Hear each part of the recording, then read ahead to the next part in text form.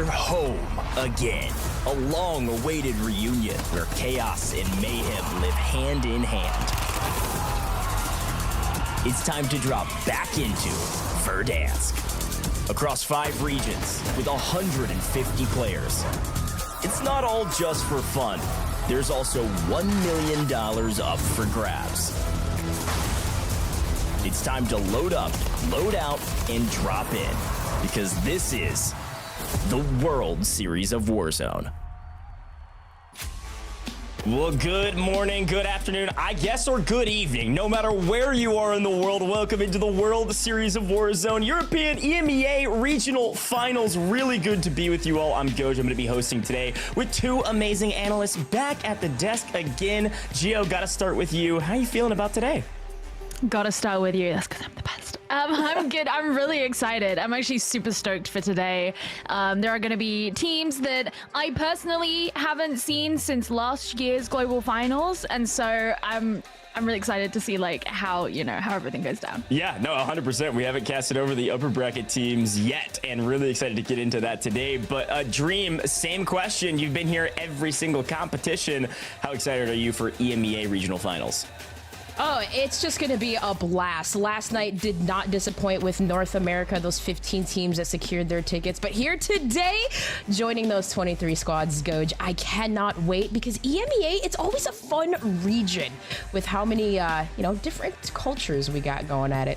Yeah, 100%. A lot of different languages, a lot of cultures, but only 15 spots to land. Global finals right around the corner. Let's talk a little bit about lower round 2, though, because this was a really fun competition last week. And I think to recap, there were a few surprises on this leaderboard. Some folks that we expected to make it, but a few surprises. And Gio, I want to start with you about just generally the competition at hand. Yeah, I mean, it was pretty crazy. It felt like there was a lot of back and forth going on, but one thing that we really just noticed was how much these teams were so committed to their preferred drop slots, their preferred points of interest, and I'm mostly just really keen to see how that's going to have to be changed going into today, because they're going to be playing against much tougher competition.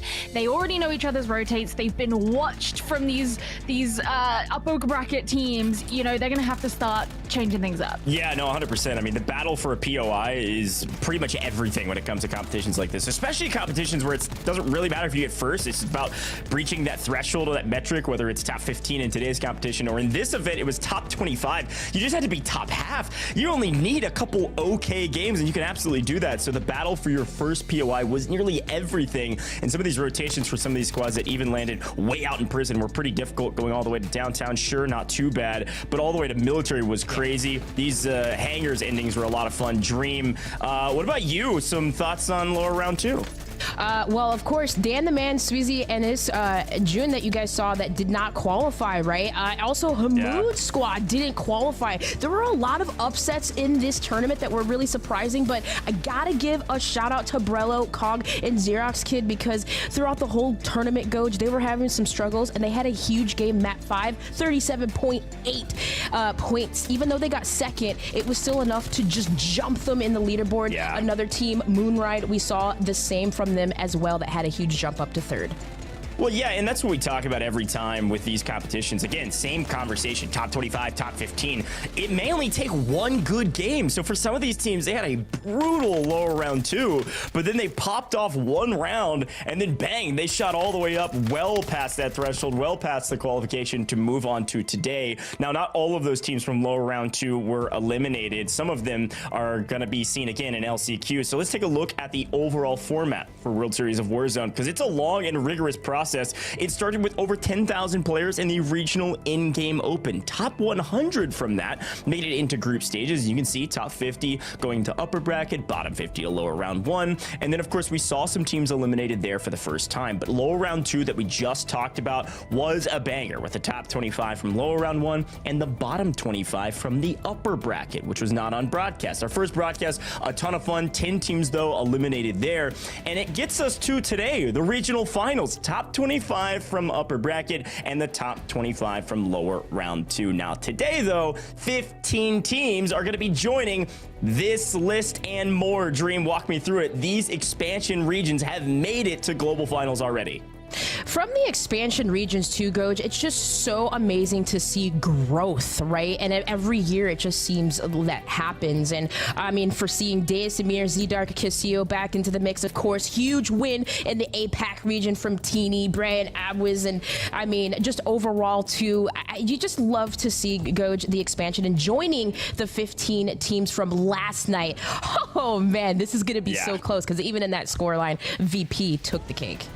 Yeah, I mean, obviously, we don't have to recap all of the competition yesterday, but good grief, it was Virtus Pro every day of the week. But top 15 was the big competition, the big equation. And of course, these 15 teams plus the 8 are going to be joining themselves together as a big unit, plus the 15 from today and more from LCQs, all on October 1st. You're going to have to tune in. $1 million on the line. That's $1 million on the line on October 1st. Make sure you tune into that broadcast. It's going to be a lot of fun. But today, let's talk about some of the top teams. We call these overdogs. These are the teams we expect to qualify. These are the teams that we expect to see on LAN, but anything can happen. And I've got to start with a fan favorite. Let's talk about Vision Esports here, Gio. This team is so much fun, but you know, everyone knows them. FIFA, Lennon, Echo. Last year, instead of Echo, it was Jukies, and it was quite an infamous run. We all remember it. You know, they fell down into the LCQ. That is something no one foresaw. They had a really rough time at the global finals on LAN. It was really difficult, and a lot of it came down to communication issues, right? And they just couldn't be solved in time. And now looking at this, you know, new version of this roster, how are those communication issues going to be solved? Well, so far it looks like that whatever they're doing is working, because Team Vision, they popped off really early in the upper bracket. They had Lennon clutching everywhere. End of map 2, really pushed their score up super early. They had 3 rank 1 finishes. Honestly, a phenomenal upper bracket run. It pushed them up, so they were in 4th position by the end of the upper bracket. But it meant that they piggybacked and actually leapfrogged over where their former teammate Jukies was, and we'll talk a little bit about him in a bit. But I just want to point out in particular, Lennon with a 5.7 average kill per map. That's insane. Like, this is a team that actually looks like what we were promised last year. Yeah, no, 100%. I mean, average placement as a team in single digits is a huge win. Absolutely expect them to qualify for LAN, but they've got to put all the puzzle pieces together and do it again on main stage. It's not 100% assured, but top 15 should be decently easy for them. And speaking of another team that's been crushing it recently and maybe surprised some folks at home, those that know ball, maybe not so much. Let's talk about the German squad, Deki.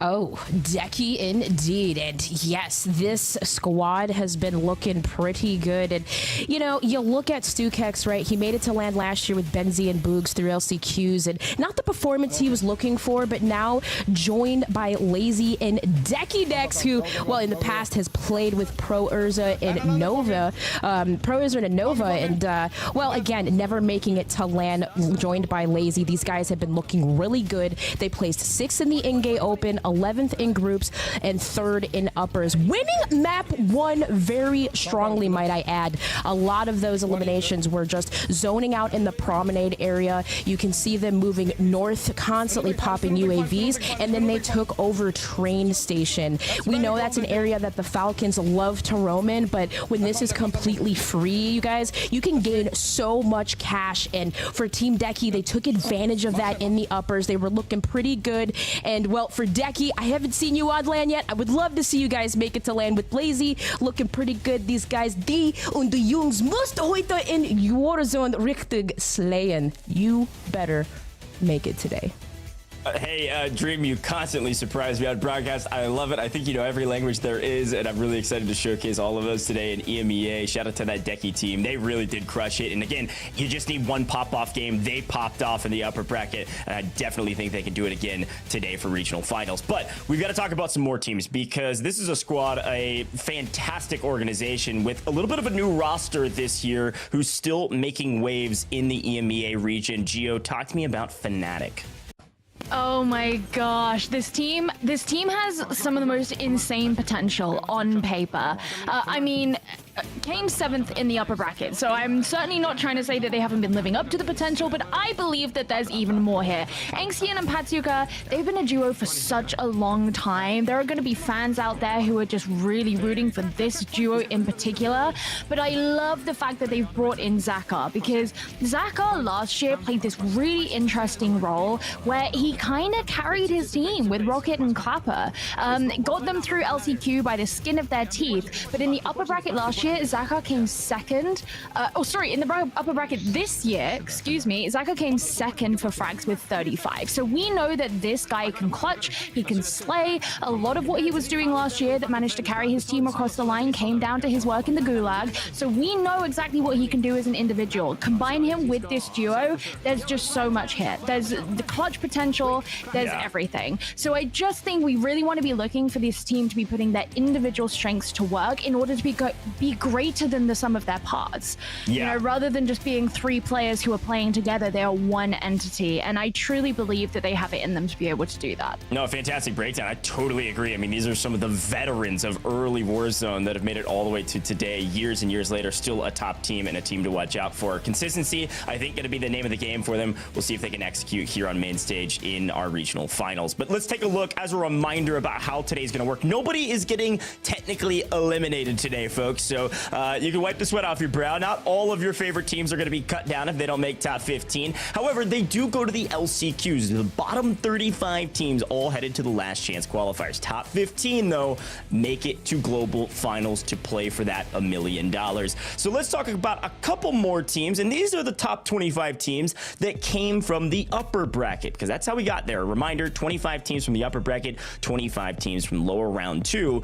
And of these top 25, we could talk about every single one of them, the stories behind them. Savvy Ultras, a former World Series of Warzone winner, down there about halfway down our first column. Microvolt, an OG in the space. But I gotta go to you, Dream, because Rock Esports really destroyed everybody in the upper bracket, and yet again, nobody can count out Wars.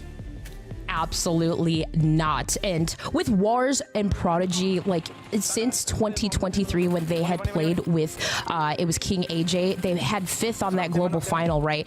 Now just it didn't seem right with them not being on a squad, as Wars played with Bubble and Louis CM of LAN and didn't have the best performance. But with these guys reunited, they've been playing so well, and you could catch them landing on top of that like airport area in that map number 5, where, by the way, 52 points in one game with Visions. I think he had like 38 eliminations in total, but got like majority from that game. They literally were just holding airport and got lucky with the zone as well. They didn't really need to move much, just hold their area, and they just eliminated everybody on top of the green warehouses. So really excited to see these guys back in action. Goj, as well, they're looking pretty strong, and well, getting first in the upper brackets. Let's see if they can continue it on.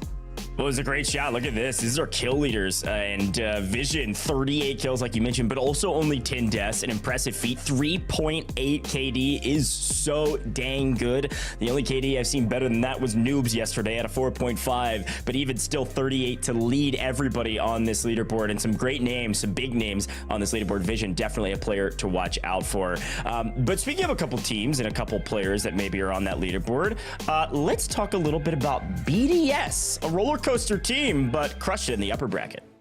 I think roller coaster team is probably the best way to put it, to be honest, Goj. I mean, yeah, you said that they were going to be on that leaderboard. Juki's, of course, was their 8th. Insane player. Like, we know how insane he can be. And so he's teamed up with Gui and Spas this year, who last year played with Clavson. They placed as the highest EMEA team at global finals last year. So if you need to know their prowess here in Europe, that's kind of all you need to know. But I think calling them a roller coaster team was right, because the biggest concern with this team is consistency. There's really no concern about their actual ability, their ability to frag, anything like that, because they came 2nd in the group qualifiers, sank to 6th in the upper bracket. Now that's not the end of the world, is it? And kind of like we've spoken about before, it doesn't really matter if you come first, it just matters if you come in that top X number of teams that is required to make it through to the next level of the competition.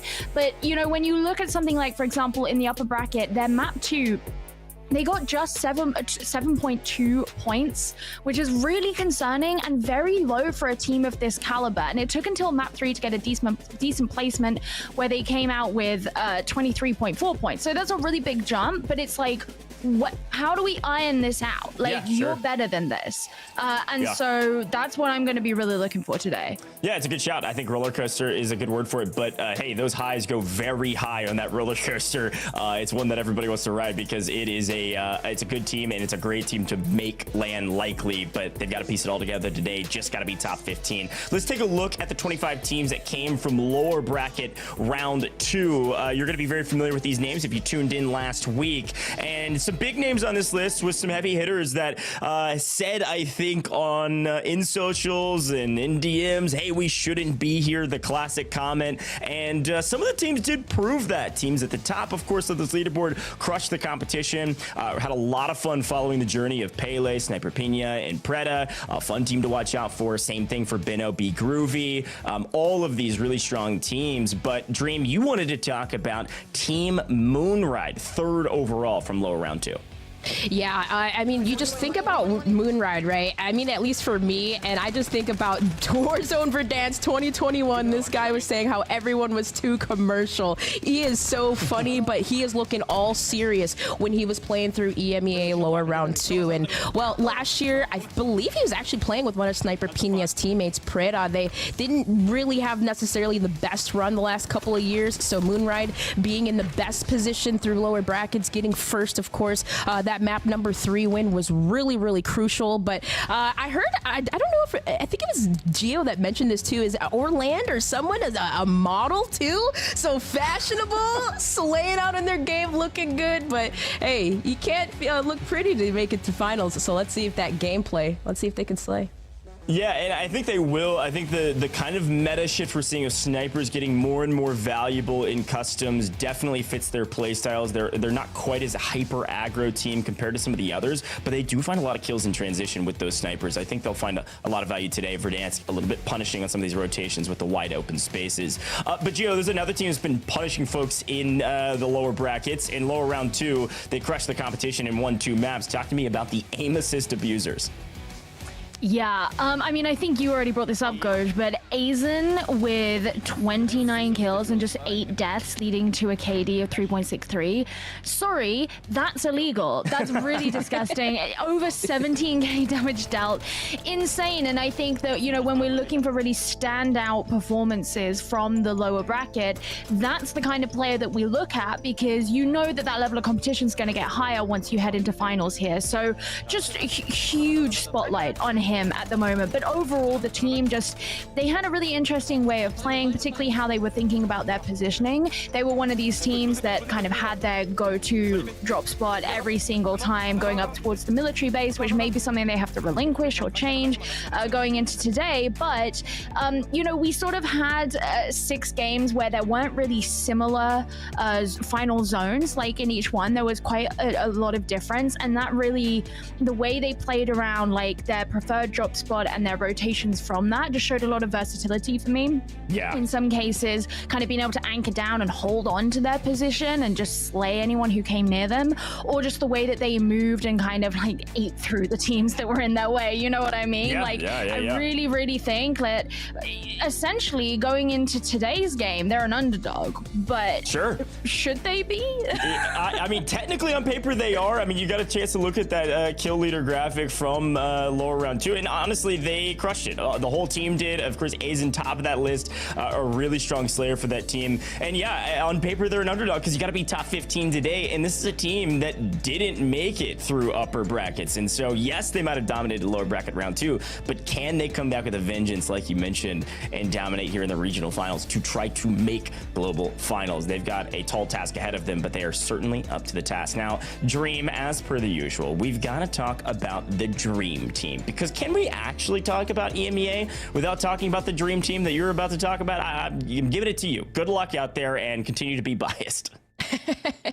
Well, this one I will say, chat, was a difficult one because I will say, yeah, Vision Esports winning 3 maps in uppers was mighty impressive, although they didn't get first. And while this team didn't get first, they had an impressive win, map number 2, and it is none other than the gentle mates, Enkyo, Gromalok, and Hollow now in, which we have seen the French phenoms play with Heeds in the past really well, might I say. It is Enkyo, though, always with these game-saving plays, and you'll catch them on the warehouses south of Quarry, looting around in that area, but fighting outside of zone, rotating in, which was so impressive on this map 2 win as Enkyo went into the gas, he rezzed Gromalok, then he dives over here, rezzes again, but he's picking up eliminations along the way. So already at 8 in a 2v2, these guys had a huge game number 2, impressive win, 2nd in upper bracket, 1st in group stages, and 9th in the in-game open. So this is going to be my dream team here today to win it all. You got to be feeling good if you are Enkyo, though. Since he turned 18, you guys, he's just been a rookie of the year, dominating on land double digits. And hey, Enigma, we're going to be biased today. We're there with you. You're just trying to curry favor with the amazing org, the Gentlemates, and Enigma, who is apparently also a part of that org, or at least it feels that way. We got to bring in that amazing caster and his duo for the day, Spider, Tiff. Welcome back to the booth, both of you. Really excited to hear all of your cast today. But Enigma, I will start with you for any, I guess, thankfulness to Dream for picking your team. So you've actually finally have somebody that's on your side. I don't know. I mean, I don't know what she's talking about. I'm never biased towards anybody. Sure. Gentlemates all day, baby. Yeah, I love those gentlemen, of course, coming out of the French region, the French country even. And yeah, very excited to get to see how they will perform, having gotten to look at them now on broadcast, their boot camping and doing everything else. But of course, all of our teams here, there's like 20 different nationalities, so many cultures, languages, and different play styles about to step up here. And alongside a killer crew like this, couldn't be in for a better day. It's going to be a really good day. And Tiff, of course, the best of the biz. It is great to have you back. How excited are you for EMEA? I know that you might not be quite as biased as Enigma, and we need that. You and I have to stand tall as the unbiased people still from North America. Look, I'll stay unbiased, but let me just tell you, I am looking for the true underdog stories. We talk about all the different regions, and today, with being in the EMEA region, you know, Enigma said it best, right? We have all these players from all these different nationalities, and to see them kind of unite on one global final stage is the coolest thing that I've ever been a part of. So I can't wait to see which 15 teams are gonna lock their ticket into the global finals today. Yeah, it's a great shot. I think we've got a lot of underdog teams, especially in the lower bracket that we were talking about. Good grief, they can come out swinging and shake this thing up. Tiff, Enigma, take it away. Game 1's about to get started. Ooh, all right, let's get into it, Enigma. I'm so happy to have you back, fresh off the plane, straight into Verdansk. Couldn't ask for a better day to be alongside you. No, absolutely not. I think fresh is a strong term for it, considering the 12-hour delays. Travel days are difficult, but I am, of course, delighted to be here. And yeah, when they said I was getting cast alongside Tiff, God said it best himself. They're the best in the biz. So yeah, going to be my absolute pleasure to run through this one. We've got so many talented players, so many different storylines about to come on out, and to prove yet again why European EMEA talent is getting ever closer to that North American powerhouse. Look, I thought you were just going to flat out say they were just straight up better. So let's go ahead and see how that scoring is going to work for today. Remind you guys, we have 6 private lobbies in Verdansk with our 50 trios. And we do have that ever coveted World Series of Warzone scoring. It's going to be that 1 point per kill. But here's where the deal breaker is. It's the placement multiplier. Get the most for those kills and let that do the work for you. If you win a map, you're going to take 2x. So with top of the show, they're talking about Vision Esports netting themselves 3 wins. Well, that's 3 chances to jump into that top 15 and hold it down. It will scale accordingly to the point where 36th through 50th place out of the lobby, 1x. You don't really get any more for those kills, Enigma. No, absolutely not. I mean, the large strategy that we are going to see today, the tried, true, and tested, is going to be picking up kills nice and early, because that will then favor you setting yourself up for rotation later and playing for those 3 points gained through the multiplier. So yeah, very much so looking forward to seeing which team can get off to those hot starts, who doesn't have to try and find big kills through horrible mid-game and late-game setups. But otherwise, yeah, pay attention, ladies and gentlemen, to who's stacking those multipliers up, because they will be the difference between whether you're on the plane or whether you're having to play through LCQs. Oh God, every time I hear LCQs, I start to get nervous, because we remember just how much of a chaotic mess. It was super unhinged last year. You got the top 5, you have the wild card, and you're just trying to get to those global finals with as much kind of ease as possible. But once you get into the LCQs, it is like everything is stacked against you. The lobbies are unpredictable. There's nothing you can really do to try and read it. And honestly, that's what I started noticing yesterday in the North American regional finals. The lobbies played out significantly different as we got through the map. So to kick things off and drop number 1, look, I'm just looking for a banger map. No, absolutely. We want to see people coming out nice and early, fighting for those POIs, putting up big numbers, and giving themselves the best opportunity for the rest of the day. Your entire afternoon could hinge on this opening matchup, my friend. And of course, we are just moments away. As everybody locks in, this is going to be the EMEA Map 1.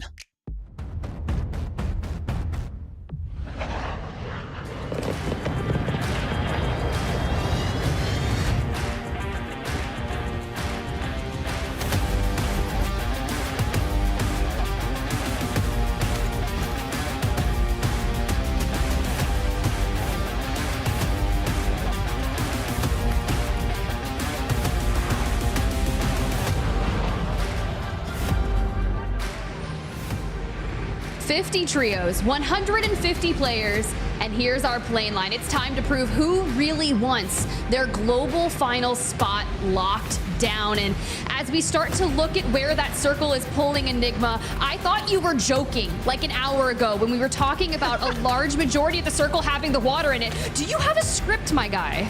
Oh, I wish I did, because, ladies and gentlemen, I then wouldn't be having to go through the same nerves that so many of the players are. You might be surprised to actually find that we do get a little bit involved in the emotion of it up here, but we love what we do. And let's get off and underway then, as we see hot drops coming on through. That kill feed's already getting busy, and the Spaniards of Paquette, Ganster, and Toyo are going to be under pressure here and trying to just stay up with a bit of ground loot. See, this is what I love about game number 1. It's about people just kind of finding their footing, some contests that we probably didn't see after you've kind of mixed the upper bracket and lower round 2 together, and they're going to open it up. Zach, Ranzo, Heeds, the French boys getting dicey early, already sending Begsy to the gulag. Tough break there. Early on, losing your life so quickly, of course, going to be tough for any team. Means you can't afford to make any mistakes from here. Got to find a lay of land to set yourself up. Move over to the Frenchman of Heeds, Zach, Renzo. Zach and Renzo are actually brothers. And I mean genuine, real-life brothers, not just because they play video games together. Alongside Heeds, who, of course, on that bit of redemption arc after being dropped by the Gentle Mates at the back end of last year when they were playing under the Omit banner. So these 3 Frenchmen wanting to prove that they can mix it with the very best and get themselves to LAN. Are we just going to have a bit of a French competition here from France to be the #1 team out of that country? And already getting into another fight. We talk about that average scoreline that you have to hit. It's about that 11.3 margin across our 6 games to net yourself into the top 15. But that's just a couple really solid team fights, and we're already seeing them take 2 down. Yeah, I said at the top of the show, any points gained here are going to be huge for your strategy later on. You don't manage to get kills, put yourself in a spot where you got to find them through mid or late game when people are already set up defensively. If you die at this point, it's trying to then build your way up through the mid game. Very difficult when everyone else has already got the loadouts intact. You can see here, Uzi, Santi, Rexy, they're considering pushing up on the Spaniards, but Toyo finds Uzi, who gets too aggressive, isolated, and Ganster gets back in as well. So look at that counter push coming through now, but Toyo gets a little bit over aggressive at the wrong time. Paquette trying to provide cover over the top. Will land, cracks Rexy, but it's going to be cracked himself. Needs support here, kind of on his own in a little bit of a 1v1. You don't need to take these fights this way. Slides, finds the knock onto the first. Will be pressured down through the backside, who actually, Santi's going to find one at least. So if he can slip away, that could be a very happy situation to trade out on, but you see that bit of flesh damage come through. You're not in a good spot, and well, Paquette actually is just going to drop back, res up, lay claim to this part of land, and that's going to make you feel very confident here, getting that huge hold here in map 1. I love that we're seeing a 2-1 split as well. A lot of players have been kind of keeping one back, right? Just anchoring, holding those angles and making sure that we have the suppression fire. You were asking for that support, but a lot of that is coming through in the form of sniper support, which has been a real detriment to a lot of the teams in the lobby because Verdansk has these open sightlines where you can just look from a neighboring POI and essentially third party. We saw it yesterday with Unrational. Dude was like 500 meters away from his team just holding their back. Yeah, I love that you bring it up. Of course, Noobs yesterday went crazy with a sniper. I don't think we've seen that in some time, but looked glorious with it out there. And we are seeing, of course, things on the timeline about certain players being upset that they can't roam the map freely, but, well, overcome, adapt, improvise. As we get a look here at train station, hotly contested. Interesting to see Robstar and Cole there for now. Come back to Y as we tune on over to Opticolo, who will fall to PO. And Arthur and Cole will have to rotate out of there as the Italians consider pushing up against them. For now, just claiming Superstar will be pretty good for you. A lot of loot there, a lot of opportunity to scoop up and get your load out if you don't already have it. Well, Domi and BR here, they're considering pushing up, but again, make sure it's together. You don't want one of those moments where Rusnum turns around there, cuts you down, and finds a free pick. I thought they were going to be able to grab that pick against Rusnum, but Cointreau here, down and out as the slide comes through, and they're trying to hold it on the rooftop, but Robstar, showstopper, put an end to that for Gabs, Hydra, and Crazy Snake. You can see just how many squads are around them. Mind you, all 49 teams still up and in the lobby, just a few players missing here. But action non-stop nonetheless. Yeah, so much of it at this point. Trading blows rather than anything particularly killing. Of course, Gulag's getting teams back into the thick of it. Deki and co here. I love that we brought these guys up. These have been the surprise factor so far through EMEA for sure. Deki, the Austrian, alongside the two Germans. This is a squad that, when it came to Resurgence as well, they've been phenomenal. Lays here, though, might get caught out. Peeks round, doesn't see Pele. Tucked in behind the counter here, and he's a little bit nervous. Does check wide, sees Sniper Pinya. I thought that she'd seen him first, doesn't step up, then slides in, finds Pele, and great work by Lays to break that down. It's a great read, really. Recognizes that he doesn't want to push in there by himself and gets the support when he needs it. Not surprised at all, considering in the upper bracket, you're rocking that 3.3 KD. You're very impressive when it comes to dealing out all of that damage and minimizing what you take. But we were on board with Tohor at the beginning of this, and it looks like they found their next victims. You know, Dream was outlining it at the top of the show. That's going to be Team Moonride. Orland gets caught off guard there, and here's the suppressive fire. I love that we're getting the trades, but when you're just picking them apart with two left standing, it should be quite the nice cleanup. I'm not sure if Moonride's going to actually want to dive into there. This is where you start to value your life and look to get the regains. Yeah, Moonride may have hung around a little bit too long there. We may well see his name soon in the kill feed as we do get a look at some Germans on German love. Scaphology will clean up Melvin and Pentagon. So a couple of teams continuing to squabble, and we do get Moonride being confirmed in the kill feed as Ganstep will clean that one on up. Move over to Rocket, Nala, and Per. Interesting squad. Rocket made it to the 2023 Global Finals in London, has been a bit in and out of everything since. Hooks up with Per, who's relatively new to the space. And then Nala's actually a Spaniard, so two Poles alongside him. An interesting lineup for sure. But here is one of our big guns on your screen, ladies and gentlemen. Prodigy, Vision, Wars. Finishing top of upper bracket. Vision in particular showing that form that has made him a hot commodity here in this region. Trying to fight for twins, but Prodigy will actually get knocked. Does he break his legs? The hell just happened there? Either way, Vision's now scrambling to try and pick him on up. Won't be able to get there, and well, Prod will also then fall to the cluster. So all of a sudden, Rock Esports just under a little bit of pressure here, going to have to hold and hope that Prod can win his go. I mentioned the script earlier, and you start talking about Rock Esports, we lose out on Prodigy. You know what happens? The entire kill feed lights up in favor of the Gentlemates. And if I'm Vision and Wars, I can't handle that level of caster cursing. So I'm going to be patient. One kill on the board, and we're just going to keep looking to see, hey, maybe we can get an easy knock out of this if Rocket extends a bit too far, but knowing that they're aware that this third team is kind of showing presence, they don't have just Team Marco Sancho on the other side to deal with anymore. It's an interesting one for sure. This don't want to overextend as Wars slips a bullet just over the head of Nala. Hear that sniper go off. You took yourself in for a moment as Zorro tries to also put some damage out. A little bit of a three-way standoff here. As players try and jostle for position. The poles are going to try and rotate out. Rocket's going to be cracked, so he's pinned down, needs support, does manage to leave through the smoke. We, of course, have the Codcaster X-Ray to tell us that. Zorro did not. And if you saw just over the back there was another team starting to collapse towards this fight. So 4 squads all fighting over this twins buy, but you've not got long to do so. This circle will push you and force you to rotate soon.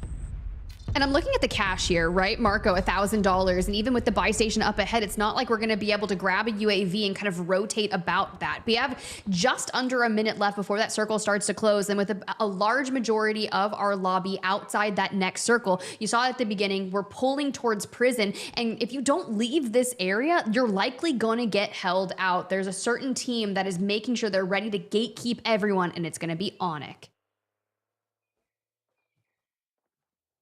Let's get a look here at Marco and his teammate, just considering whether or not to stick around or whether to leave. And we get that flash up of the main screen, and you can see that circle's pulling hard off towards this southeast side, potentially Port, but maybe even all the way down towards prison, which would of course suit Vision Esports. That's their typical drop spot. But a lot of people, as you said, Tiff, outside of the circle, so they've got to start to get on the run. They will likely end up in fights as they move, and you could see our lobby start to bleed out quickly here as everyone tries to hold. Well, let's get to the battle of the train station then, because this is going to be one of the last clusters as we seek to go east on Verdansk. Havoc, Monzo, Slappy. We talked about snipers early on, and once you get them to that ultimate high ground, they just hit like a freight train. We had a lot of competitors talking about what it's like playing in a lobby with so many snipers. I mean, you're constantly going into endgame with minimal resources, no armor plates, solely because people like this rip them from you in mid. That's a great point, because of course, this time last year, you had backpacks. You could stack smoke, stack plates. You were feeling all right if a sniper backed you down. Nowadays, far more punishing indeed. Over to the gentlemates, the Frenchman that I most certainly have no bias for. Enkyo going to get aggressive here through the bottom side. LC10 in hand. Just looking to find his opposing player here. It's going to be Skinner. And well, ladies and gentlemen, as they approach this fight, let's have a listening with the gentlemates. Viens, va jouer le mec de droite. Il est Sur le top, en edit, sur le top, en edit. Je peux t'aider. Vous avez mal. Vas-y. Il a back au shop, Je veux prendre le blindé, il panique. Il y a deux profils sur le blindé. C'est pas. Il a lâché. Il a 10 secondes. Go. Bloquez le buggy. C'est bon. Il va prendre son pote. Essaye de tirer à gauche, mettre une thermite, un truc, on sait jamais. Ça va pas. Ok, je traîne devant. Il y a un solo là, il y a un solo. Ouais, go reprendre les voitures, ouais. Il y a plus de contrat. Ah oui, ok. Ah, le contrat est pas dégueu, hein. Quel? Je prends la voiture sur moi. Ok. Celui qui l'a sélectionné là. Ouais, regardez, il cross à gauche là, il cross en open. Il a atterri lui à droite. Arrêtez. Oh oui, c'est le mec de Zang ça, de Freddy. Ok, ils se sont arrêtés Nkeo devant. Ouais, ils sont arrêtés là, sur la colline. Et on a plus l'advance. Là maintenant, faut encore qu'on réfléchisse. Est-ce qu'on va faire le contrat? On avance, on va faire le contrat. Vas-y. Non. Venez, on les joue, hein, les deux devant. Là, ils sont devant moi. Je suis là, Ouais, je les ai vu cross. Mais toi dans la maison. Les blocs. Ouais, ils sont en plein milieu. Well, I'll have to get in touch with Dream, who seems to know about 15 languages, and find out what was said during that. But one of the things you can hear is clearly a system. You've got the calm of Gromalok. Halo's not saying too much. And Kyo getting loud and aggressive there, just trying to make it very clear what he wants his teammates to do around him. But they try and collapse on Millsy and Control Deck. First one's going to come through. Control Deck actually turns, burns. He's found Grom and Enkyo. Now Halo in this 1v1 situation. A huge fight, really. Can't afford to lose it. LC10 in hand. Slips, slides, gets the crack, and just about finishes it off. A huge fight there, because now your teammates can get back in and land on their loot, and you avoid a potential wipe coming through. I don't think they had all visited the Gulag. But either way, you do not want to be losing as you start to approach this late game. No, and what they've definitely done is secured their position in the north as they seek to drop down towards the south, and another squad wanting to do just that. However, from the western side of things is Deki, Lays, StuKX. They had some really solid team fighting chemistry early on, but now they're just looking for the last member, and anytime someone rolls prone down, we don't turn behind. Lays gets caught on out by Ben. The drama, the horror, but do we drop down to the Gulag? Hopefully we can make a comeback, if only StuKX could lay side on him. You're going to be body stacking this. You're rolling up together. Benergy hasn't got much of a chance. Does manage to get the knock and does get a bit of damage in as well on Deki, who was on the floor. But StuKX is there quickly enough. Those two playing around each other. And, well, prime example there of why that team have surprised so many this year. Understanding the fundamental teamwork that's involved when it comes to Warzone. Give your opponent no chance. It's not necessarily pretty. It's not necessarily complicated. But it most certainly gets the job done. Quick peek with Fnatic there, who will hold up. Zakar, player to watch, but we'll come back to why. And well, you were talking about potential sharks, fish out here in the waters What about a of Hydra? Verdansk. Yeah, I mean, it's a great shout. It's 3 different teams. Go swimming. They definitely are. It's the spider meme. However, in the water, everyone pointing at each other. And we kind of knew this was going to happen. I believe there's at least 8 to 10 teams situated in the water looking for placement multipliers. Other teams down here at port, feet on the ground. Savvy Ultras, Team Fake here on your screen.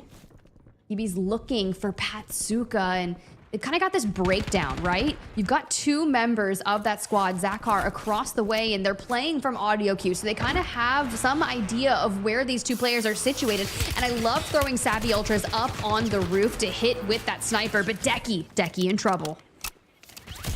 Yeah, Smoke's going to cover for now. He manages to reload a little bit. Couple plates go in. Only 1 spare, though.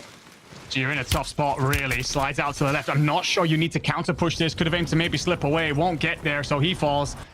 It's going to be on Lays, who's on a recovery situation himself. So Leviathan here in a spot of bother. Team Deki just been signed by that org. Well, it's not a bad map. One, we've seen them pick up plenty of kills, but a struggle from this point on as we look towards potential placement. Still 34 teams. Lobby's bleeding very slowly. And Fnatic, they're getting Enxian back into the fray, a man who's been known for his slaying prowess over the years. And that team currently sitting at 4 kills. We've got to look at the leaderboard here and where everyone stands. Seeing 7 on the board for Gentlemates, Deki, and Rocket. It's actually Team Bodsy and SJR with 8 already sitting atop the pile. Oh gosh, legs from Leviathan. Definitely just gonna go ahead and churn for the water as well. There's not much you can really do since the circle pulls this far away and we have 34 teams still up. That entire lobby is so stacked. Love seeing what Fnatic can do here, but you've really got to keep that eye on to Savvy Ultras. He's been able to kind of roam free on the roof with no real kind of issue. No one's been able to cut him down, and Enxian just getting pressured all throughout. Luckily, we do have the full team here to have their back. You talked about the cohesion and chemistry early on, but sometimes it's a matter of seconds that turns something good into a huge misplay. I fully agree, and you can see that they're not particularly comfortable here. Enxian's going to push in. You avoid the blast trap just about. You're going to get hit in from the top here. As Patsuka gets shot in the back, turns, tries to burn, doesn't do enough with it. That's Jesus Jr. coming in. The Italians then squeezing up. Zakar trying to hold. Had himself an incredible last time out. Finds the first. Savvy Ultras will be, well, scraps and won't actually be finished in the end. Enxian's going to get aggressive on this. Just enough, but where's the third? Has he read it? Going to finish it off. Can you get the plates in? Slip, slice, but there's more company here in the name of LA Guts. So another squad rolling up, and Jesus Jr. is trying to slip away into the night.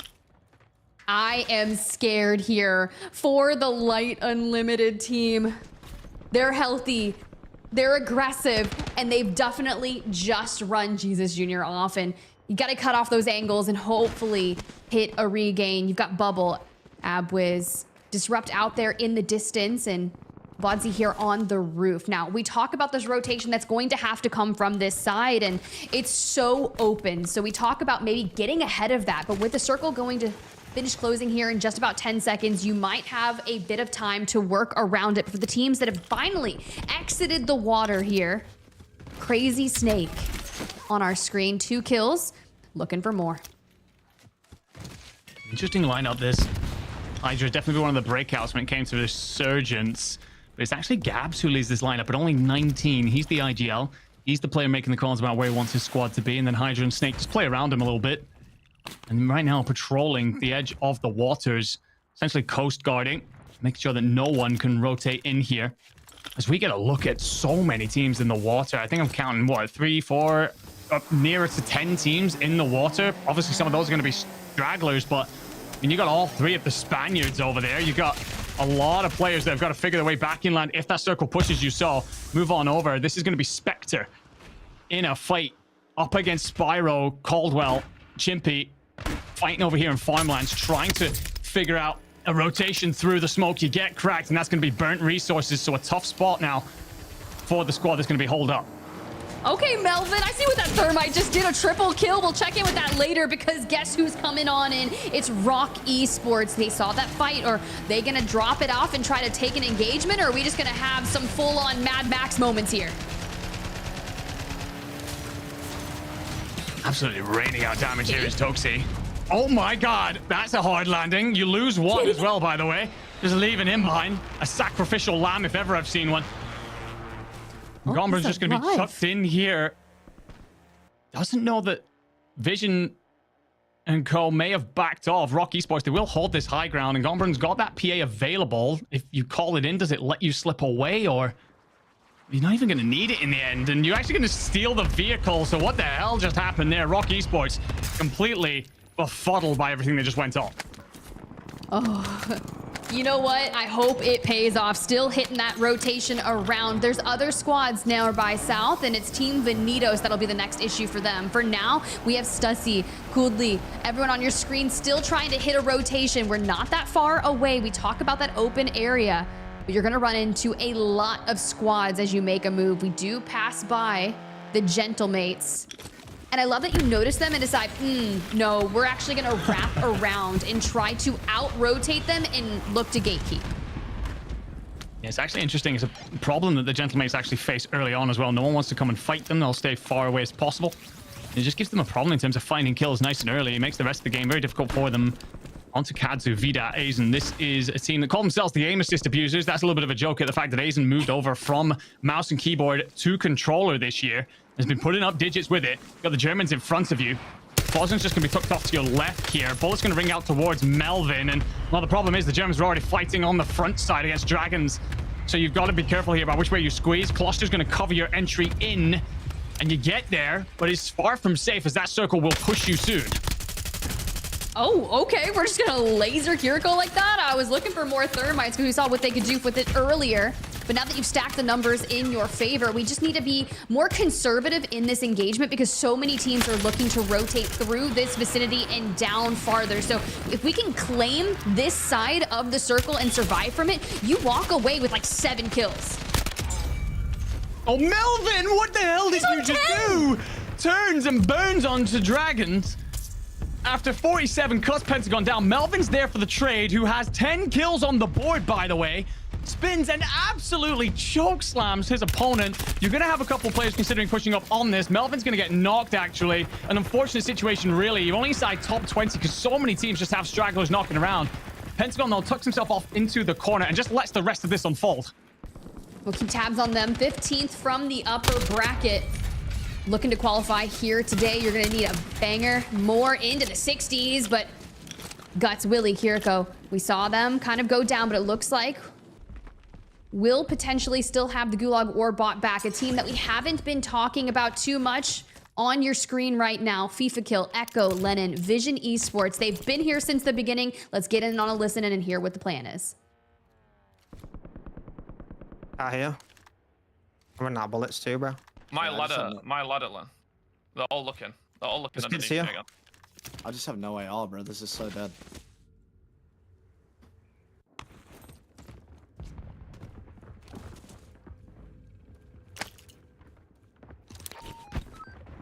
I'm gonna get that kill, I don't think.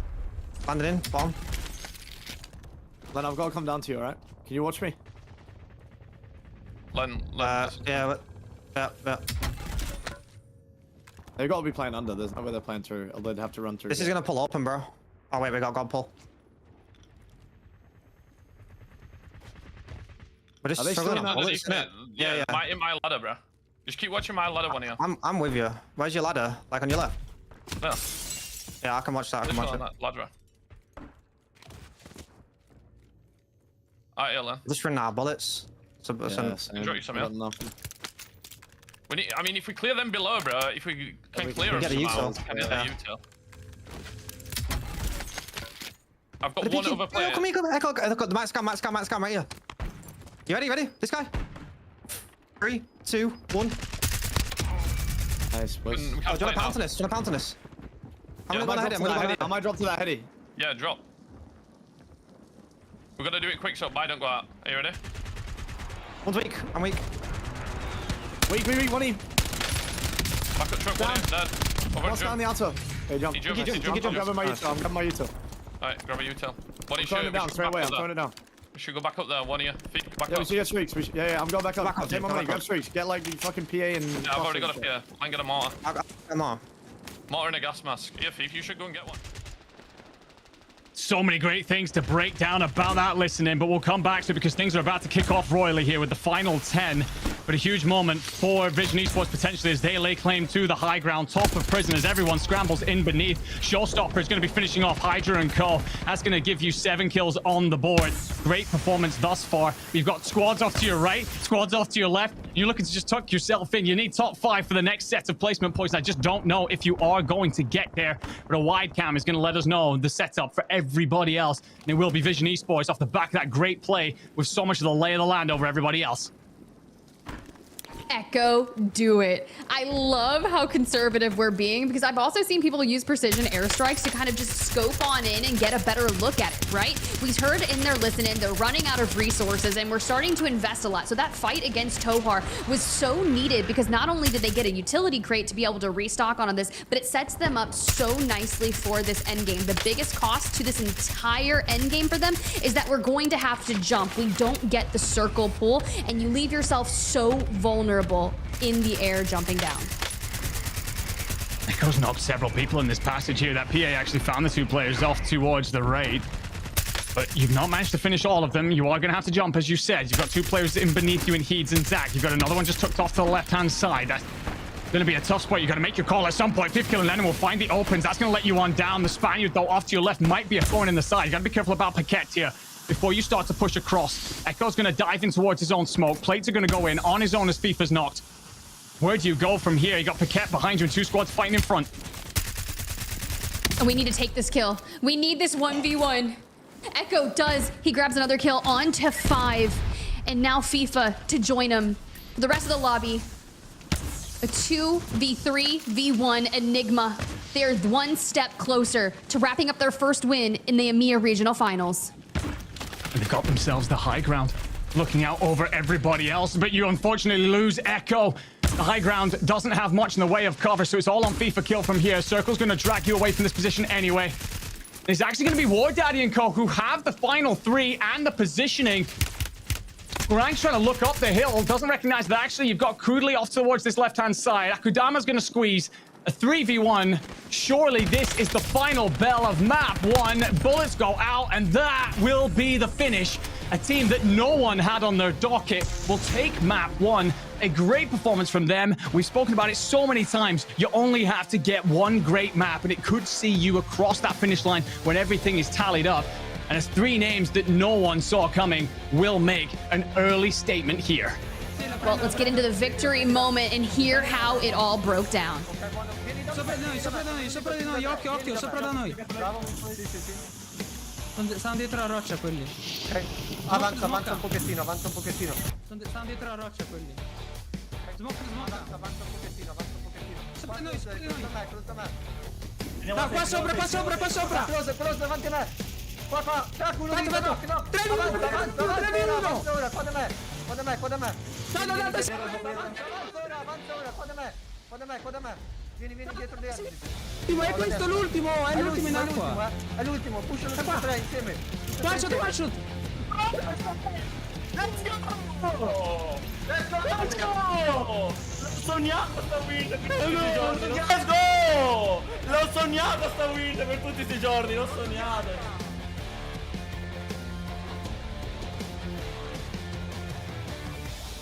Enigma, those vibes. I can only imagine how that feels to come out in game number 1 and put down 16 kills for a 32-point game. When you think about that average needed, this 1 game should last them the entire first half of the series. They just need to be consistent as we kind of look through how they got themselves into that position.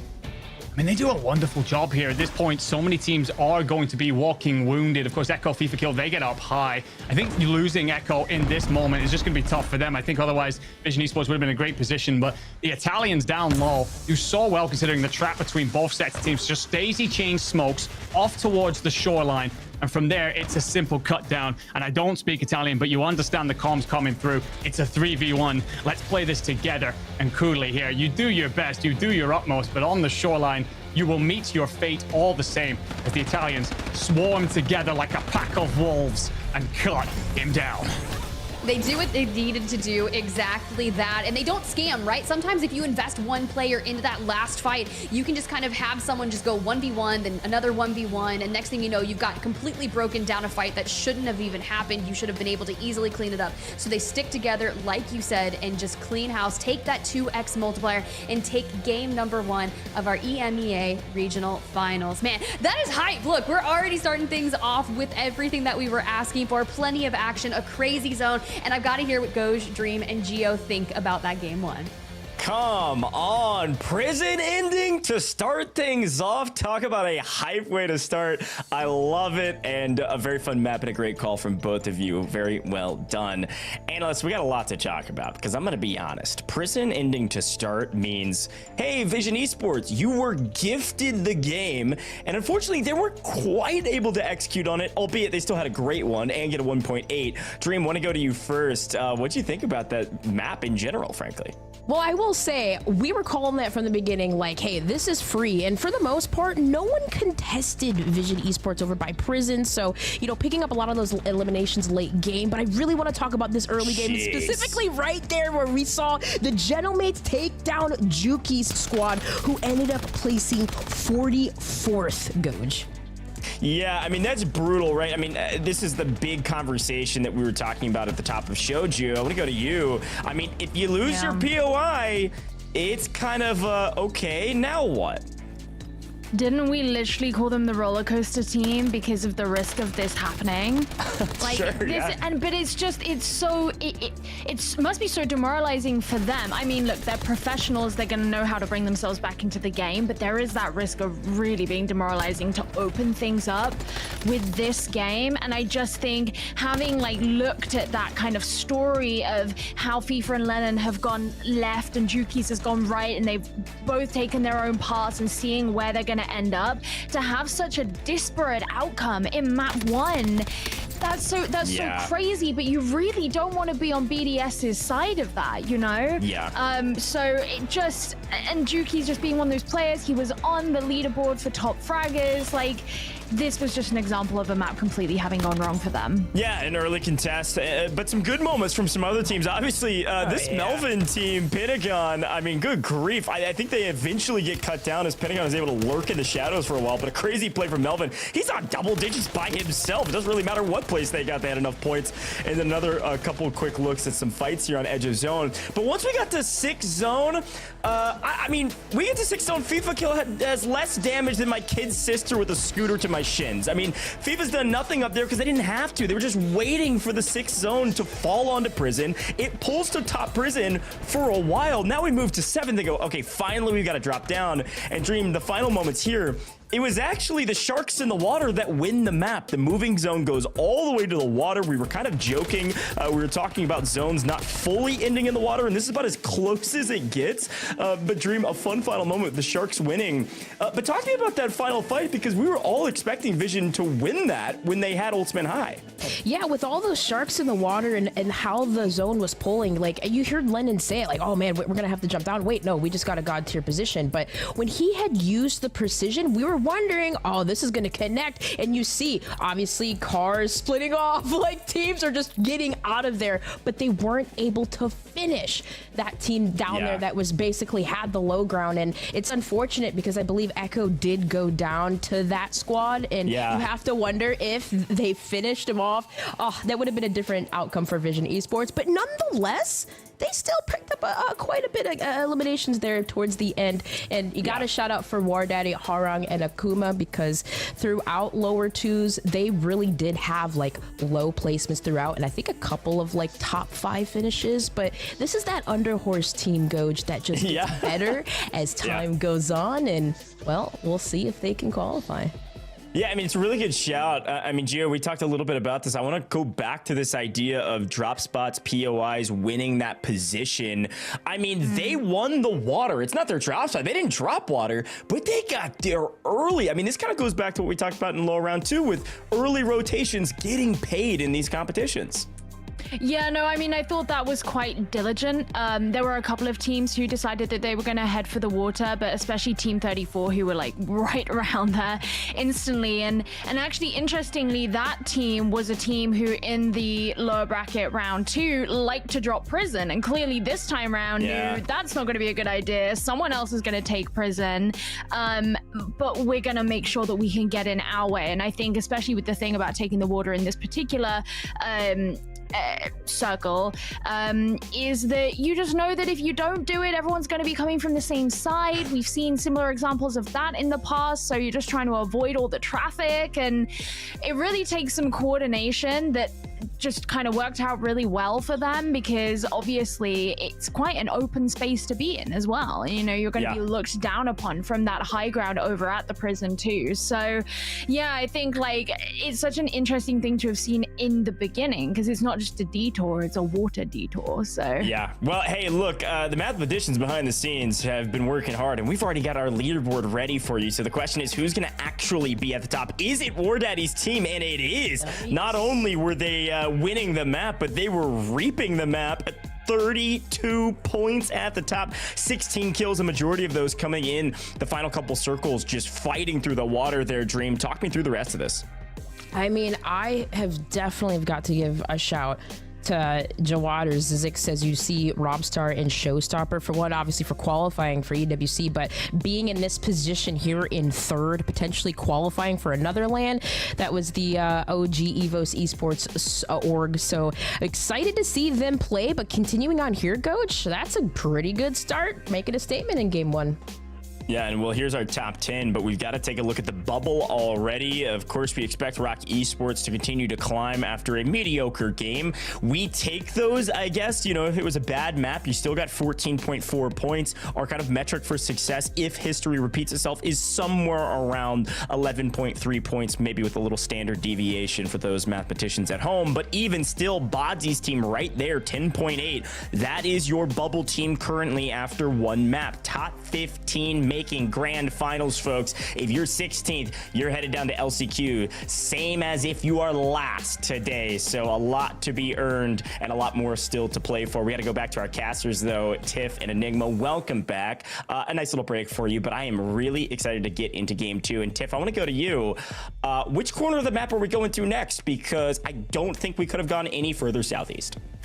No, I don't believe so, but dare I say, give us Quarry. I feel like that is just kind of, we just go from, you know, southeast all the way up to the northeast, then maybe Dam. Enigma, I'm here for a good time. Let me just tell you.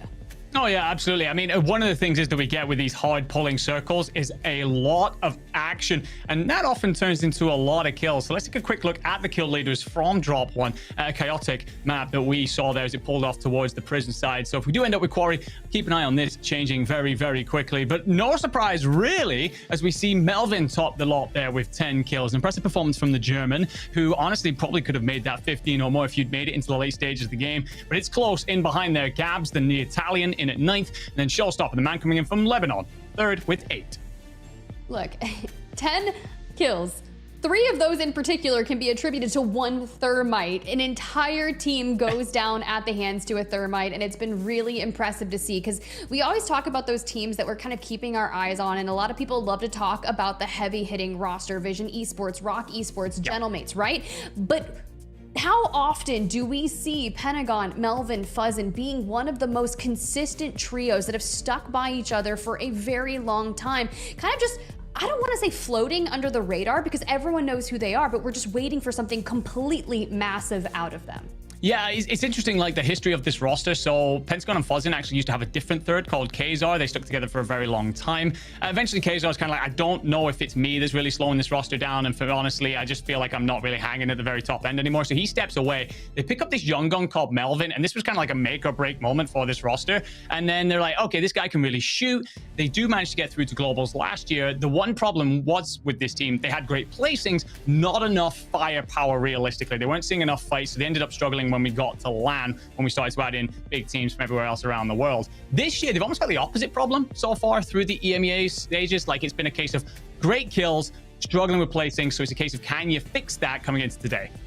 Yeah, you're just kind of trying to tip the scale back where it's equal, right? So let's go ahead, let's pull up the standings one more time so we can really set that storyline moving into game number 2. Now, we've crunched some numbers in the back, and for, I believe it was the NA regional finals, it was 11.3 average per game, and it seems to be pretty consistent with what we're looking for the EMEA region as well, with 15th place being 10.8 points, but look how close that is, right? You throw on 10 points and you're already into 3rd place. So what we're seeing is these teams that have these pop-off moments kind of leapfrog up the leaderboard. It just takes one game or one thermite. They're sitting in 6th. Yeah, it's not bad. It's not bad so far. I think they will be looking at that one as like, okay, if we'd have got a solid placing there, you're probably talking maybe even 2nd. So definitely a difference maker, as we talked about at the top of the show. But we do look down and you can see that 15th place, the one that matters right now, is going to be 10.8 points. So yes, we are kind of trailing the exact figure that North America were putting up yesterday in terms of qualification. A couple of teams that will be wanting to get further away from that after map 2. Rock Esports, of course, huge heavy hitters. We got to see them, but didn't really make the impact that they would have liked. And then the Gentlemates, plenty of kills, but not finding success on that deep rotation all the way from where they like to play, which is up by the quarry, down towards that bottom corner of the map. It's a long road to go, and they lost a couple of pieces on the way. For everybody else looking at teams like Rocket, Awoba Bobs, and Microvolt, you've got a little bit of work to do to lift yourself up if you want to qualify through to land. You've got to keep on going. Hashtag whatever it takes is what people were saying yesterday, and you have to live true to that. Whether or not that's being adaptable and flexible. If you had an early game contest that didn't go your way, this is your time. Shake things up. Maybe do a little quick VOD review and see, hey, were there any POIs that were relatively free that would give us a ton of contracts and ease of access to buy stations so you can get the contract bonus, you get the recons, you get the ring information, and you have the easy rotates. I say easy, Enigma, but nothing is easy. It just has to be taken. No, nothing is easy. Everything has to be earned here. Nothing will be given for free. And for these squads, you've just found out how good everybody looks first time out. But can you change that going into game 2?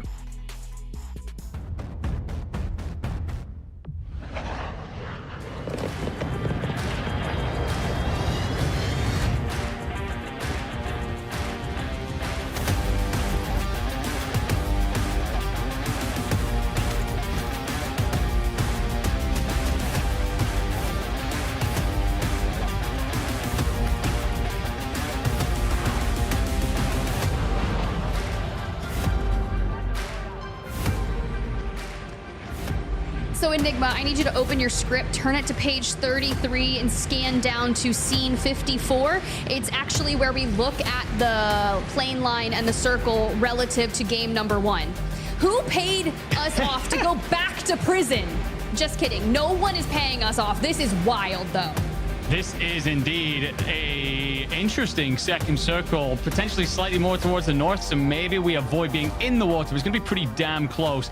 It'll be interesting to see how everybody changes things up here. Spoke to a lot of the teams coming into this, and they talked about how they had different strats for different circles, of course, very important, but also how they would be playing this regional finals differently compared to if they qualify for LAN, because they want to avoid certain North American teams. So some teams, like this Vision Esports roster, are going to have to figure out what they do when it comes to playing a circle that pulls on top of them. For a lot of our top teams, they love actually being dragged off in different directions. They want to go on the hunt. And quite often Vision love picking up the chopper and going on the hunt of everybody else. So they've got a few things to figure out. As 2 of our 6 circles at least will land on top of them.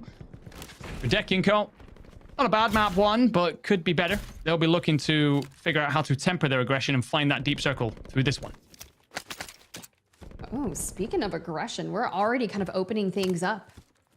Just looking for a conservative opening. And sometimes it just takes Brandon Skulls laying prone outside a doorway, waiting for someone to filter on out. And it actually looks like they'll rotate out through the back way. So in hot pursuit to see if we can catch someone off guard. We started off with Heed, Zach, and Renzo in map number 1 with early action, wiping a couple of teams. And it looks like they're back at it again.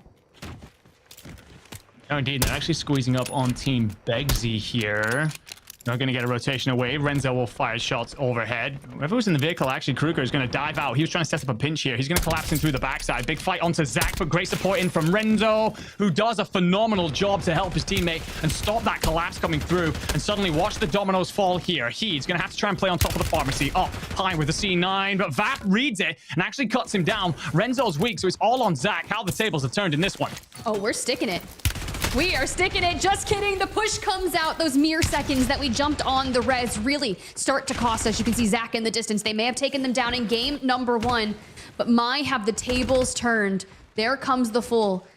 Zach plays around the concrete barrier. Maybe he can break up this fight and take them down. But if I'm Begsy, I want to push together. I want to have someone on a roof holding an angle. And you can see that's exactly what they're doing. Investing Vapuleer up there. He grabs the crack, sets his sight forward, but we're not going to make it out of this alive. Now, great work by Begsy and Vap there. You lose your first. And to be honest, the setup of the play was correct. I think Kruger just gets unlucky with the fact that Renzo's holding that building with a sniper and provides the cover. So a great initial idea, but once it falls down a little bit, you're worried about what happens to them from there. They counter that push very well and manage to send their opponents packing. That'll likely be a fight that goes on through the entirety of the day. Both of them want to lay claim to that POI just over the river from airport. And well, we get a look at, and I swear I'm getting deja vu because last time we saw Rusnum, he was running on his own through the exact same lay of the land. Ooh, well, here we go. Game 1 winners.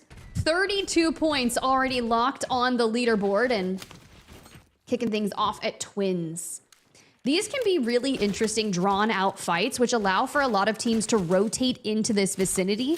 You just don't want to hang out here for too long. You can already see squad number 50 in the distance trying to kind of get access to it. It's gonna be team The Last Dance, which if The Last Dance is getting in here from lower round 2, just barely, talk about the stories that it would be for them to make global finals. Interesting to see that War Daddy squad are up on Twins. Usually they like to land around the boulevard area, the circle of houses that exist over in the hills. So they've clearly changed something here. The Gentlemates looking to get aggressive. Spyro and Caldwell are going to be on top. Do they recognize that this is coming in? You are going to have Gromalok shooting from a distance. That's likely with a sniper just to provide cover to Hollow and Enkyo here. But this rooftop is not an easy one to flush out purely because, well, it's a bit of a bottleneck up that ladder. I'm trying to find Chimpy here, who's returning fire. Does quite a bit of damage. Bleeds through the plates at least of Grom. So a frustrating moment for the Gentlemates here and trying to figure this one out. You don't want to burn through your UAV. You don't necessarily want to use a lot of your plates or utility either that you're going to want later, sorry. So how do you break this down? Top teams tend to figure it out. And well, big checkbox in front of them. You have Enkyo and Hollow already inside the building. And it's tough. This is going to rely on Gromalok to maybe get a crazy angle, but you can see that both teams have invested a player so far out, kind of looking for any crossfire if they can. So Grom cannot be picked off by Chimpy here. What's the read?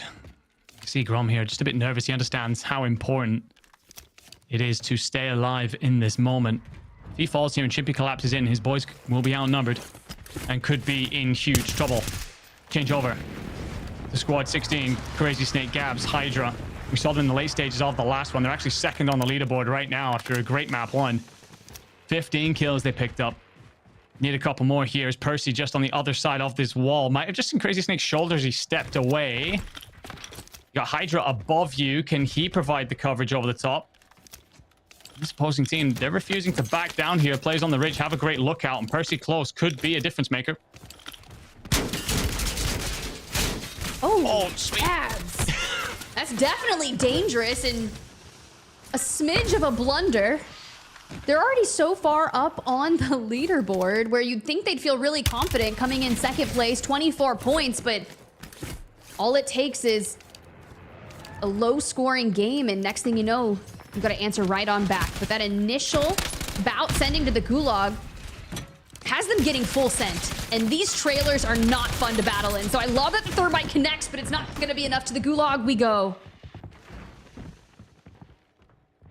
Tough times for the team currently in second. You do only need a couple of good maps here to get yourself qualified, but that'll be a slow start to the second one. It's actually King Chalk and Co who are rolling up here. A different French team entirely. Nielsen also going to be a part of the fight. And Master 5K also going to be rolling up here as they find the knocks. Plenty of damage. And 5K, just a bait and switch. Just lets that come through. Allows his teammates to get in. You don't lose anything. A couple of plays maybe, but you'll scoop those off the bodies. And that is a great moment there. 4 kills on the board for the French. Okay. Slappy down on the stairway. Multiple squads, and Havoc looking to get out. Does have the cash to buy back should we need to. Gulags can be incredibly fickle when it comes to this caliber of lobbies. You really never know how they're going to go, but looks like map 1 winners have found themselves kind of on the opposing end and not looking comfy. Gabs, though, taking out Enkyo. Not sure if that was a Gulag fight win. I believe so. And if Gentlemates are already running into some issues here in map number 2 and they're on the fringe in 13th place after map number 1, I'm not liking what I'm seeing. No, been kind of the story of their season. We'll get a look up here. I can see 3 number 2 circles towards the top list. The gentlemen, yeah, you do get your boys back in, but yeah, just not making it clean. The gentlemen right now, it feels like they're constantly struggling through. Got to figure a way of changing that story. Quick look at the leaderboard here. Tell you where we're sitting right now. Highest kills, Team Crazy Snake. In a second, but we did just watch them be wiped and sent to the Gulag early, so that could change very quickly. Killfeed lights up the Italians. Well, it's a bit of Italian on Italian love, actually, as Keybase and Jesus Jr. find BR and Domi. Ancient Scafology also in the feed, but look at this here at Twins. 3 different teams scrabbling for it. And again, I go back to the fact that War Daddy's team usually aren't here.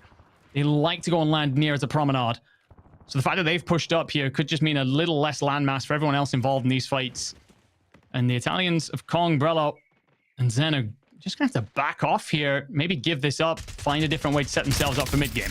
Well, they've got a vehicle for this rotation, and they're going to need it. But what's going to happen is we're going to see everyone from this WoW roster to make sure they're putting that pressure onto the vehicle, destroying it before they can even start to get away from here. It's very similar rotations to what we saw in game number 1. You would think, hey, if you immediately see that circle, make changes. Don't get held up in these areas. And for Dragons, rips the plates off them and maintains the high ground. Don't see the reach-out coming through just yet, so we're going to have to rely on the teammates 47 and Momo, but look at Team 20 starting to get into the mix. Yeah, getting rolled up on here by Team Nala, Per, and Rocket, who are assessing this from a distance. And one of the things that got Rocket to global finals actually in London 2 years ago was his team's ability to third-party situations cleanly. So they're looking to repeat that here. And Dragons, well, he sees them come barreling through the doorway. He has to back off. Will have support. Nala's going to be weakened up. Do you have the numbers? The thing is here, you need to squeeze forward to avoid being third-partied. Because right now, Team Collectic, which is Kong and Brello, they're waiting behind to maybe third-party this. Trades abound. The squad 32, which is Blau, Dragons, and Momo, will fall. Rocket and Nala hold on just about. You can see how nervous the Italians were. They decided not to squeeze up on that. They've actually got to be aware of an Wobblebox player arriving in behind them. But if you are Rocket, if you are Nala and Per here, you'll be pretty happy with how that went. You lose one of the... You don't lose anybody, actually, because he's sitting on that southern twin building, so a great passage for them. Definitely holding someone back to make sure that you're not going to get your high ground taken from you. You immediately see that jump off and they chow them. A slight misplay when you get hung up on the fence outside the building, and even though your teammate's at the back and you thermite the opposing door on the other side, it just doesn't work out in your favor. A lot of teams looking for access to this buy station for UAVs in advance to rotate off of. Information is king here, and for the roster that had 2 circles going straight towards them, minimal resources have ended in the Gulag. Lots of early rotators. We saw Hibbies into some action in port with some nice team wipes. But the journey's going to end here. Your squad's going to have to buy you back. And FIFA, perched like an eagle on the top of prison, sniper in hand. Yeah, looking pretty up here. The problem you have for this Vision Esports roster with the circle pulling onto you is FIFA Kill is going to have to just sit here, keep claim to this prison complex. But you're sending Echo, you're sending Lennon out on the hunt. And it's a hard thing to do because you're kind of almost being... It's like a boomerang situation where you've got to go out, maybe find a couple of kills, and then drop back in. But Echo just won his goo. It's whether or not Lennon can get himself back into the fight. He's up against Havoc here, the Wobblebobs player we just saw get sent into this situation. Lennon, who's been phenomenal so far this year when it comes to frying out, doesn't skip a beat, slides forward and finds that kill in record time. Can someone please tell me what has gotten into Lennon lately? I'm talking about some of the most passionate comms coming out of him endgame. I'm dubbing them Lennon lashouts, but that's the energy that I want from that trio, and I think it's leading to them to have so much momentum. But hopefully they can regain at prison. For now, Yavix, Vortex, and Cams looking for a big fight here. against Blade and Zanks. This fight is huge.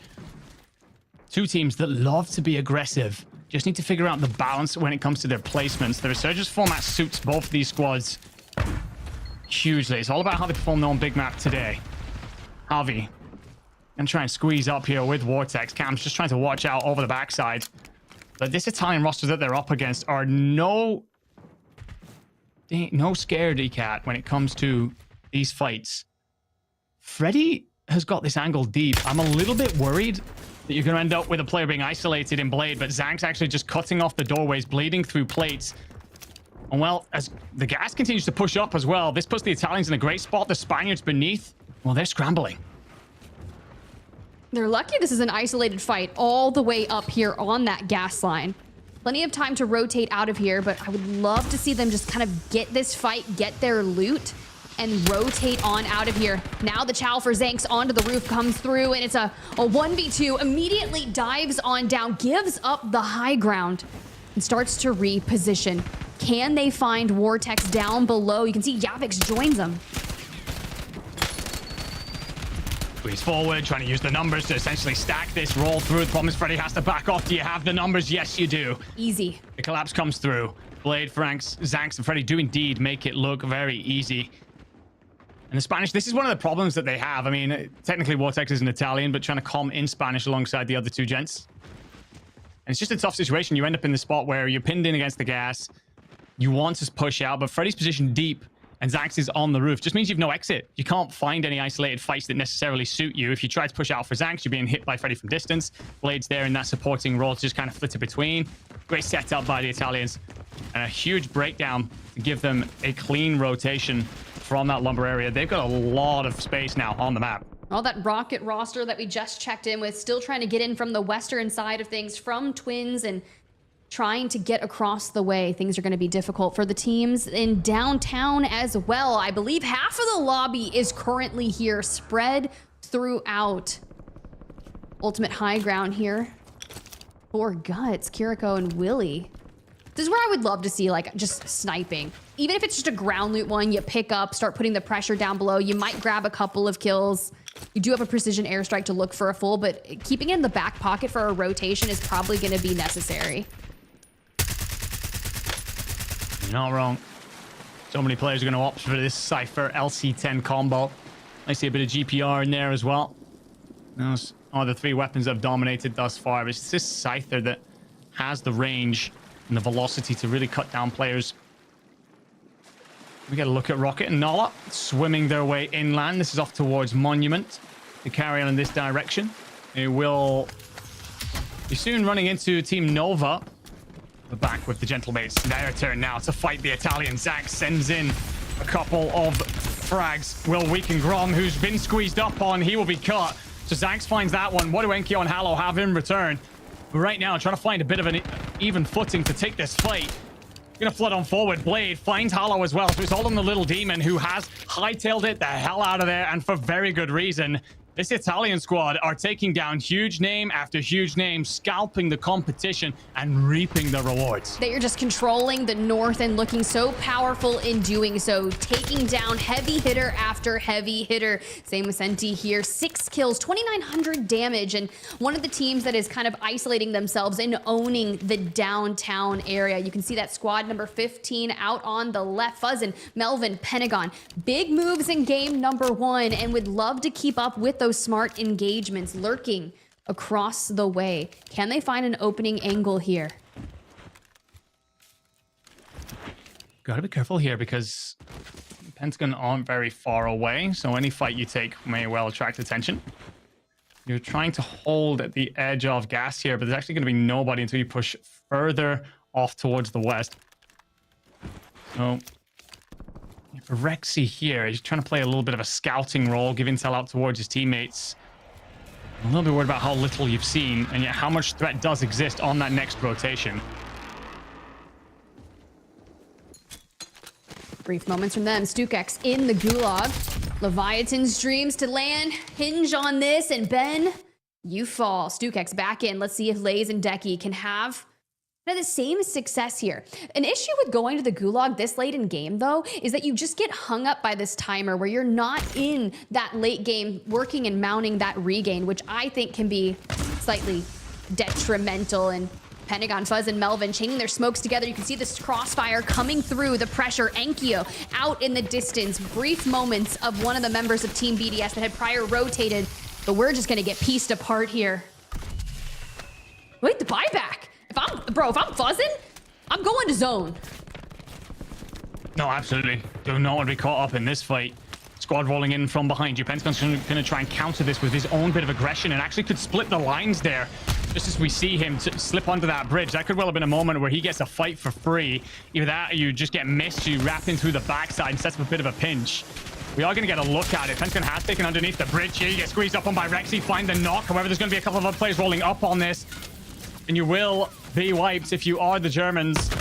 You did manage to get a buyback, so I wonder if one player disappeared off. No, Melvin's just about stayed alive through all of this. How the hell he survived, I don't know. Ooh. So the team that was collapsing in through the back, which was Rexy and Cold, they were the team wiped. I apologize, both in shades of pink. My math isn't the best, but well, the Germans live to see another day, just about. All good, though. Winning that fight allows Fuzzin to drop down, grab his loot, and carry on by foot. They'll have to hit a buyback to make sure they can get to a full 3, but for this Fnatic roster, Patsuka, Sakar, Engsian, also going into issues, right? We're still trying to get this rotation from the western side of things. We've seen people go by water, and sure, this one's not actually going to drop down south of prison. It shores up just kind of in the openness ahead of them. So it's going to be a lot of these long-range engagements. We need to make sure that you're holding on to smokes for when you need them most. I love the call out. Any team that has done a few recons, any team that is currently looking at those circles, understands what end zone this is going to be. We've seen it before. Coach called it perfectly, actually, in the production chat. It is going to be that little ravine that kind of sits between farmland and prison. It's a very open area. You want to be bringing portable covers, maybe a vehicle, a hell of a lot of smokes, utility boxes to back those things up. Anyone who doesn't have those things, you're looking at that zone and blinking in disbelief, quite frankly. You need to find kills now to set yourself up for something better later on. Stukex, Deki, and Lays, they're now holding the top of this prison that has 4 different teams inside of it. They will have to move at some point, but it's who profits the most before then. Oh, no. Do we think FIFA gets caught out here? He's separated from his teammates, and Stukex would love to whittle down the teams that call prison home. Because you kind of want these spires on the castle, if you think about it, right? Especially for prison, because you can overlook the next open area, but you do run into the cost of what we saw happen in game number 1 for Vision Esports, is you have to rotate off high ground. And it doesn't matter if you throw the smoke down and you kind of parachute immediately down, cut the chute, and try to minimize your airtime and land into the smoke. You're still going to be held out by a lot of these teams, and including Snake, Gabs and Co. They're down there in kind of the ravine underneath the bridge to prison.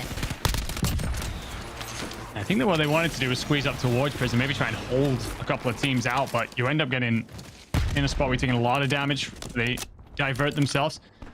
Exing going to be on his own here. This is this Fnatic roster. Currently this year, it's actually Zakar, the new player, joining up to this long-standing duo that has been slaying for them. But Exian, well, he knows his stuff as well. Will crack one. Has to put his own plates in, though. And the fact that you're running low on utilities, making a move for this buy, gets there, gets it in. Do you get Patsuki? You do. But you're also getting squeezed up on turns and burns. An absolute choke slam. Swizzin. The hell was that? No plates available. Thermite's out now to try and cover the retreat. You're going to have to dip out in towards the gas. You do have 2 smokes available to you. There goes the first. Silver attracts a lot of attention. Reads the push as well. And, well, finally gets cut down, but does enough to find not only a kill, but his teammate back in the fight as well, and potentially extra multiplier points. Lennon and squad here from Vision Esports start lighting up the kill feed on 5. Do they turn this around from that game number 1? Sure, they got into the distance of that game in a high multiplier, but we want to see them net the 2x, and they already know that a team is playing below them. There's a couple more to join them across the way. So just kind of getting that information. Anytime you have a circle that comes to your drop spot, you're really kind of hurting for things, and you have to get your resources just by fighting, right? Precision airstrike in hand, one smoke. Think about where we're going to go from this. Sure, that's going to be costly, and you're running low on plates. So what is that next engagement for them going to look like? Terrifying leap of faith from FIFA kill. He calls in his PA and then is forced off the roof. It could have killed him, but Thief, well, he times his push correctly. Cleans out squad 31, who will be wiped. Thief kill now over the top of Gabs and Hydra as well, who, well, they weren't looking pretty being down in that ravine. Now fragmented down to just one player alive. Thief looking to clean this up. Gabs tucked into this near side. Thief doesn't want to head down there, doesn't want to be split from his teammates. Sniper in hand or not, that's not the position you want to be in. And looking over here, do you see one miss? Second shot hits the crack. That should back him down and allow your boys to edge forward. Into the top 10, a 1.6x multiplier. And we've got at least 8 kills between FIFA and Lennon. That's not counting Echo, but we are down to a duo, which can definitely cost us. You still have one member of Team Crazy Snake just behind you. So Lennon is keeping tabs on where that rotation is going to look through. But you have this team of 3 just across the way. So making sure that you're doing enough damage to deny them from kind of like sweeping through your area and wiping you. And then takes a second to survey here as Gabs tries to collapse in through the back. The problem you have here is you can't stray out.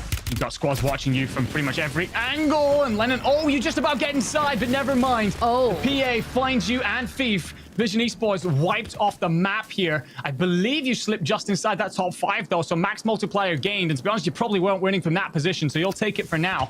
The Italians, Keybase, Jesus Jr., Savvy Ultras, you're going to be holding a ridge line here as bullets fly everywhere else. Swizzen cut down now.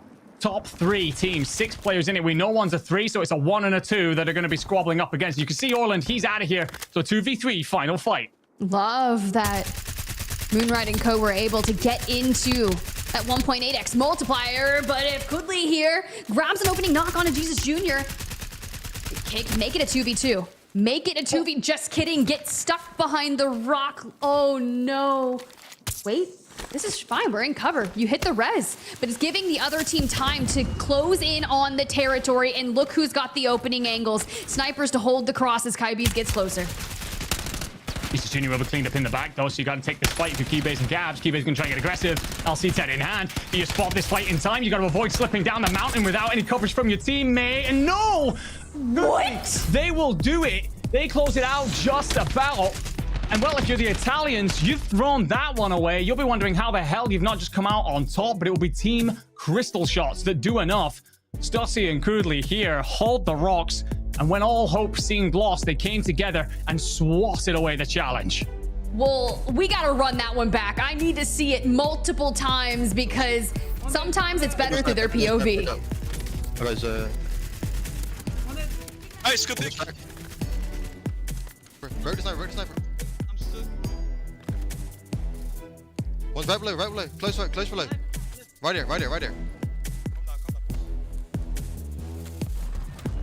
playing.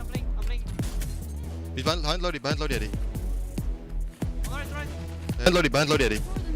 On right. Yeah. I'm playing. He's waiting. Close to me. Deep right. One's no plates. One in you. Oh my god. Oh my god. Shit, boys, man. Come on, man. You're so fucking good. Good fucking shit. The way we won this game. That's fucking 2. That's a second and a first. Enigma is at 18 kills for 36 points, beating the high score from game number 1. But you kind of walk it back and you see just what they were able to do. A lot of players love to play position and let the kills come to them. But you can see Kudli here holding the high ground, kind of using this terrain as their advantage. Yeah, I mean, I love this Italian lineup of Jesus Jr., Keybase, and Savvy Ultras, but you end up in a situation here where Jesus Jr. unfortunately overextends Keybase and Savvy Ultras. Honestly, I think you don't want this knock because you actually get it onto Kudli, and that encourages you to squeeze up instead of going for the res. So Keybase isolated. Jesus Jr. is not going to be able to be in this fight. So Saviol's just trying to get there. He's running through open ground. And the res timing comes through. The composure then from these two gentlemen up on top, just to hold the rock, just to back Keybase down. I thought Savvy Snipes were going to be the difference maker. The Keybase here probably going to want that one back. He's a little bit too aggressive. You're going to see the swing, and the gunfights, the technical ability is there to clean it all up. Glorious work from a team that also, by the way, coming into map 1, we're 7th. They've been looking great so far. Another name that we didn't necessarily have on the docket for qualifying through to land, but that is what is so glorious about this format. New players, new faces stepping up in big moments to stake their claims.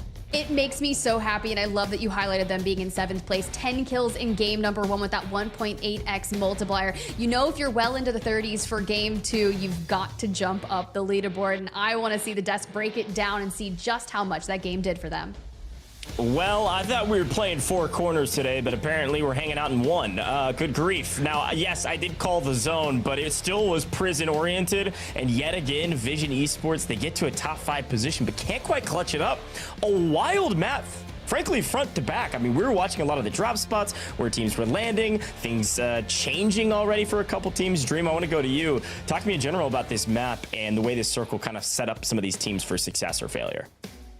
Well, as you know, Gio is getting these awesome screenshots of these landing zones. Every single map, it's just like, whoa, we're going far east. This is another Vision Esports potential win. But in those final moments, and of course, this confuffle of fights that happen towards the end, it's pretty insane. But as we take a walk through, my dream team, like the Gentlemates, right, having a little bit of troubles on that northern side, rotating down because it's so far, right? These teams fighting on the outer zones. And I also, too, gotta give a shout out to Squad 10 and Savvy Ultras, Kibbies, and that ending there, right? There being a squad that had contested at port, right? Sniper Pina being a squad that landed there that had to switch over to prom. So for these squads that are always having to rotate out, it's just crazy. Yeah, and some big moments here. Obviously, Vision Esports having to be pushed outside of prison. I think a misplay here, frankly. I am not one to critique professional gameplay, but that is kind of my job. They actually waste a PA on the bridge trying to cover, I guess, some sort of advance forward when it was wide open. We do have most of the info, so they end up losing out, not being able to be a part of this fight. It comes down to this fight, and I'm going to be honest, I thought for sure the Italians are going to win that on the side of Kibbies and Co., but a perfect execution, and I think a misplay on their opponent's side. Crystal's shot squad does come out on top. They were in 7th going into that map, so they're going to jump up this leaderboard dramatically with a 36-point game. But Gio, it was a lot more fighting in the mid game, and you had a couple teams you wanted to shout out, some other Italian teams.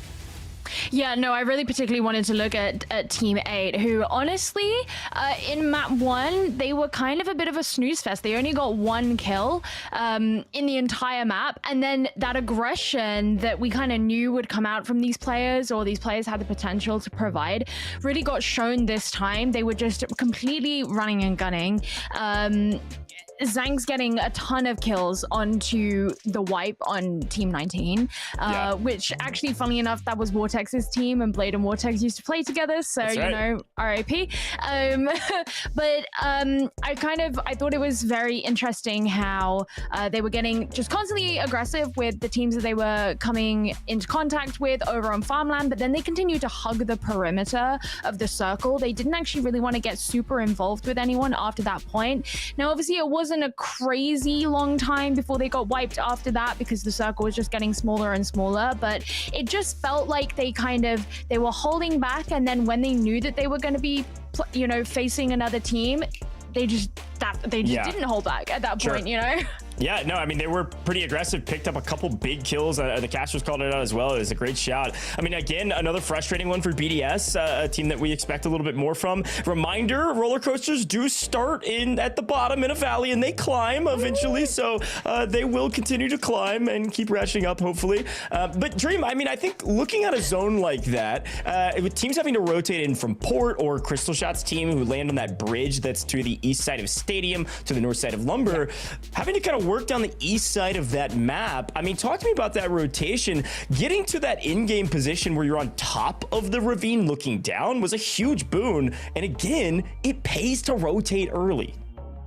It does, and that's where I'm like, man, Dream Team, I know they're struggling because, you know, they're landing way up in Quarry and having to rotate so far down, but I at the end there, the team that I was really looking at in those final moments was a squad 3, you know, Deki and Stukex and Lazy, right? They're over by the prom side, rotating out and slaying everyone in sight, but as they had some troubles going into prison, they did get wiped, and we were wondering, do they have their gulag? Yes, all 3 win their goo, and then they are at prison, but Lennon saved the day. That was a team that I feel like if they did maybe overtake Vision Esports, maybe they could have played that a little bit differently. Of course, streaks, utilities, super important end game, Goj, for Vision Esports. They are just so close at securing a win, but they're definitely picking up, well, some eliminations, right? We saw them getting a little bored, straying off a little bit. Well, I think they can afford to do that at the beginning of the game. I actually like the strategy. If they got plenty of money, FIFA just hangs out at the top of prison and sends the 2 dogs out without a leash. They go try to hunt for kills, and if they die, oh well, okay, we've got our loadout still here. We can buy them back, Risky, and it's no problem. though. It is risky, especially with Deki's team regaining and actually taking that high ground. I think you called that out perfectly. If Deki's team wins that chow, all of a sudden Vision Esports lose a game that they're supposed to be top 5 in. They have to be top 5 in when they're gifted a zone like that. They were able to get top 5. Let's take a look and see if they're in the top 5 or where the rest of these teams are. As expected, Team Crystal Shots has shot all the way to first place from 7th to 1st with a 36-point game. They slayed out that game on their rotation down the east side of the map, and because of that, they're getting paid for it on the leaderboard. But Gentlemates, we said it's been a tough, quote-unquote, tough tourney for them so far because we haven't seen them in the in-game, but they are getting kills. They are the 2nd top fragging team overall, 3rd on our leaderboard because of their placement points. But Gio, walk me through the rest of this. Yeah, I mean, I just want to point out, like, that's the important thing to remember with this tournament is that it really matters about your points more than it matters about the actual placements themselves. But yeah, I mean, it's interesting not seeing like some of those really heavy hitters that we spoke about at the top in these top 10, but then we've got the teams like Savvy Ultra, for example, down at the bottom. Got a shout out at the beginning. Fuzz and Melvin, C Pentagon, who in map 1 we were talking about quite a lot. So I feel like we just have like a real variety of teams, you know, populating the top 10 so far after map 2. And obviously, we're also got to pay attention to that War Daddy team who's fallen to 6th place. They were your winners in map 1. Make sure you pay attention to them to see if they fall or continue to climb. But here's our bubble. Team Rocket right there in the mix, in the bubble, with that Blade team who, yes, they were getting hyper aggressive, but don't have a crazy amount of points to show for it thus far because of a frustrating map 1. So they've kind of evened out their average, but they still got a lot of work to do to get further up onto this leaderboard and make sure they make the finals. Fnatic a little bit lower than we expected, even with some hero plays from Inxion. They just couldn't get out of port fast enough, Dream. And so I'm definitely going to be paying attention to Fnatic in map 3 to see if they can turn it around before we get to the halfway point.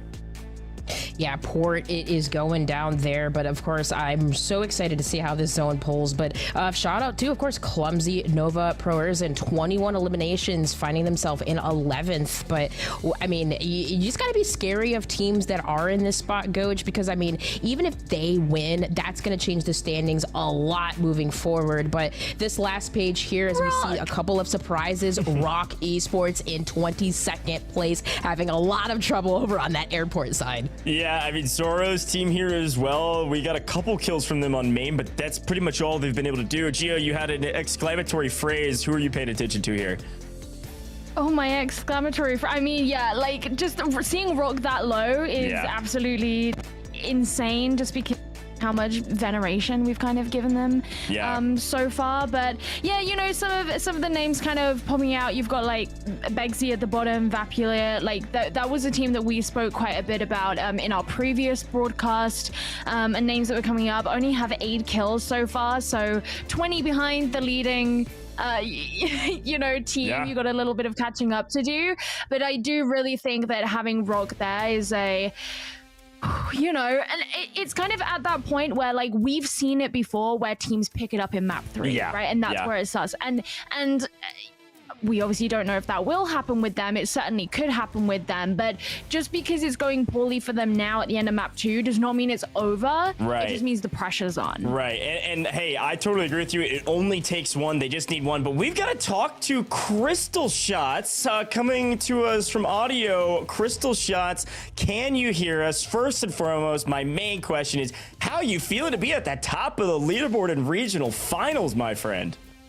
It is insane. I would have never expected this to happen.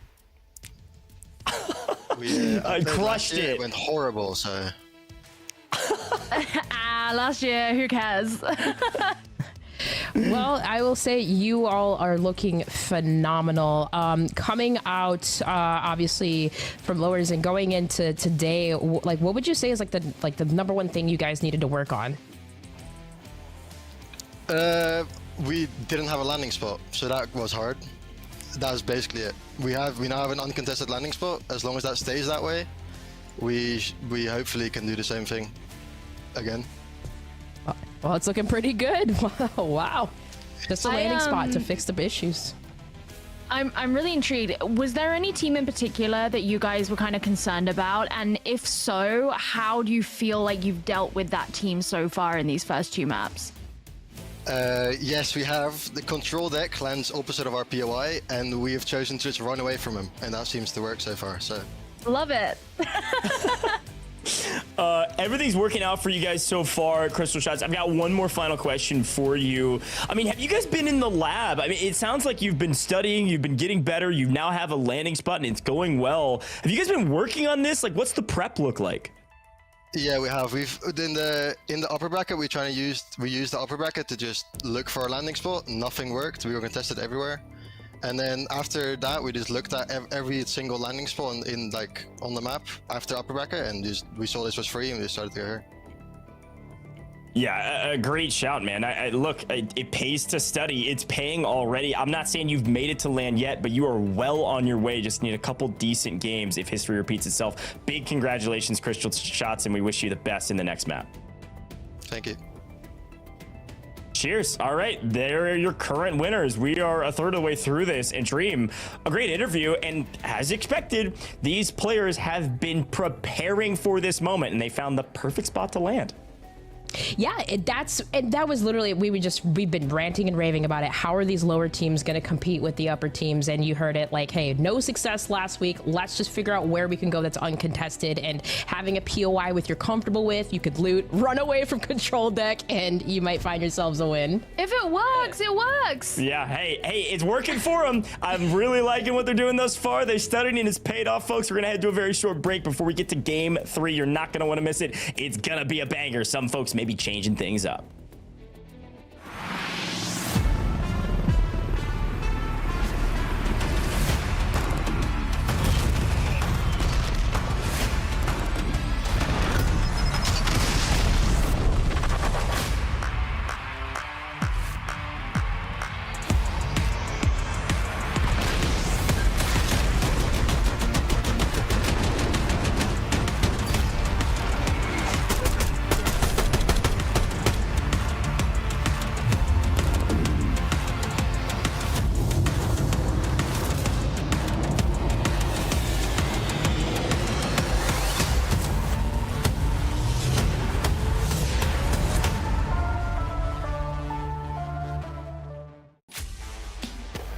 Welcome back to the World Series of Warzone EMEA Regional Finals. And it's so good to hear from our prior map winner, Crystal Shots. A lot of strategies we hear, right, Enigma? Sometimes it's all about just procuring an uncontested drop spot.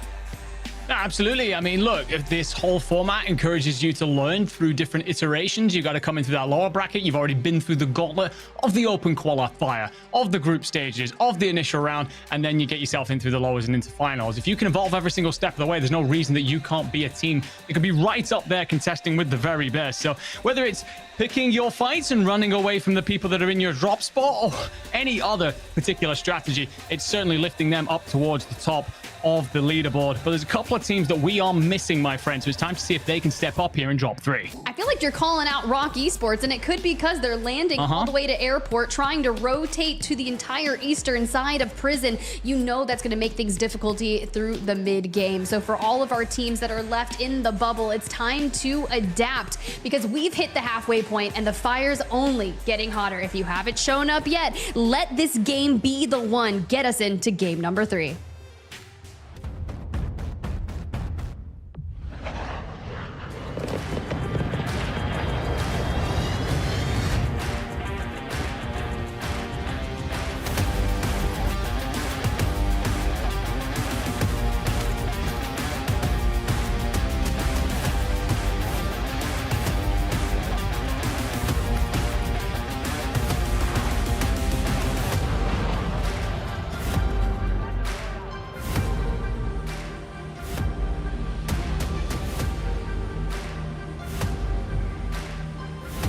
And here we go into Stadium Enigma, straight over Quarry, and we're still hanging out on the eastern side of things, albeit not over towards prison. And I toured the timeline during the break, and I saw the boys over at the Pulse Check watch party. They tweeted out the map and showed everyone from game number 1 in the water, looking like a Jet 2 holiday, if I have to say so myself, but now we're looking pretty clear. Oh, that reference is... I don't even know if you guys have them over in America, but... We don't. I don't believe. All right, so to anyone from Europe and the UK, that is a wild one to be brought up here. But yes, it was indeed looking like a lovely time on the beach.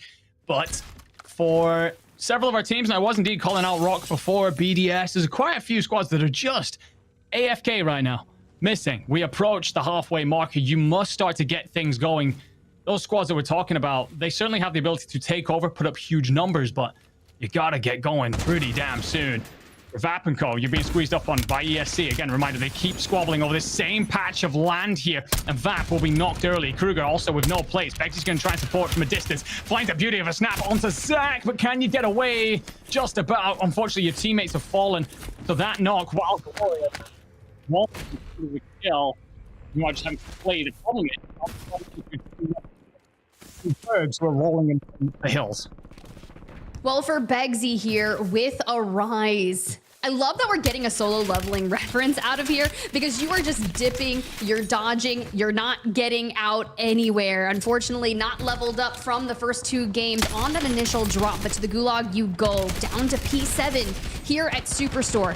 Things get chaotic early on, and hopefully Scrubby here should be able to clutch up. But if I'm surrounded by this many teams, I think it's time to just play my life.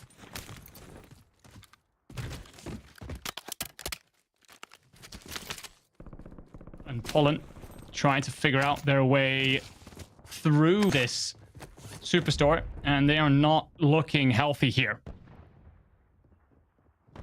Patch on over to downtown. We haven't seen much action here, of course, because this has been a game of zones down towards prison, and a team that have been missing. Finally looking to get involved in a couple of things here.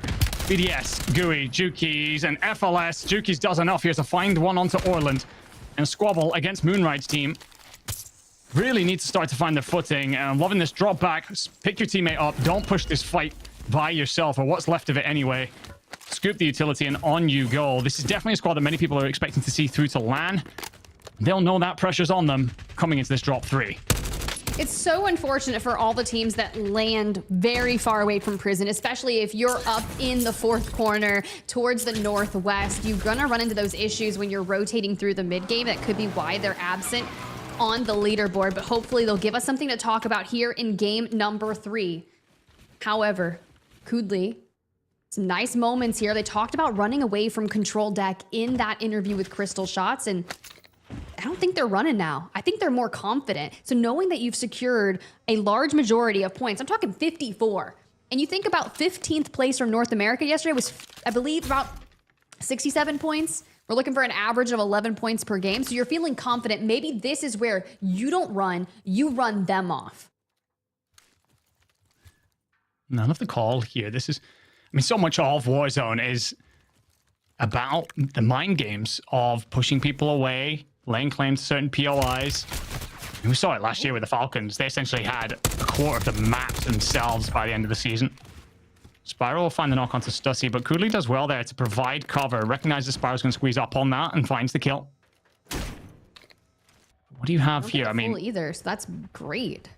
Yes, 3 different teams in the same area, but they're all in bits and pieces. Kudli's trying to slip away. Does enough to get out of range for a moment. You've very little in terms of plates, though, to put in the pocket.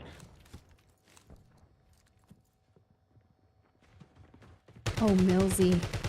Oh, Millsy. Just out there, kind of rogue, trying to play spoiler. And it's actually working out in their favor when you think about it. However, the full does come through. We're not going to be able to res. It's going to leave Kudli all on his lonesome.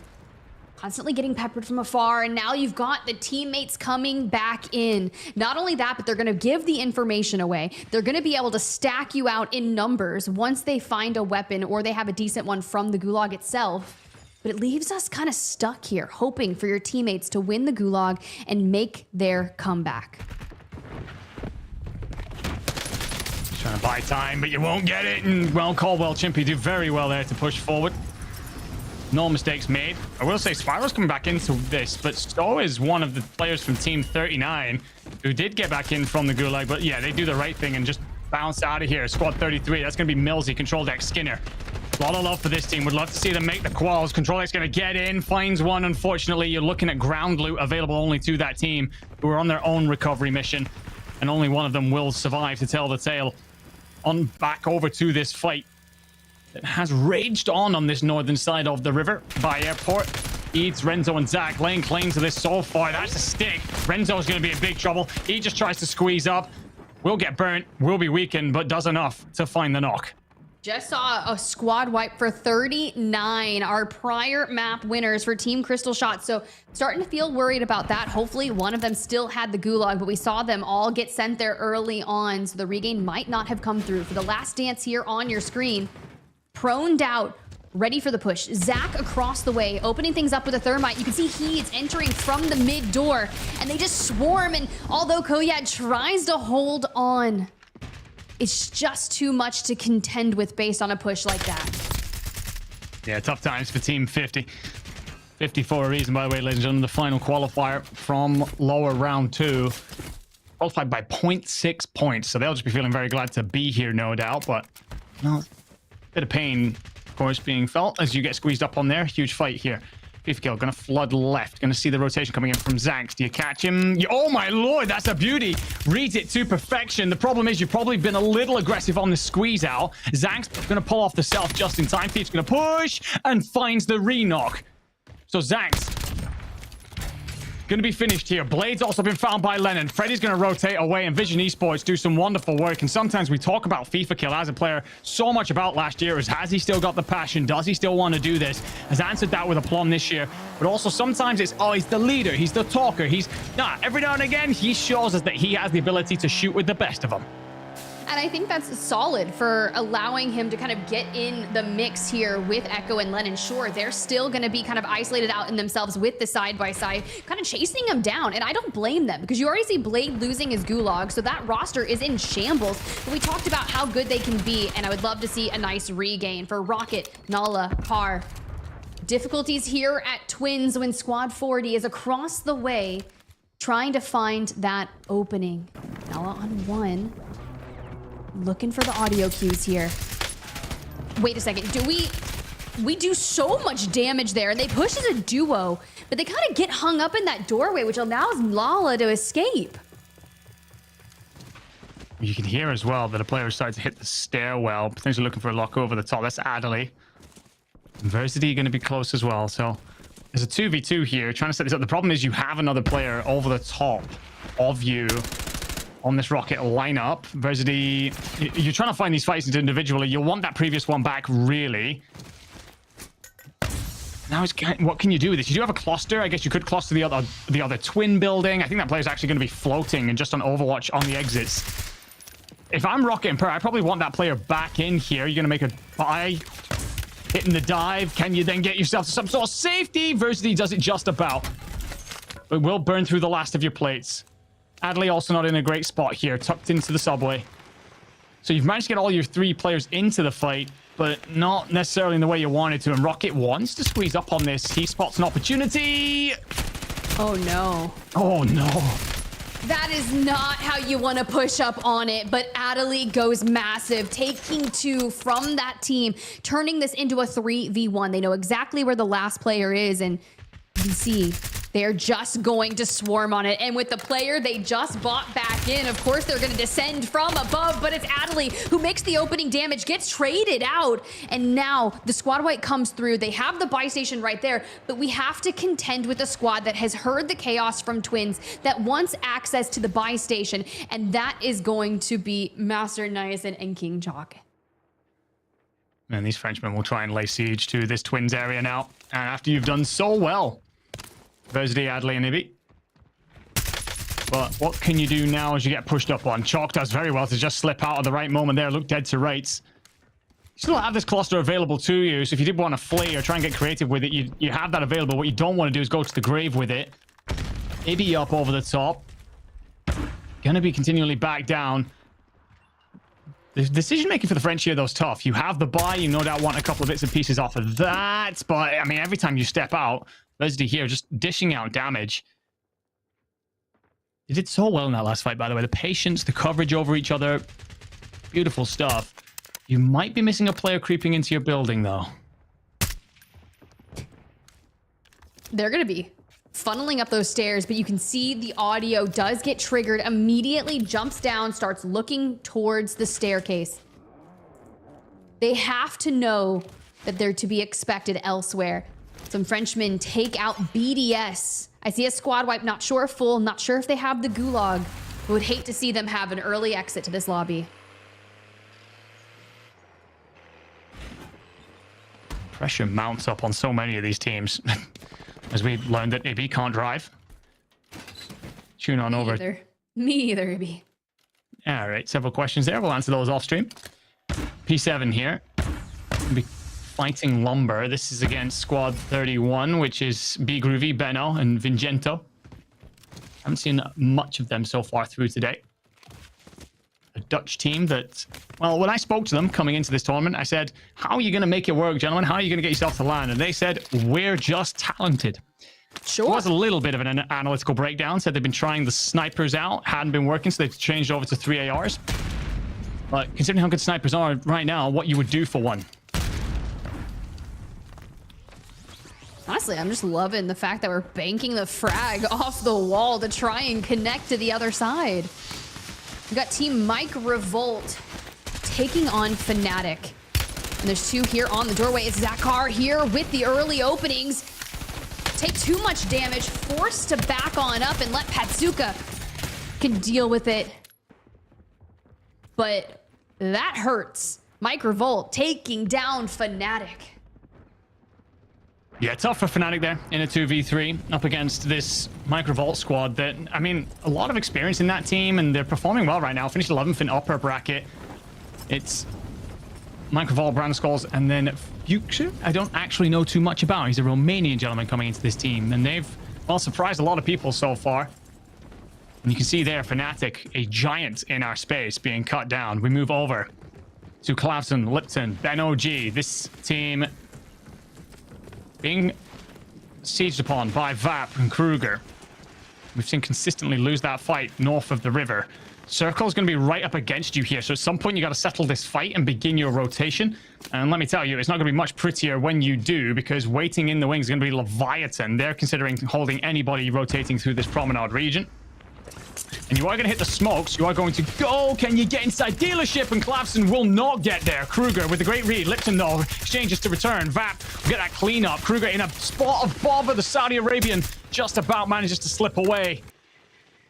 But not to a great amount of comfort, because now you're being held. And look at number 3. They're arriving. That is Deki's squad. They want every bit of that fight. They definitely do. Trying to clear out that side that they're working on. And this shores up, and honestly, I would love to see some people kind of get towards that stadium area and work for a bottleneck. We got a lot of heavy hitting teams. The Gentlemates up there in the north are going to be one of the last teams kind of make their way down, but this is very similar to where we've seen them positioned in our prior games, and I'm not really too worried about them. Sure, if you asked me in game number 1 when I saw them in 13th place, I'd have been like, yeah, okay, maybe not their strongest start, but when you make it to the top 3, you're starting to, you know, let the kills do the work for you.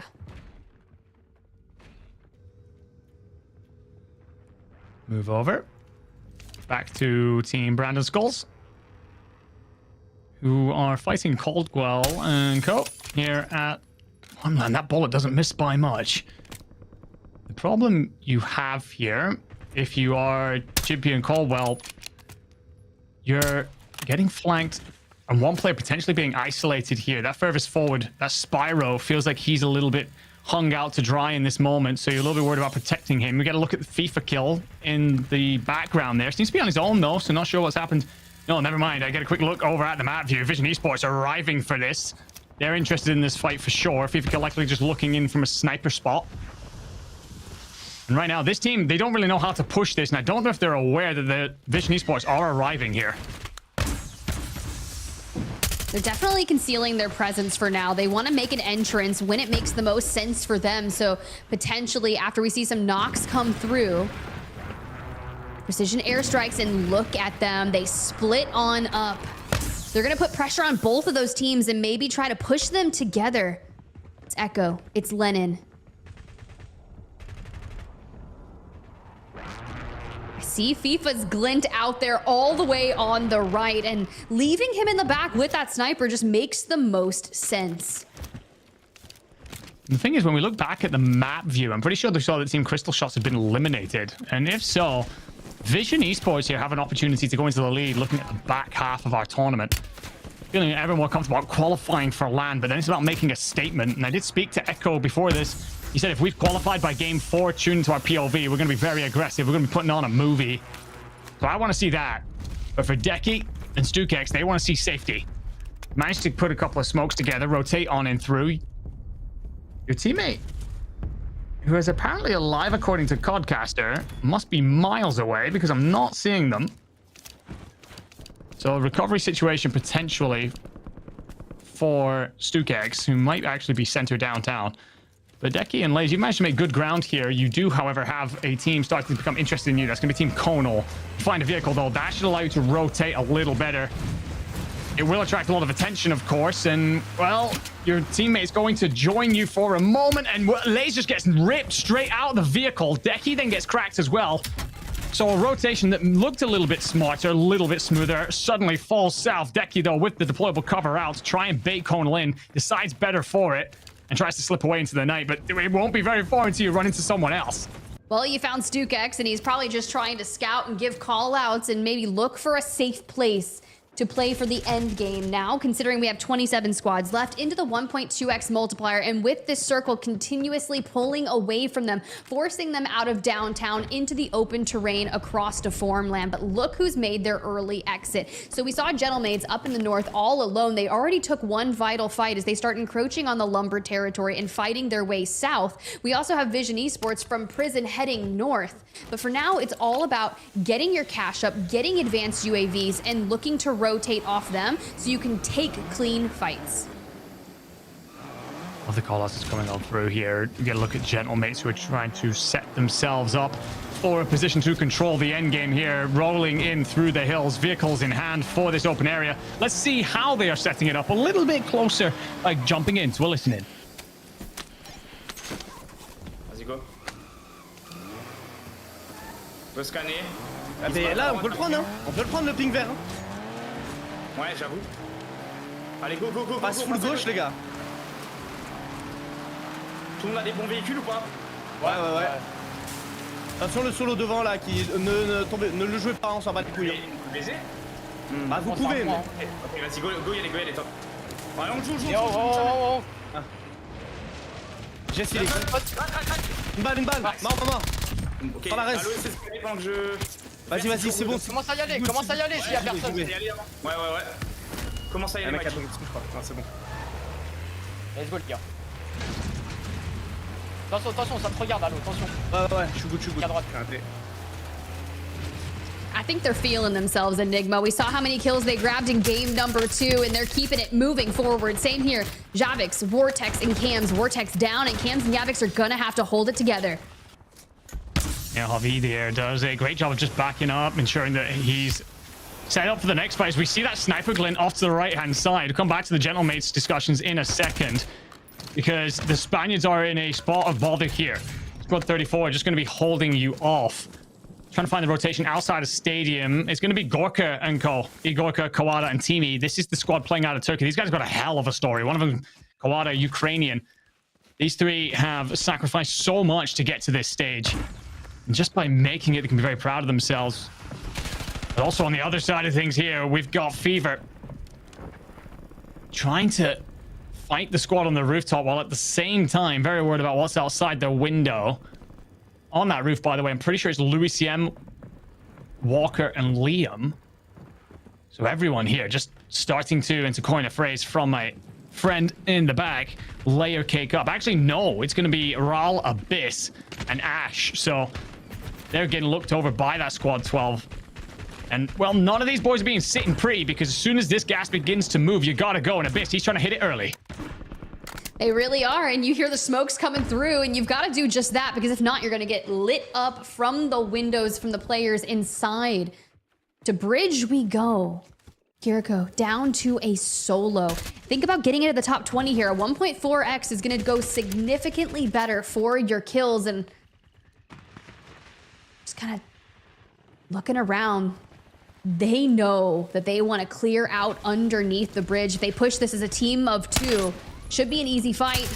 Kiriko throws down some damage, and yeah, that's the result I figured would happen. It would have been a crazy play if it would have went the other way, though. Yeah, well played by Havoc and Monzo there, to be fair. We've all seen those moments where one player just goes to check back, gets isolated, turns into a 1v1, loses that fight, and, well, suddenly that destroys the rest of your game. But they stick around each other. They play it well. Move back to this Squad 44, ARG, Fever, and Nuris trying to rotate against the gas. Do a good job to cut down Ral, but Louis will then find purchase onto Nuris, and they're going to try and hold here. So KRG scrambling, doesn't get very far. Fever's actually found himself a quad. Can you make it? You're taking damage from everywhere, and the answer is no. So Liam, Louis and Walker with 3 in the feed. Louis, of course, he's got a long story. Last time we were on Verdansk, he was one of the top players in the competition over here in the European region. Nowadays, trying to put himself back on that pedestal. And Liam and Walker, he's got 2 players that are willing to play around him, use his experience, grows the squad, and they have more company just down the hill. Definitely company, but all of these will go in favor for them to climb up the leaderboard. But that turns into something you were not expecting. Joshy FM is shooting today. I saw some big moves in the kill feed, and he's keeping it forward, but Liam on 6.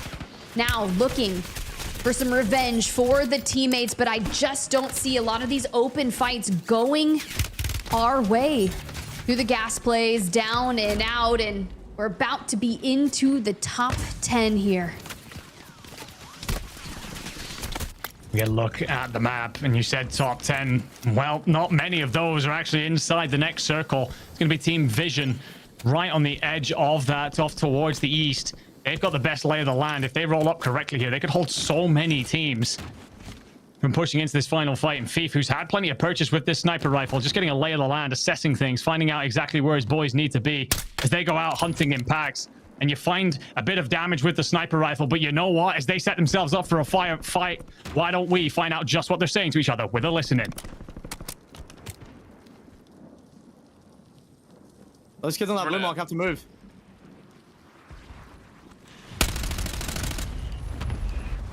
Oh, God.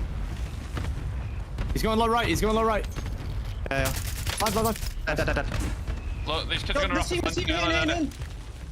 Look at his feet. I'm playing it. I am. Low right. Jump to me, weak. Another one jumping. I'm dead, Cracked him. He died to gas. The other one's He died to gas. waiting. Right. Yeah, one died to gas. One's down. He's pushing you now. I'm dead. I'll come back for the I'm back. Yeah, I'm underneath. I'm underneath, Thief. Yep. Wait, should I get the guns, actually? I get the guns. No, I get the guns. Go for it.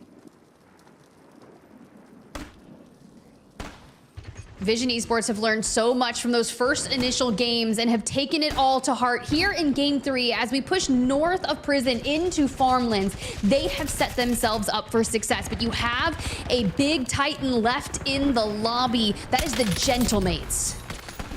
They've had a hell of a rotation all the way down from Quarry in through Lumber and have hugged that ridge line to get themselves here. However, if they want zone, you're going to have to fight Vision Esports for it, and Thief has your number if you are Grommelok. So do you just turn, fight what's rotating in? We're going to see one player from Team 13, and Spyro and Caldwell left of Squad 41. The Gentlemates here just playing a little bit of a pivot. I don't mind this decision. You're on the faster side of circle, so squads are going to have to come towards you pretty soon. And if you get these kills, it sets you up in a lovely little 3v3. That being said, not in the best position for it. Oh, Nielsen. Caldwell down. They were in 27th coming into this game, into the top 5 for a 1.8x. You can see squad number 13, Nielsen, going to fall. It's positioning Vision Esports, Gentlemates, and then you have Team Spyro. Nielsen's difference. Nielsen's impact might be the difference maker there, because you have to play as a 2 if you are the Gentlemates. And you've got to worry about a player off to your right in Spyro, and of course Vision Esports who are laying in wait, but you at least find the knock and the kill onto Spyro. So 2v3, Grommelok, Enkyo, you're certainly capable. And the zone's actually going to pull back towards you, so can you hold out for now? Echo's trying to squeeze up towards that left-hand side. FIFA Kill's providing cover from a distance. That will be Grommelok. Enkyo will be found by FIFA Kill, and Vision Esports come online here in map number 3. They were already looking pretty good. They'd been solid throughout this, despite 2 circles basically pulling on top of them. But here in map 3, it is a slow, steady disassembling of any squad that was going to be in that final circle. So let's tune in with their victory moment. Cracked one coming out of this house. They're going to be going up on the silos now. Yeah, on the silos. Cracked one again.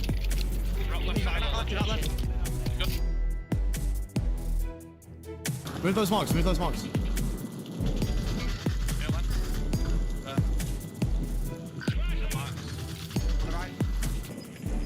I'm pushing up to get a kill, bro. Yeah, there you go.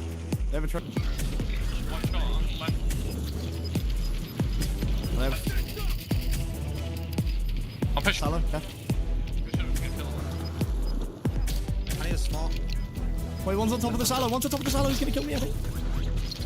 Weak, top silo, weak. No. Let's get him. I'm playing this. Left side silo in the gas, dead. There's one behind his fence or some shit. Nice. We'll take it, baby. We'll fucking take it. Listen, bro. We'll fucking take it, innit? Like, listen, bro. We'll fucking take it, innit? All good. Who cares, bro? Hey, it's consistency, boys. It's fucking consistency. That's another 20-pointer. All about the consistency. It may not have been the flashiest, the highest scoring 2x multi-game, but what it is a second place team coming into game number 3 put themselves into a stellar position. And you know what they had? Trigger discipline. And those snipes are on point from FIFA to really hold other angles. No, absolutely. I mean, first of all, going back to those comms, I think that there's something to pick up on there. A lot of teams, when they have a bad game, they just have a bad game. Clearly, Vision Esports didn't have it all go their way, but to manage to clutch up, it's only 18 points, but it could be a big 18 points at the end of this, and it's a huge show of resilience from them to get themselves into this final circle and clutch up. So great stuff to see that coming out of them, but also just the way they play it, slowly approaching, using that sniper play of FIFA Kill so well to set them up. We saw him regularly sending the boys out on the hunt and letting them come back in, playing around his intel. We even listened in, and they were letting FIFA dominate and dictate the comms there, being like, okay, there's a player here, situation there, this is how you want to break it down. And that just lets Echo and Lennon do what they do best, slay everything out in front of them. But also there's a play right at the end there that I loved. Circle actually pulls completely against them. Gentlemates now have a hold of the best stone, so they don't wait for it, they go hunting. Echo gets very aggressive there atop the silo to find one and shut down the potential hold that would have come in from the Gentlemates. Hey, we gotta see what it does to the leaderboard with 18 points as we saw Crystal Shot's team fall early in that game number 3. So our leaderboard's still shaking things up, and I know the desk has got to break it down. Well, good golly, whatever seance FIFA Kill did has worked. My goodness, we are getting Eastern Zone pulls, and they are getting gifted with games over and over again, but they have executed, much to Enigma's point. A great cast from our duo, as per the usual. We'll see them in the second half. But analysts, we've got a lot to talk about, and I think we need to start with some of the teams that we didn't see. Well, we frankly haven't seen the entirety of these first 3 games. I do want to go to you to start, Gio, about the beginning of this game, and yet again, another frustrating performance for a couple of our squads. Yeah, I said that a bad first 2 maps is not necessarily the end of the world, but for BDS, when you're getting wiped out at 40th in map 3, yeah. Woo! And I mean, it's just very... I feel it's very pertinent that we heard the casters talk at the end of that map about the importance of communication. Here's great communication, because I want to just tell the audience something real quick. You guys obviously get to see all of the stuff that's happening in game here, and you get to listen to our amazing casters.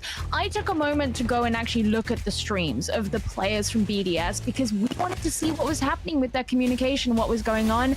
I'm just going to tell you... Communication? What's that?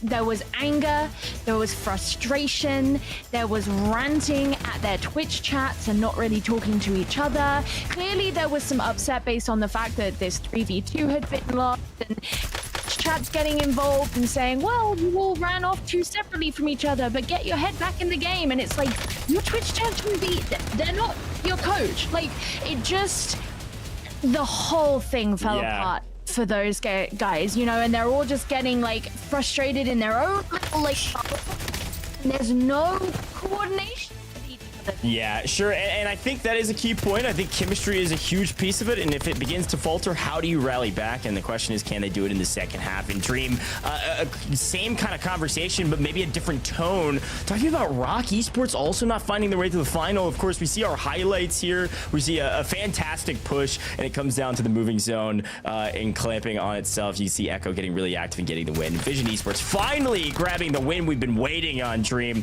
But talk to me about a couple of these other teams, because yes, Vision Esports has won and been top 5 every single map because of the zone pulls. Some of our other favorites not here at the top. Yeah, and I mean, generally it's right there at the end where we did see this eastern side zone, and farmland, you all know, is very open. LTVs are super important, and for the northwest side, it was the Gentlemates wiping out everyone with 2 LTVs. We've seen them play bumper cars time and time again.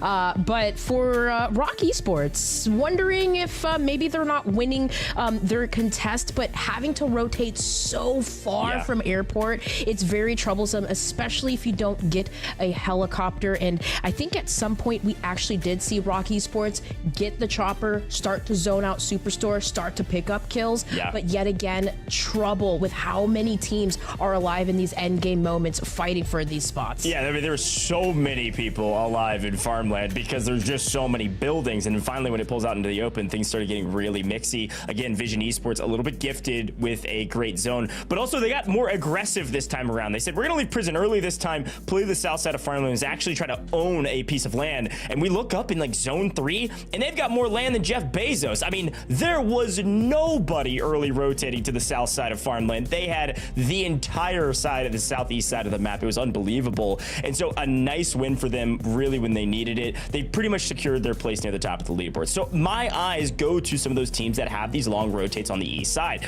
They're now just praying to the COD gods, can we get some west side of the map, even like southwest? I mean, I'm looking at Deki's team. Dream, I'm gonna go back to you because you talked about this squad a lot at the top of the show.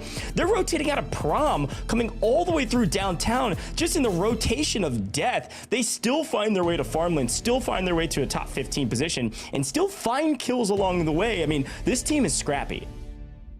Very scrappy, but they're having to fight again outside of zone into prom. I think they actually were set up as a trio, but it's just a couple of key fights that are so crucial. But shout out to Lazy, I believe it was, being able to recover late game. I believe bringing it to like a 26th place when they got disrupted, all the way to a 13th. So you know, that's huge when it comes to the multiplier. 1.4, 1.2, that makes a huge difference. But Gio said it best when it comes to squads that are surprising us. BDS, what happened to this 6th place upper bracket team that was so consistent, like map 3 to map 5? Yeah. They were at least in the top 10 every game, so very shocking to see. And yeah, I just can't wait for more. Yeah, I'm looking forward to more as well, but we gotta talk to the man, the myth, the legend, a good friend, my goat, FIFA Kill here via audio. FIFA, congrats on these zones, but also congrats on the execution.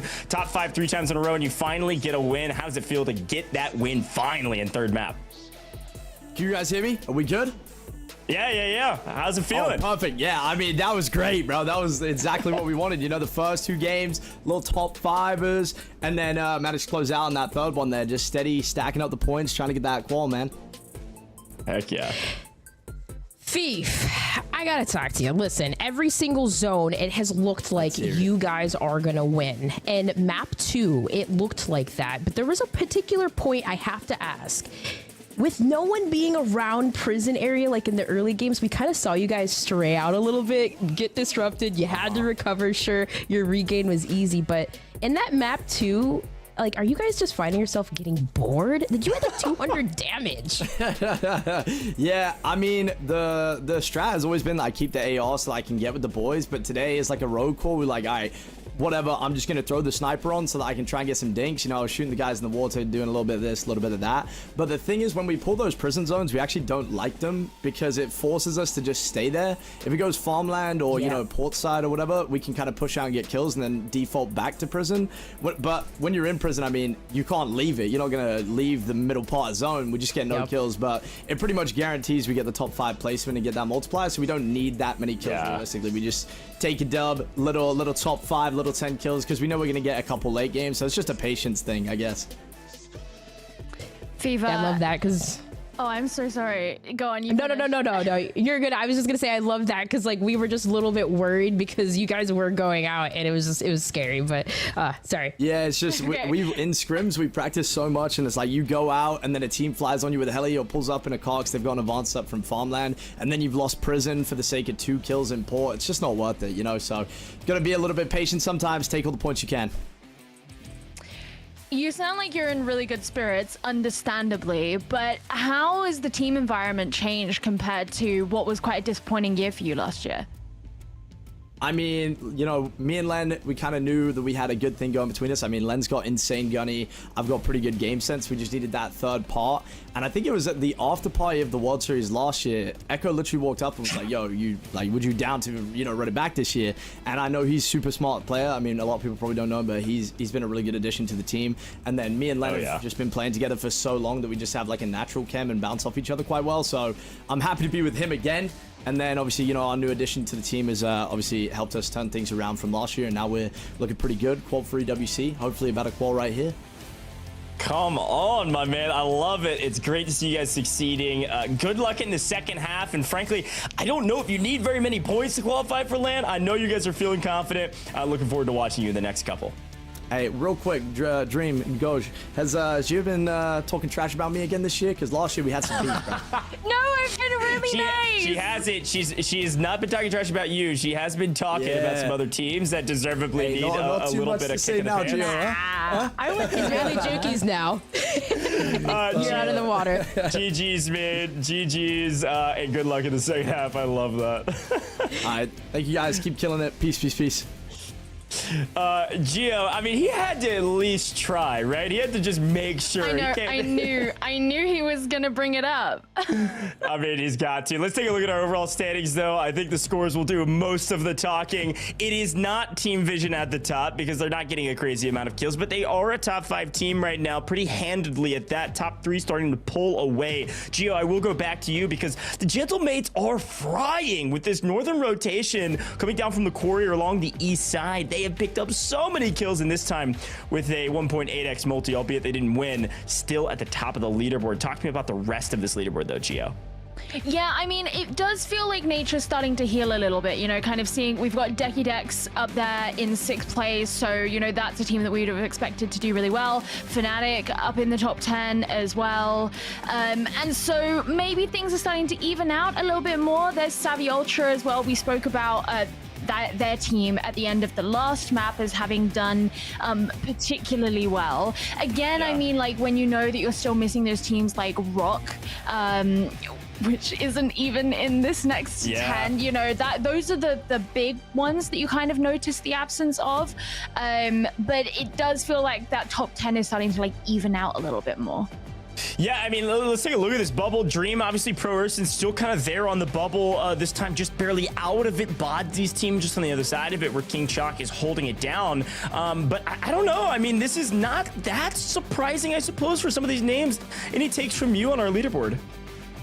I mean, just the fact that those like 11th through 15th, 0.2, 0.2, 0.2, like for some of these squads, this could be devastating, especially if, you know, like you're Rock Esports, you're on the back foot, you have to play more aggressive as to where, hey, for Vision, they're chilling, right? Like, keep coasting through the tournament. So, and as we go into map 4, Goj, I'm going to be looking at those back half of the teams that do need to play more aggressive and see what they're going to do to secure the top 15 spot. Hey, North American Regional Finals, people change it up in the second half, folks. You're not going to want to miss it. It's going to be a banger. They've got to try something to make land, and you better start getting moving. We're going to take a very short break here in the booth. When we come back, second half of the EMEA Regional Finals.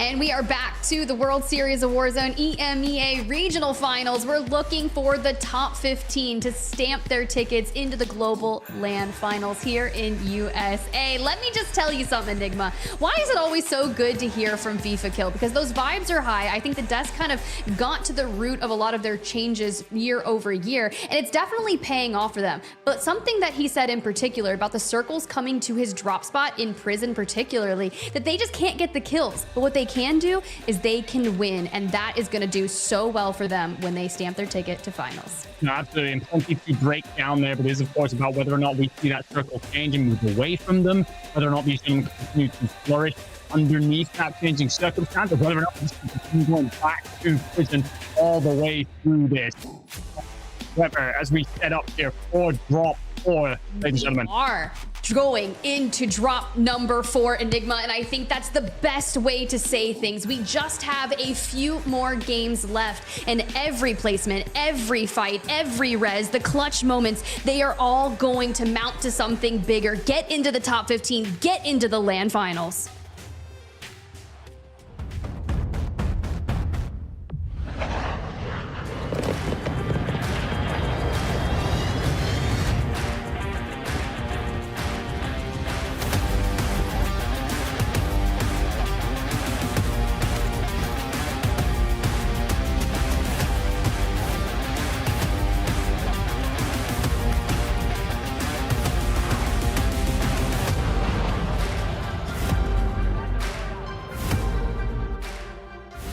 Well, the director decided we had enough of the eastern side of Verdansk. They're actually going to allow us to head back towards the west. We've seen zones go towards the racetrack. We've seen them get mixy in the open areas. Now, where are we going to go as a lot of our teams on the south side finally starting to make their way onto the ground? Finally, we will move away from that drop, as you said, and that could change so much for these teams.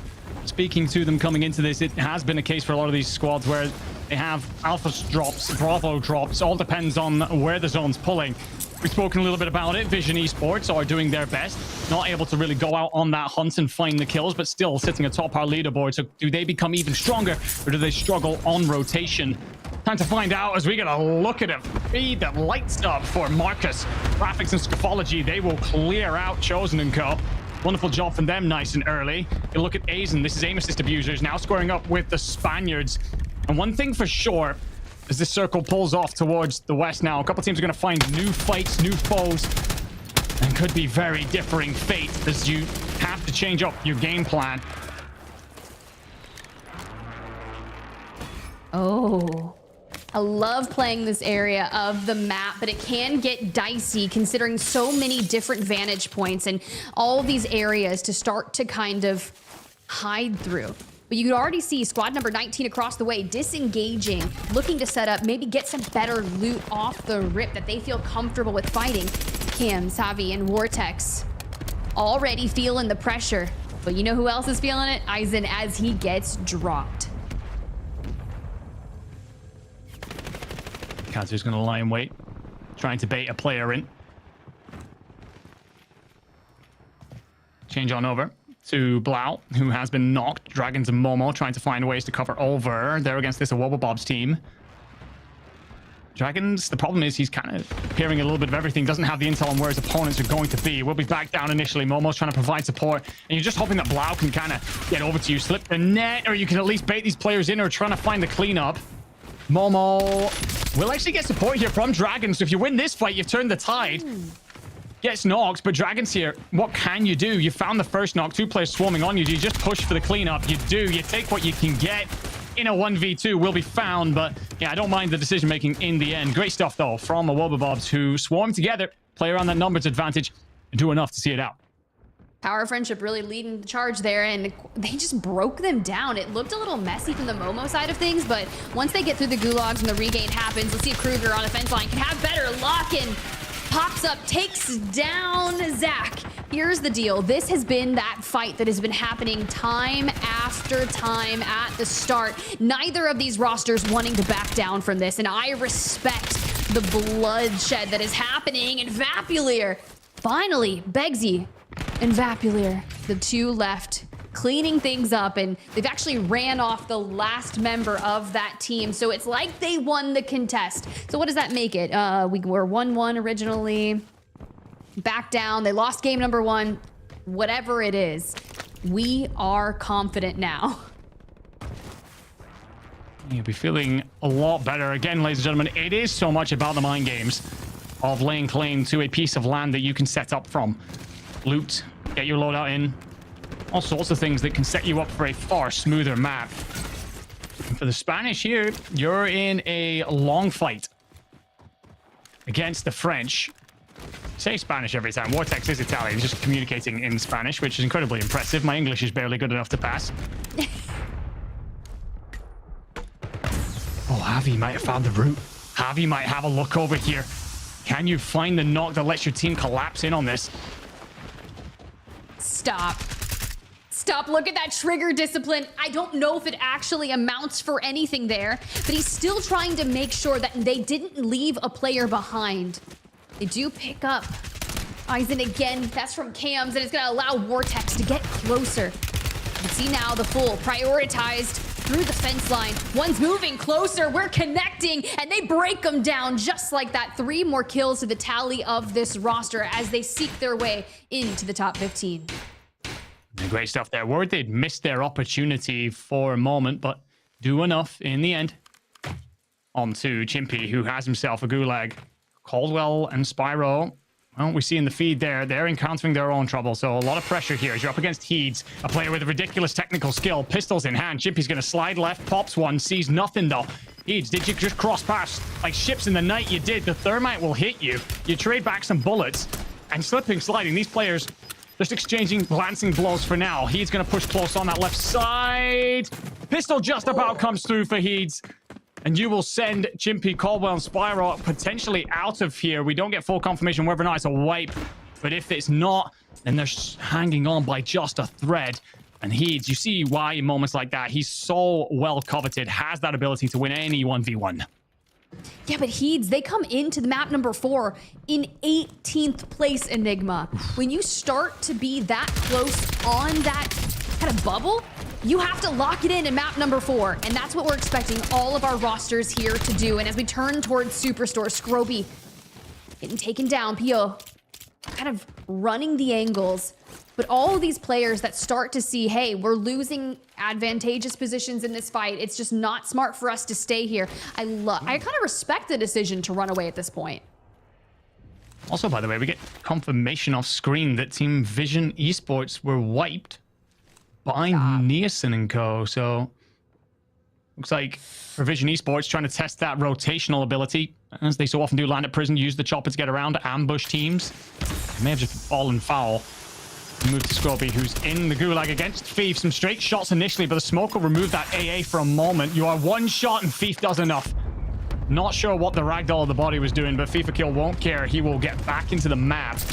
And we heard last time that they had to play regain. They'll have to do it again, having been dumped into the gulag. Olin will find one, being swarmed by two. Nearly pulls it off, at least in the second fight, but probably would have died soon after anyway. Great effort, but down and out. All right, well, for Lennon, let's see if he, like FIFA Kill, can get out of the gulag. Master on the other side.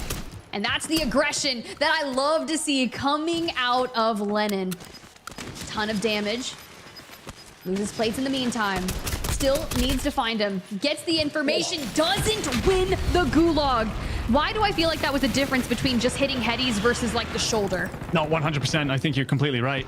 Doesn't hit high enough. So often the difference maker in these 1v1 fights is we got to look at EVOS Esports being wiped. Also, this fight rolling on, and that cluster couldn't have hit better if you tried. Domes, Versity, and then you get the sniper to clean it up. Two squads here fighting to punch their way up the leaderboard. And just holding for a moment. We saw this relaxed squad of Adelaide, Versity, and Ibby come back earlier on when they were put under a lot of pressure. Had to cover over each other, had to find routes of escape, routes to bait people in, set up traps. Can you do it again? I don't even know if you'll need to. Is that vehicle? Oh, it just gets the hell out of there. Still trying to do some damage to the vehicle. Don't want them to have it for the end game. Anxian and Zakar going crazy in the kill feed. We did see Team Blade, an Italian roster, making their way out of the gulag, but Fnatic post victory of that fight, LTV in hand. This is pretty much a stellar game for them. I'm trying to figure out where they are coming into map number 4 and what the remainder of this tournament's going to look like. Would love to see maybe a 25 or so point game out of them. We need them in late game. You're absolutely right. The way this team has come together as well, so weird. Zakar spent so long dominating on what I respectfully call lower tier teams, getting his squads to big events. Was picked up by Fnatic after Steve-O went on his merry way, splitting up a very long-standing, arguably the longest-standing trio. And there was a lot of questions about him early on. Didn't feel like he'd really hit the level that was required, but has become their top slayer through the World Series. And that's very, very impressive when you consider you got Anxian in the ranks. Back over to Team Crazy Snake. These guys were sitting top of the pile before last map, so feeling comfortable about qualifying, but can you go even further than that as you squeeze up on this Team 40?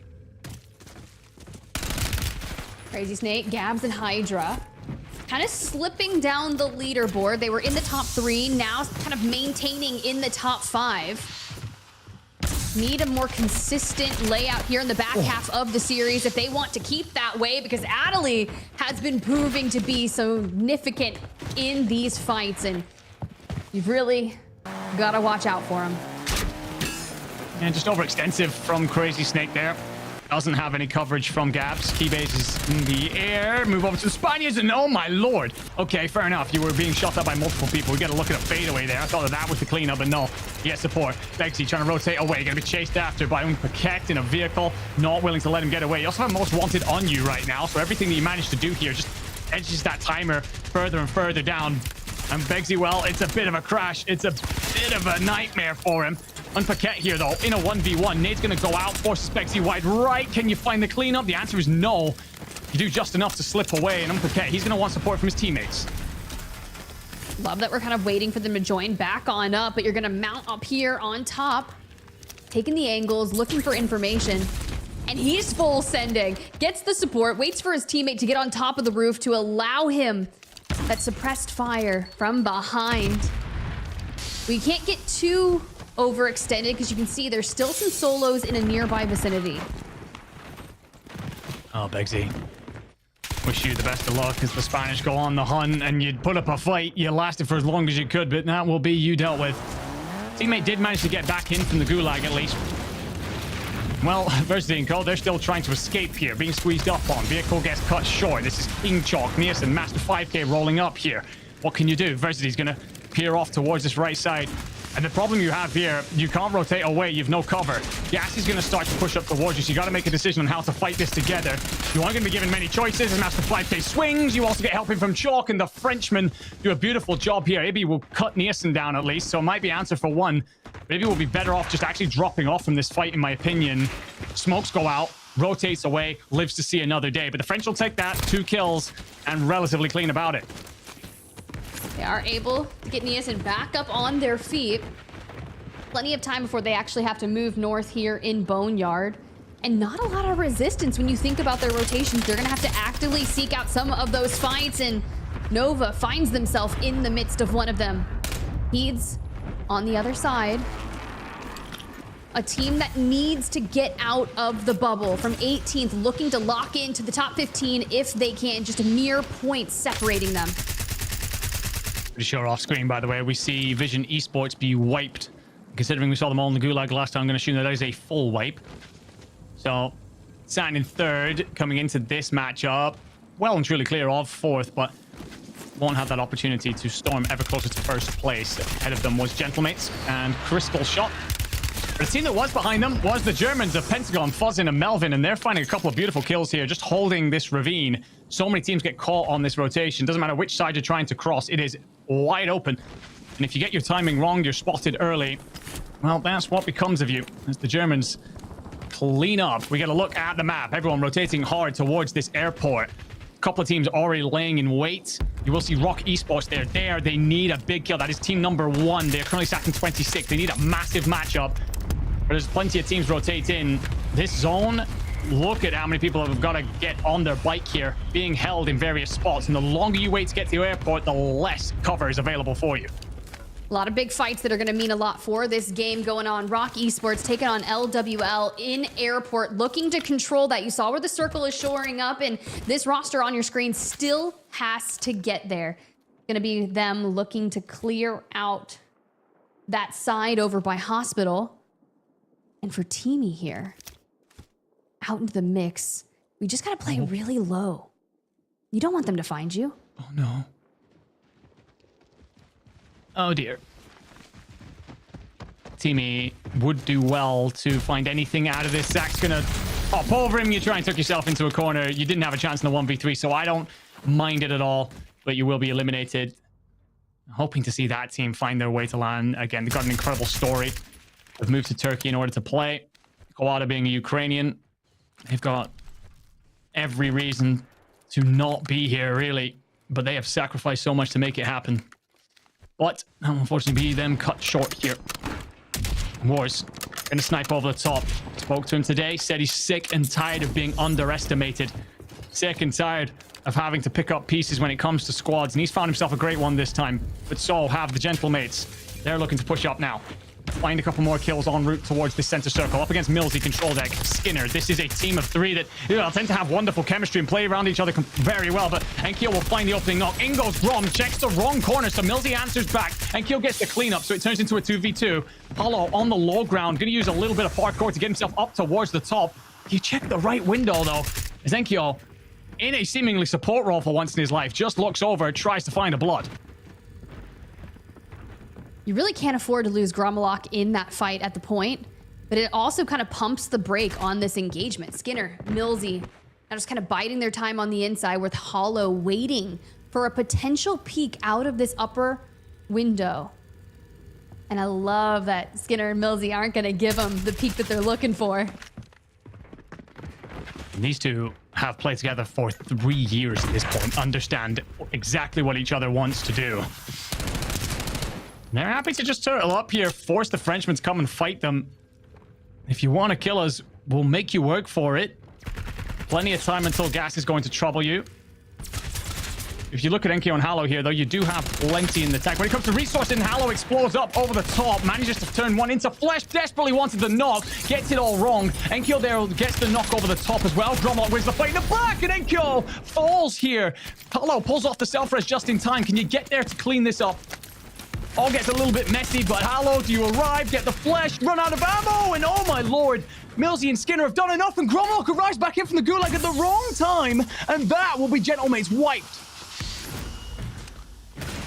Enigma, it really hurts hearing you say that. But for the rest of the lobby, you know they're feeling pretty good. Back to Fnatic, still looking to keep on moving up and up. Currently situated in 10th, which by any means, after 3 games, you're not feeling super safe there. 33.6 points. So they're situated at that 11 average, which is the bare minimum as predicted to get you into the finals at 15th place. So time to step up the pace. Team that definitely needs to step it up here on our screens. You're right. Problem is you are without Zakar, who has been your main slayer so far through the World Series.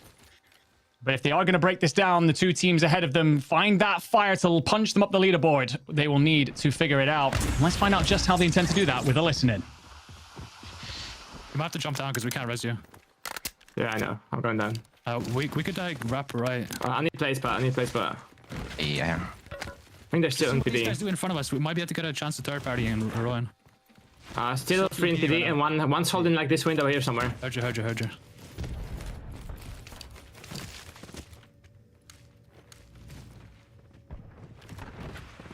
Pull up to us, Eddie. Close. Heard you. Yeah. Close. Pushing over. Yeah. Nice. Let's see, one more. Quick. One more, close. Yeah. Push. Come here. One's looking from the window. Let's get. Why is it me, bro? One guy. I think that's the same team, though. Yes, it is the same team. 100p. Okay, come. If you get him out, we can buy them back as well.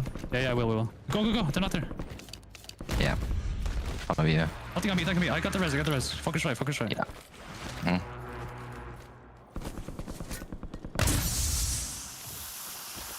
Buggy. Shoot that. No, they push me. I got fear. My 7. Yeah, mid. I'm gonna play my guns, yeah? Okay. Yeah. By the way, there's nothing like safe on our side of the map. Okay. Kids on the right, okay? On the hangars, on the right, deep right. Walk on me. My hanger, close. Yeah. I need a second. He went back to the, where's the buy, I think. Okay. He's still there, 30 meters, close right. Yeah. Yeah. You can get the rest, it's fine. Fuck. What's the left side? I think it's solo. Yeah. Okay. Strong You have a gassy? Yeah, you do. You can get it. Yeah. Might be Go dead around the after. GPR. You can buy one more gassy, but with this. Nah, you can't. Never mind. There's one thing to be said about their comms, Enigma, is that they're incredibly calm.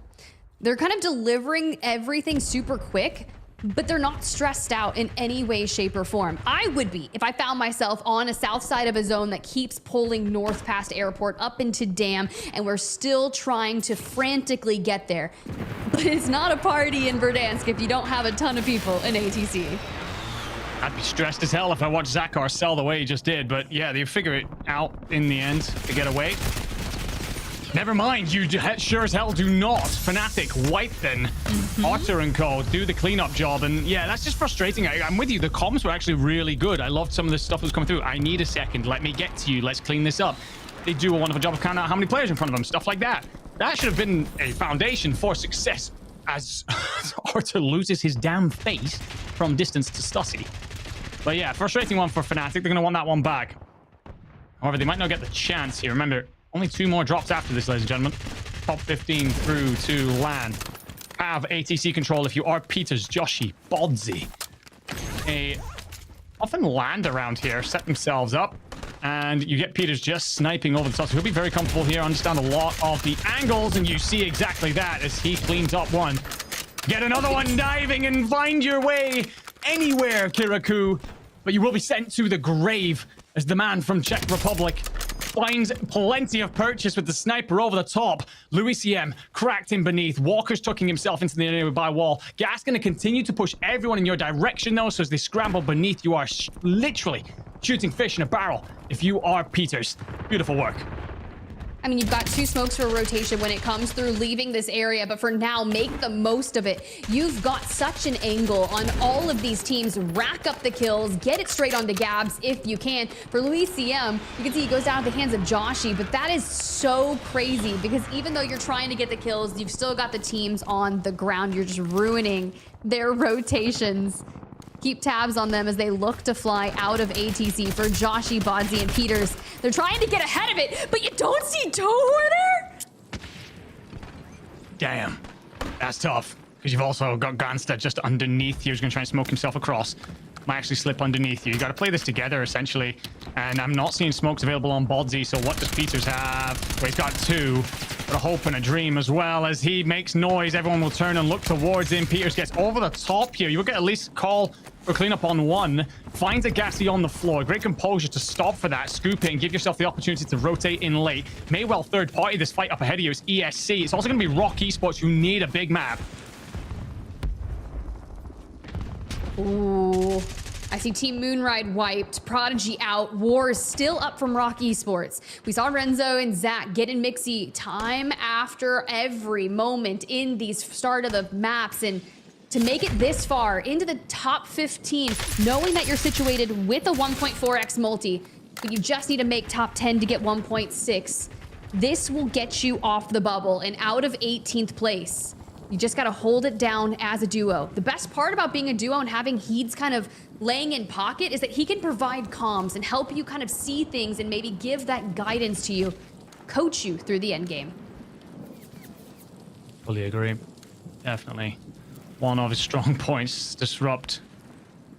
Oh, you're in a spot of bother, young man. I'm a huge fan of this guy. Has shown incredible technical skill in what has been a breakout year. Now looking at his discipline, his patience, you'll get a crack onto Nala, not enough for the knock. You find Nick Nocto onto Rocket, so you know there's 2 players in front of you. Your gas mask is going to start to break, so you got to find these fights quickly. Smoke's going to go out to cover. But do Nala and Per have the read on where you're trying to go, and Disrupt, well, he's just going to stick around in the gas here, try and be a bit of a nuisance for a moment. Going to find the knock only onto himself. And honestly, for Disrupt, probably the way it was going to go regardless, but does well to find one. Well, into Spectre we go. We got the Gentlemates kind of split into this circle, making sure they're clearing out whatever side they decide to commit to. However, it costs them Enkyo and leaves them with Gromalok on the other side. Jagombra here on 4 kills, finally working to keep the pressure towards the high ground. You see that roster number 31 into the top 5, that 1.8x multi. Such a boon to get.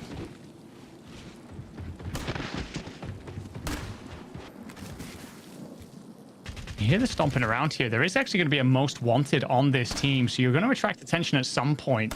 In Squad 19 center circle, that's going to be Novo Esports, the Spaniards. And their, well, trait is that they either have awful games or huge games. So hopefully this is the latter for them. Kitty's going to try and find progress here. Can you slip the net? Can you do this quietly? Will you get Stomway forward before you have to really fight? And Harvey's going to be shot in the back, and so is Cams. So Scaphology, Marcus, and Rafix who are going to be here for the final fights. I think you actually lost Rafix on this route. This is a squad that have so often been a team that I've called out as being basically the best of the second tier, never good enough in the top tier. Can they change that dynamic now? Well, Spectre are rotating in through the backside. Gomberin might find this, and you do get cleanups. It's actually coming in from the Dutchman of B Groovy. 2v1 final fight. No scams here. Pops on up from the rock. Immediately loses plates. Kitty, though, looking for an angle. We have the cover of the loadout here, and look where the circle is pulling. It's going to bring it back, and they have a 3v1. No reason to overextend. Let them come to you, but you see the 2 push to the side. They clean it up, but they can't do it just off the initial contention there. And to the win we go. Congratulations, Jagumbra, Tazen, and Soxy. Yeah, they do a very good job there. I mean, before we even get to that final fight, we should do a wonderful job of just using their numbers to their advantage. The Frenchmen managed to do enough in terms of slipping through the net and picking their fights as and when they need to. And well, ladies and gentlemen, no better way of knowing exactly how they won this map than tuning in with their victory moment.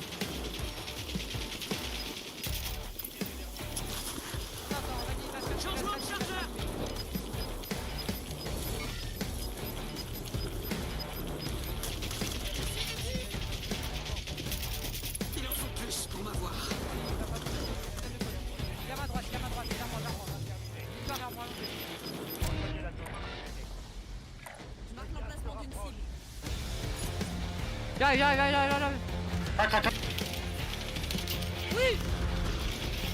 Oh putain de merde.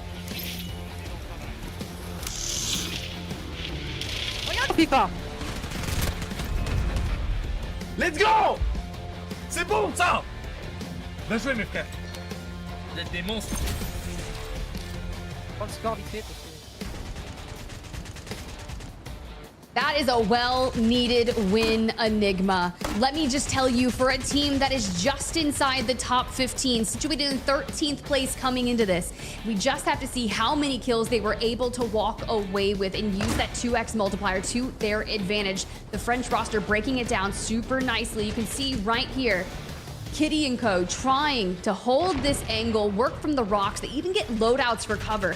But I will say that Marcus and Scuffology, throughout the duration of this endgame, they were wiping big names like Rock Esports, right? We see wars go down at the hands of them, so you know they have a banger game happening. No, absolutely. I mean, Marcus Scoffix and Marcus and Scuffology even mixed about 3 of those players together somehow. Love Child, perhaps, I don't know. But they do a great job of cutting down some big names for sure. But the reason that you end up with this victory for Tazen's crew is they pick their fights. They notice that there's a player above them. They don't want to fire at that because if they attract that attention, then they can't split in through the backside as they wish.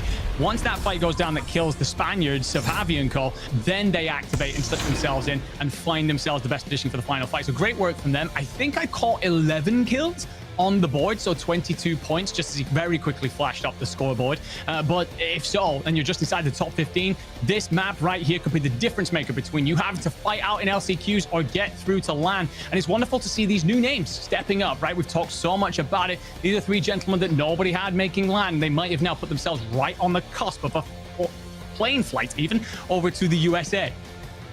Ooh, to the USA we go. Still a couple more games to determine who's going to be our final 15 teams. Goj, give it to us. Give me the goods, because I know you guys were kind of talking to me about the French language and telling me I'm pronunciating all these things crazy. No. Listen, Jagambrinba was a beast out there. And the fact that they won that map was insane with 11 kills, I believe it was, 22 points. Good math there from Enigma. A great cast from our duo. But here in the booth, we got to talk about that zone because the second half of this tournament is a brand new ball game. The teams at the top do not necessarily stay at the top in this map. We did see Gentlemates make it to the final couple circles, but Dream, want to go to you. Things changed when we pulled to the northwest. We might be doing this 4 corners challenge after all. Hey, but what we do know for BDS, all right, better days ahead. I wanted to show that I can, but listen, I'll tell you what, they have been having communication issues like crazy. And for Vision Esports, Goj, they go down early, having a little bit of trouble with that rotation. As you know, we're not on the east side. We rotated north. Yeah, and I think that's the key, right? Is that, well, this is what all the other teams have been having to do to get to Vision. So now Vision has to do it to the other side of the map, and they get punished for it. They go down early, like you mentioned. But Gio, some fun highlights here. I think the teams in downtown really can't catch, I guess, a break yet. They've got to get all the way up to Dam, and it was actually Ixian's team there that wipes a ton of teams. But some fun fights here in the mid game. Yeah, I mean, you mentioned Axian's team. They had some really good pop-off moments, and I think it was really cool to kind of see. I mean, I always love it when there's a lot of teams hanging around downtown. We sort of spoke about this last week because we had a downtown finish about whether that was a good or a bad thing. I quite enjoy how clustered it gets because it's really anyone's game. And to be honest, like, I feel like that's the sort of sentiment that carries over into how the end of this game even went, despite the location of that final circle, because having a team come out on top who none of us would have picked to be the favorite is actually a really cool outcome.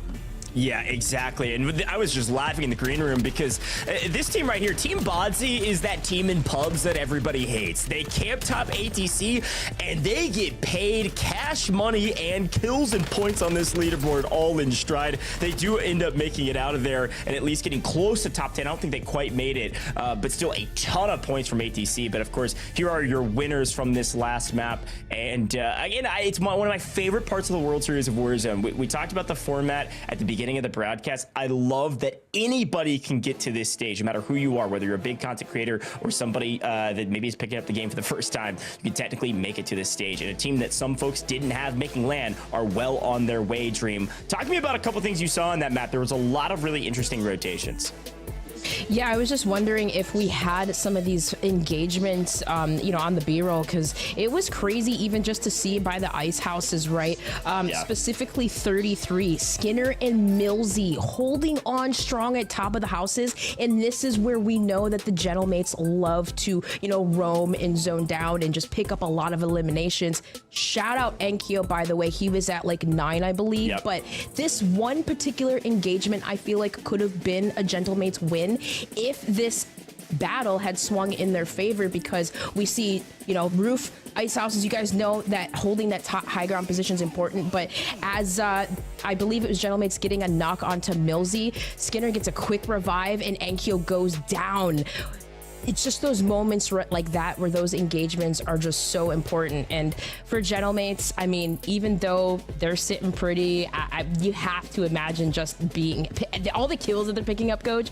Yeah. But we also seen up there too, I believe it was Moonride versus BDS, taking them down and sending them to the gulag. But gotta give a shout out to BDS because again, it was better days for them. They went from you know, their 40th places to 14th, 6 kills. Not, you know, again, hey, we take those. I mean, hey, for the last couple games that they've had, we take those. It was a crazy regame by BDS as well. If you go back and watch that VOD, and they were in the blender again, couldn't get anything going, finally regained, finally stabilized for a bit, picked up a couple kills, and were able to last for a little while. So the multiplier will come into play a bit, but still not good enough if you want to make land. Still a lot of work to do in the final third. Folks, we got a lot of math to do behind the scenes because, as we mentioned, Gentlemates is the only team at the top that was actually there towards the end of that game. So a lot of folks are going to be jumping up and down this leaderboard. And if you saw those margins last time, they are razor thin. We're going to take a very short break here in the booth. When we come back, we'll have the scores from the last game going into the final 2. And of course, our final 2 maps.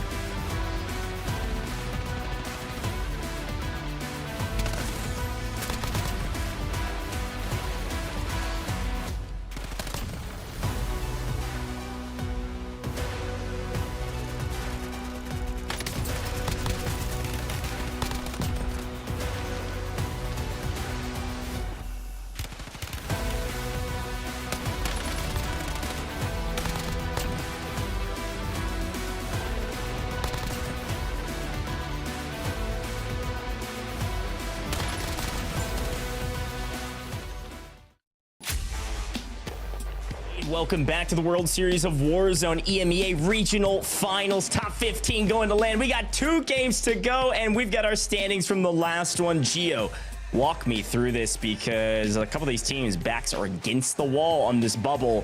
Take me through these scores. Yeah, I'm excited to look at these as well. Okay, Hello, Gromlok and Kyo at the top. I mean, it feels like that's kind of where they're supposed to be. No bias or anything, but they have been doing so consistently, even without getting those like first place finishes. They've just been getting the kills, and it's really been fantastic for them.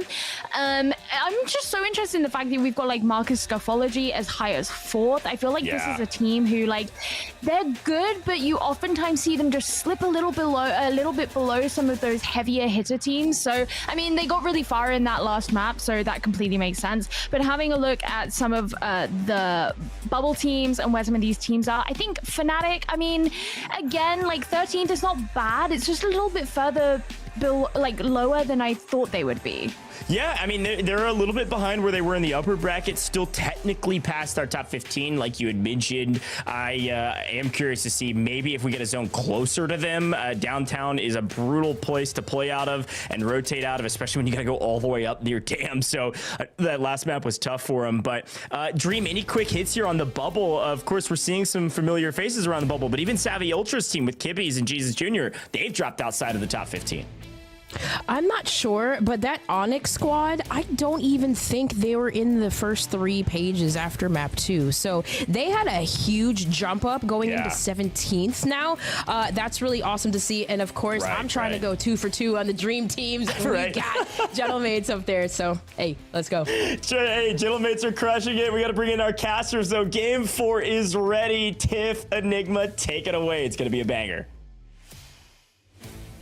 I cannot believe it, Enigma. We are almost done with the entirety of this series and that top 15. Man, I was looking at the points disparity, and there's about a 6-point margin between about 8 to 10 of those teams, which means we are gonna have some scary games to come. Oh, absolutely. And what else would we want? Couldn't imagine anything better to settle everything here when it comes to our EMEA regional finals. Of course, it's all about earning your spot to LAN, and for so many of these teams, you've done a great job so far, but you don't want to fall at the final hurdle. And there's 2 big ones coming up in games 5 and 6. For a lot of these teams towards the top end, you're probably feeling a little bit more comfortable, but you've also got, I mean, what? From 2nd down to 10th, there is about, I mean, not many points really. One big game, and teams could well and truly overtake you. So as we start to load in towards drop 5, everyone's going to be feeling that pressure dial up just a notch. Especially those, though, my friend, who are below that 15th position. They've got to turn up here. Speaking of turn up, didn't you mention that Echo from Team Vision was going to get wild after game number 4 once they felt like locked into the qualification spot? I mean, they're in 3rd place with 61.6 points, so maybe we keep tabs on their POV here. With 2 games left, you're either rising or you're falling. You don't have any more time for maybe some misplays, no mistakes. We're all about locking it in to the global LAN finals from EMEA region. Where are our 15 teams? Let's get into drop number 5.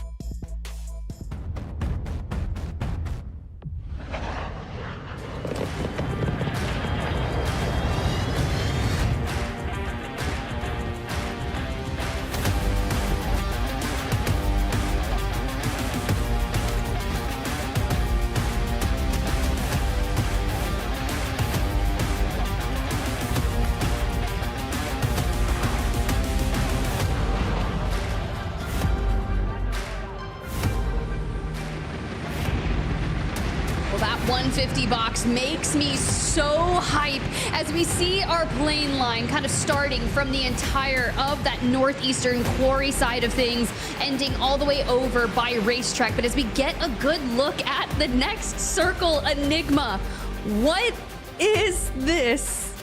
Hey, we said we wanted to do the 4 corners challenge. We're certainly trying. We've seen 2 circles down towards prison side, 1 up towards the airport, and now heading on down. But ladies and gentlemen, unfortunately, we have got to fix a few small technical things, so we will be resetting that lobby.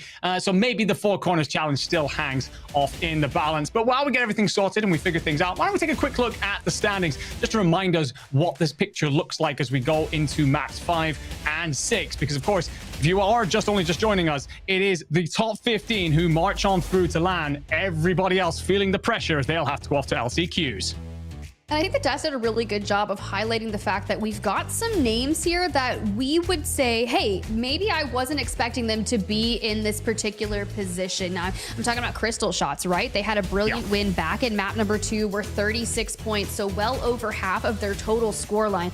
But we talked about it yesterday, that benchmark being 67.8 points to guarantee you 15th place or better. So if you're going off that margin, then we feel pretty confident that you've already locked your ticket into the Global LAN Finals. And Marcus, Scuffology, Rafix, they're super close. Vision, same as well. And then you have kind of Tazen and Co, our winners of map number 4.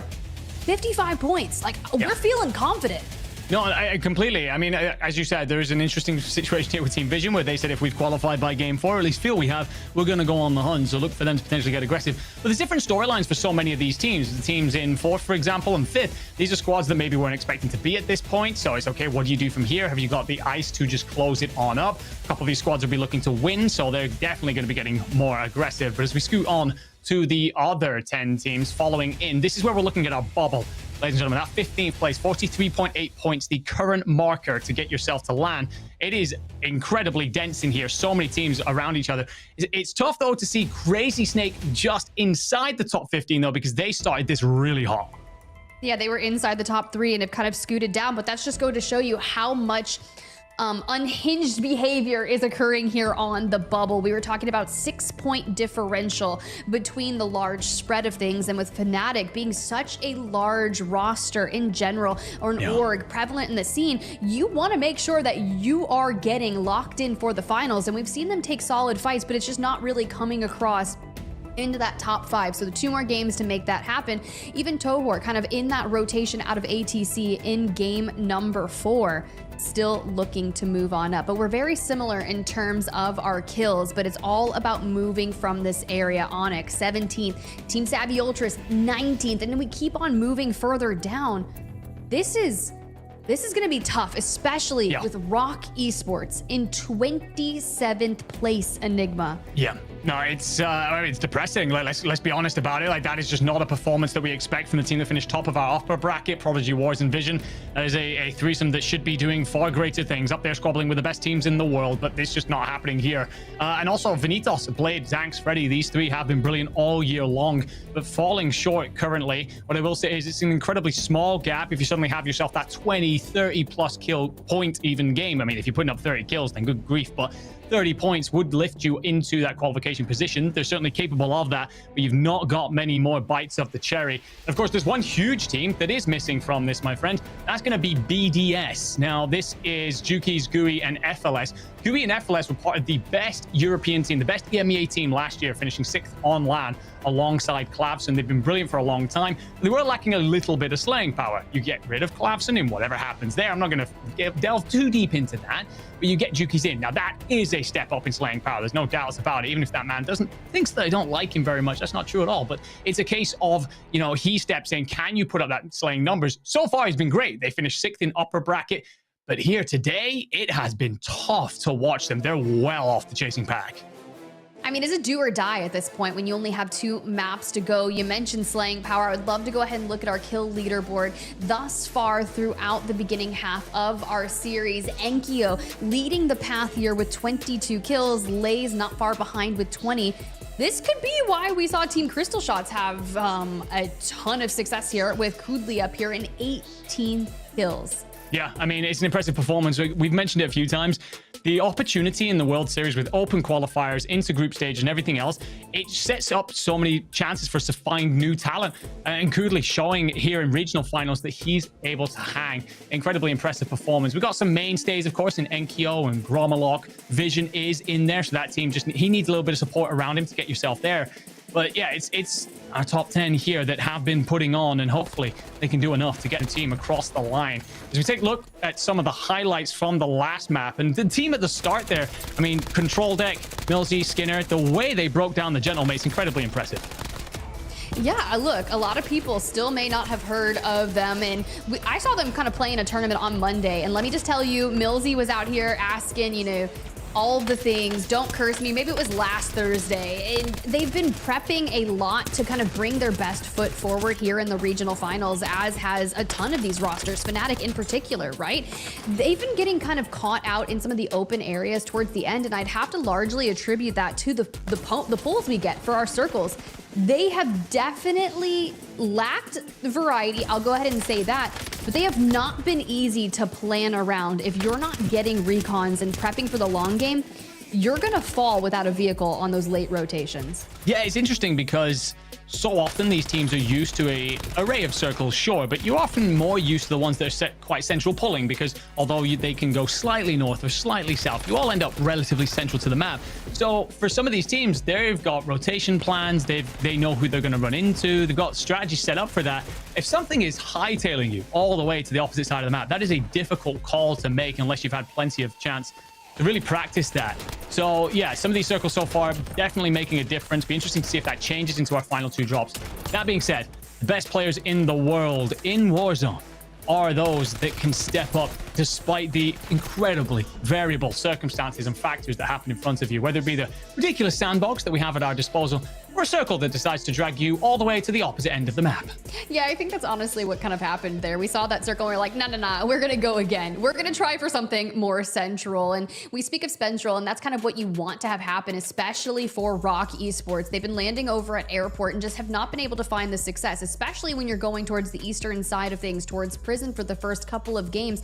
We've talked about kind of the choke point that's been happening there in the central map, kind of trying to get through the open terrain across the way from stadium. But even when the circle starts to favor that of airport, where they just have to go up a couple unnamed POIs, they still don't actually get out of airport, Enigma.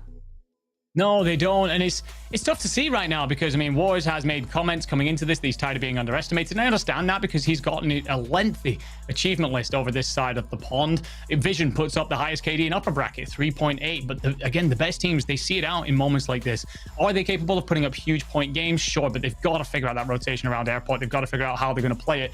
We had a quick look at where that last circle would have pulled had the lobby been fine. It's interesting to see if they do get that kind of rotation, pulls off down in towards either central or that southwest corner. Can they figure their rotations out? Can they find the kills needed to lift them? If not, I mean, they're a huge team. You'd expect them to do well in LCQs, but nothing is granted.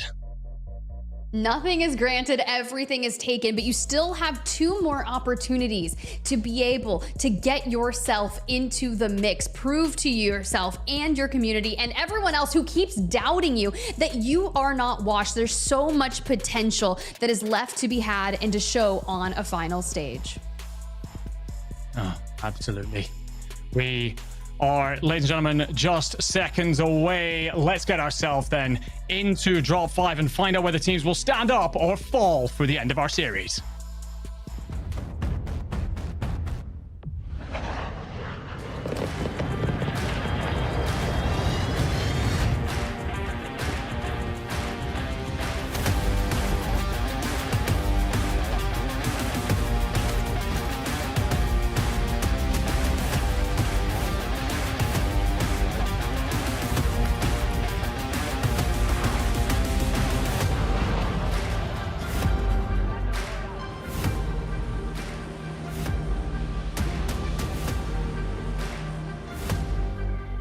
Well, as you can see here, we're going to bring it back to the desk just one moment. We want to make sure that every single player gets locked into this lobby. We know what the stakes are looking like, and with only 2 more chances to lock your tickets into the Global LAN Finals, well, everything needs to be pretty fair.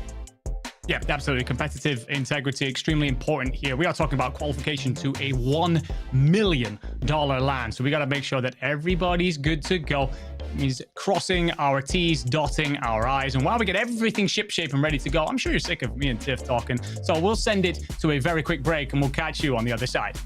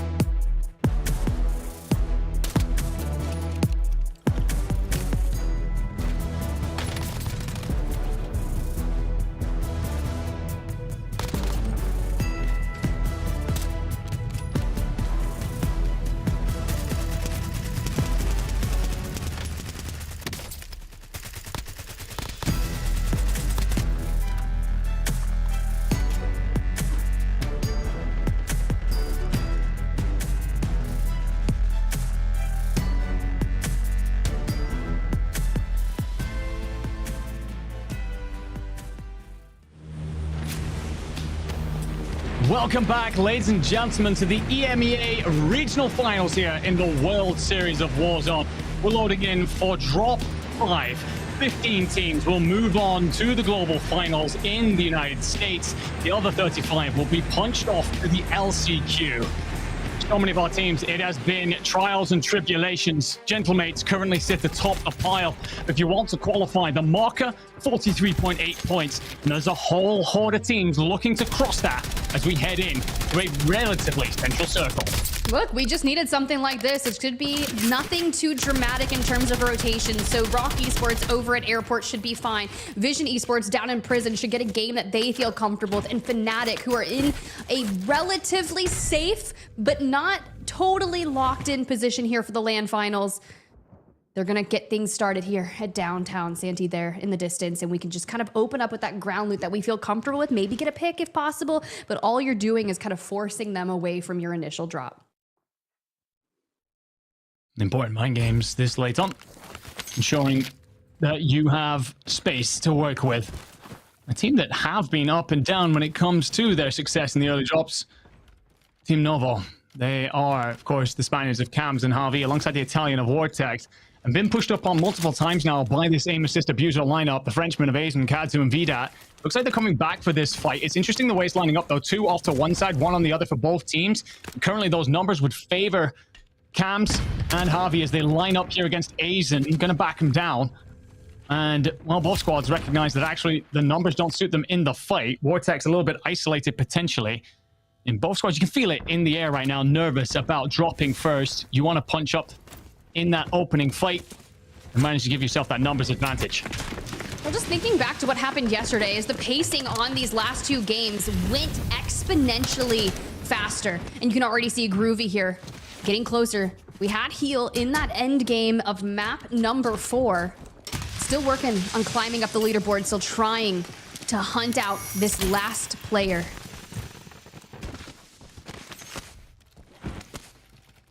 The Dutchman of this Zacher lineup in Vincento, Bano, B Groovy. Currently looking for ways to lift themselves ever higher up this leaderboard. Spoke about them earlier. They have moved to 3 ARs rather than running a sniper. Just couldn't find their footing with it, find their flaw. ARs have let them to be aggressive together. Move over. This is Light Unlimited, and Guts is going to be collapsed on by Brandon Skulls. Cleaned up by the Romanian. Give you a little bit of a numbers advantage, but there's another team in Team Fortimi who are interested in third-partying this fight. I do love a good third party, especially if you're smart about it. But what we have to do here, if you're not into that top 15, I would almost go for broke here in map number 5, right? Yes. Take a good fight or 2 off rip, focus on rotations, banked off the backs of those recons and advanced UAVs, walk into a power position and just let the fights come to you. The tale is old a time. We know the strategy. A lot of people love to use it, but it hasn't necessarily worked out for a ton of our teams here today. We see them going into God position early on, and we're actually losing fights as teams look to take it away from them. Brandon Skulls has done well here to find the first. We'll also get the cleanup as well. Has coverage above from Sash, so he's going to back the Turkish squad away. However, that will be a cleanup, so 2v2 here at the Overlook. And Brandon just trying to find his opening to rotate away from his position. Move across to, wow, Dragons, Momo. We've seen quite a bit of this team, but not all of that has been success. Really kills on the board, at least for Dragons. And oh, Scrobby there with a beauty on Momo to wipe the team. So for everything that we've seen so far out of that Blau lineup, this will be a slower start that sends you to the goo. A couple of other teams that just haven't had good days, Ash and Co, they will be sent to the gulag early as well. Don't feel super comfy about burning your gulags earlier. Lennon's gonna win his because the entire Vision Esports roster did immediately drop down into the gulag. I saw Team Moonride having some issues as well. Fnatic here. We touched base with them as soon as we got into map number 5, saw them putting pressure on neighboring teams, and at least we're able to kind of play back here, but from a distance. Just because, you know, we don't have a sniper in check doesn't mean that other people don't. Very true. One of the dangers of this game, of course, anyone can be bending the sandbox to their will. Involve getting shut down with a sniper that can involve getting pushed up on by an SMG or 3. Percy here, in trouble, backed up into a corner. You are going to have Ivy, who's just about alive, never mind, dealt with by Yakir. However, Squad 16 are rolling up on you. Yakir goes high and lands basically on the head of Crazy Snake. Tries to get fancy with the cleanup, doesn't necessarily need to. And just in flow state right now, if you are Yakir, steps up with the sniper. Do you see Hydra, who's in a hell of an awful position here, just trying to stay alive. Percy's on the rooftop. But now you're getting shot at from the backside as well. You don't want to let Hydra slip away into the night. You're trying to pressure him, but you've also got to be careful about losing your own life. And you can't afford to go down right now. You need to maintain presence. You are currently just barely inside the top 15. Another team still looking to get there. You can see Kruger, Vap, trying to take those off-camber fights right into map number 5. And what we do is we preserve any chance of burning gulags. Every dagger for these squads ever more painful. This late on, if you haven't had a good performance so far, you will feel every bullet as it strikes. This squad, Deki, roll up here, try and collapse in, setting up this pinch. Lays in through the window. Deki providing cover from afar. Stukek's rolling in through the backside. Honestly, it's not going to be super clean, but Lays will find Percy. Where's Connell? Where's Yakir? What can they do? Deki pushes, just about finds it in the smoke. The hipfire comes through and connects. So great work from Deki and Lays, seeing yet again why this squad have surprised so many through this year and continues to punch their way up leaderboards. I mean, look, they're just grabbing attention from all over the place. Gets picked up by Leviathan, looking dominant here. 33 kills alone from the upper bracket brings you well into the top 6 fraggers. But another heavy-hitting organization, Fnatic. Not alone here in downtown. We've seen them constantly running into players, but as you can see, the loadout across the way. Finally getting some good weapons. But Zakar, heartbeat in hand and a dream to land. Let's get into a listen-in with them. Give me money. I got a pull. Yeah. Nice. He's still like on the roof somewhere. He's on the roof, yeah. We can run back to PD. Yeah, take the celly, Pat, and come to me, PD. Yeah. We're gonna pop the dust to get in. So we can't even do that recon. They can come back here. Dipped already with the trucks. Okay.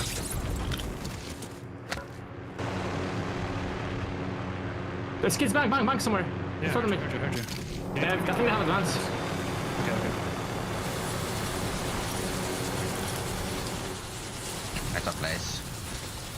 Yeah, I'll give you plates in a second. I need to pop advance. Yeah. I'm kind of stuck here. I can't see them on beat anymore. I went back to be honest. Heard you. Pick me up that with the thing. I'll drop you plates. Yeah. He's laying on the roof somewhere. I'm gonna need plates too. Yeah, that's okay. We can just fly up that box or whatever and take it in. Well, let's do that. Let's take the plate box.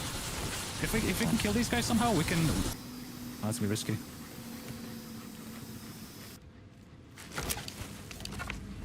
We can take it. We can go. One guy. Come on. Yeah, let's do it. Take the plate box. Go. Yeah, I got you. Take the beat, someone. I got it. Still one guy.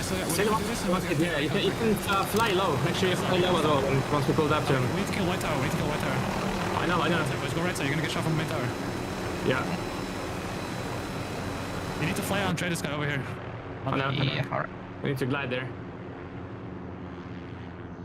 All right, Enigma, a couple of things as we got to listen to those comms. They were looking to do a recon contract. Unfortunately, couldn't get it secured. They popped some UAVs and they immediately start rotating. One might have actually just gotten ripped out of the heli. But as you can see, we're still working towards that left side, but now we're forced to fight it out. And just so much pressure to this team as well. 13th coming into this one, so just about hanging on to a qualification spot. Zakar shows why he's been leading the line for this team with a pickup that was desperately needed. Exia now slipping back and forth and just finding a moment to breathe and set themselves up for the next fight. During that listening, that's what we got to see there. He's just got to be very careful of this blast trap just down below. We'll come back to the listening conversation. Baked out well. So now how do Kawada and Igorka react beneath? You hear the zip. Maltini going to be here to fight. Zakar just laying in wait. Yeah, during that listening, plenty of good comms. They were completely aware of what was in their area. Except for apparently that Team Co. took themselves into a nearby building. Hatsuka here to join the fight. Enxian looking to provide support. Out goes the Thermite. Connect. Swords a Molotov in return. Out goes the smoke. You're just going to flood it. Zakar hits the go button. And you just slide straight past them. There's 3 members up against it too here. But you don't really find as much purchase as you'd hoped. And all of a sudden, Kawada and Teamy could slip out the back door. We are square dancing through the smokes right now, but at least we've got our plates back on in. It's like we just waved a white flag and we're like, hey, can we just get a pause on this fight? Not ready just yet, but we do take the roof. And it allows us to scout out, did they leave? If we don't see them kind of pushing anywhere from this building, then we know they haven't left. But finally, Teamy Igorka, you see them kind of lay the path first. Some good sniper shots trying to connect, but are not going to land on a Kawada.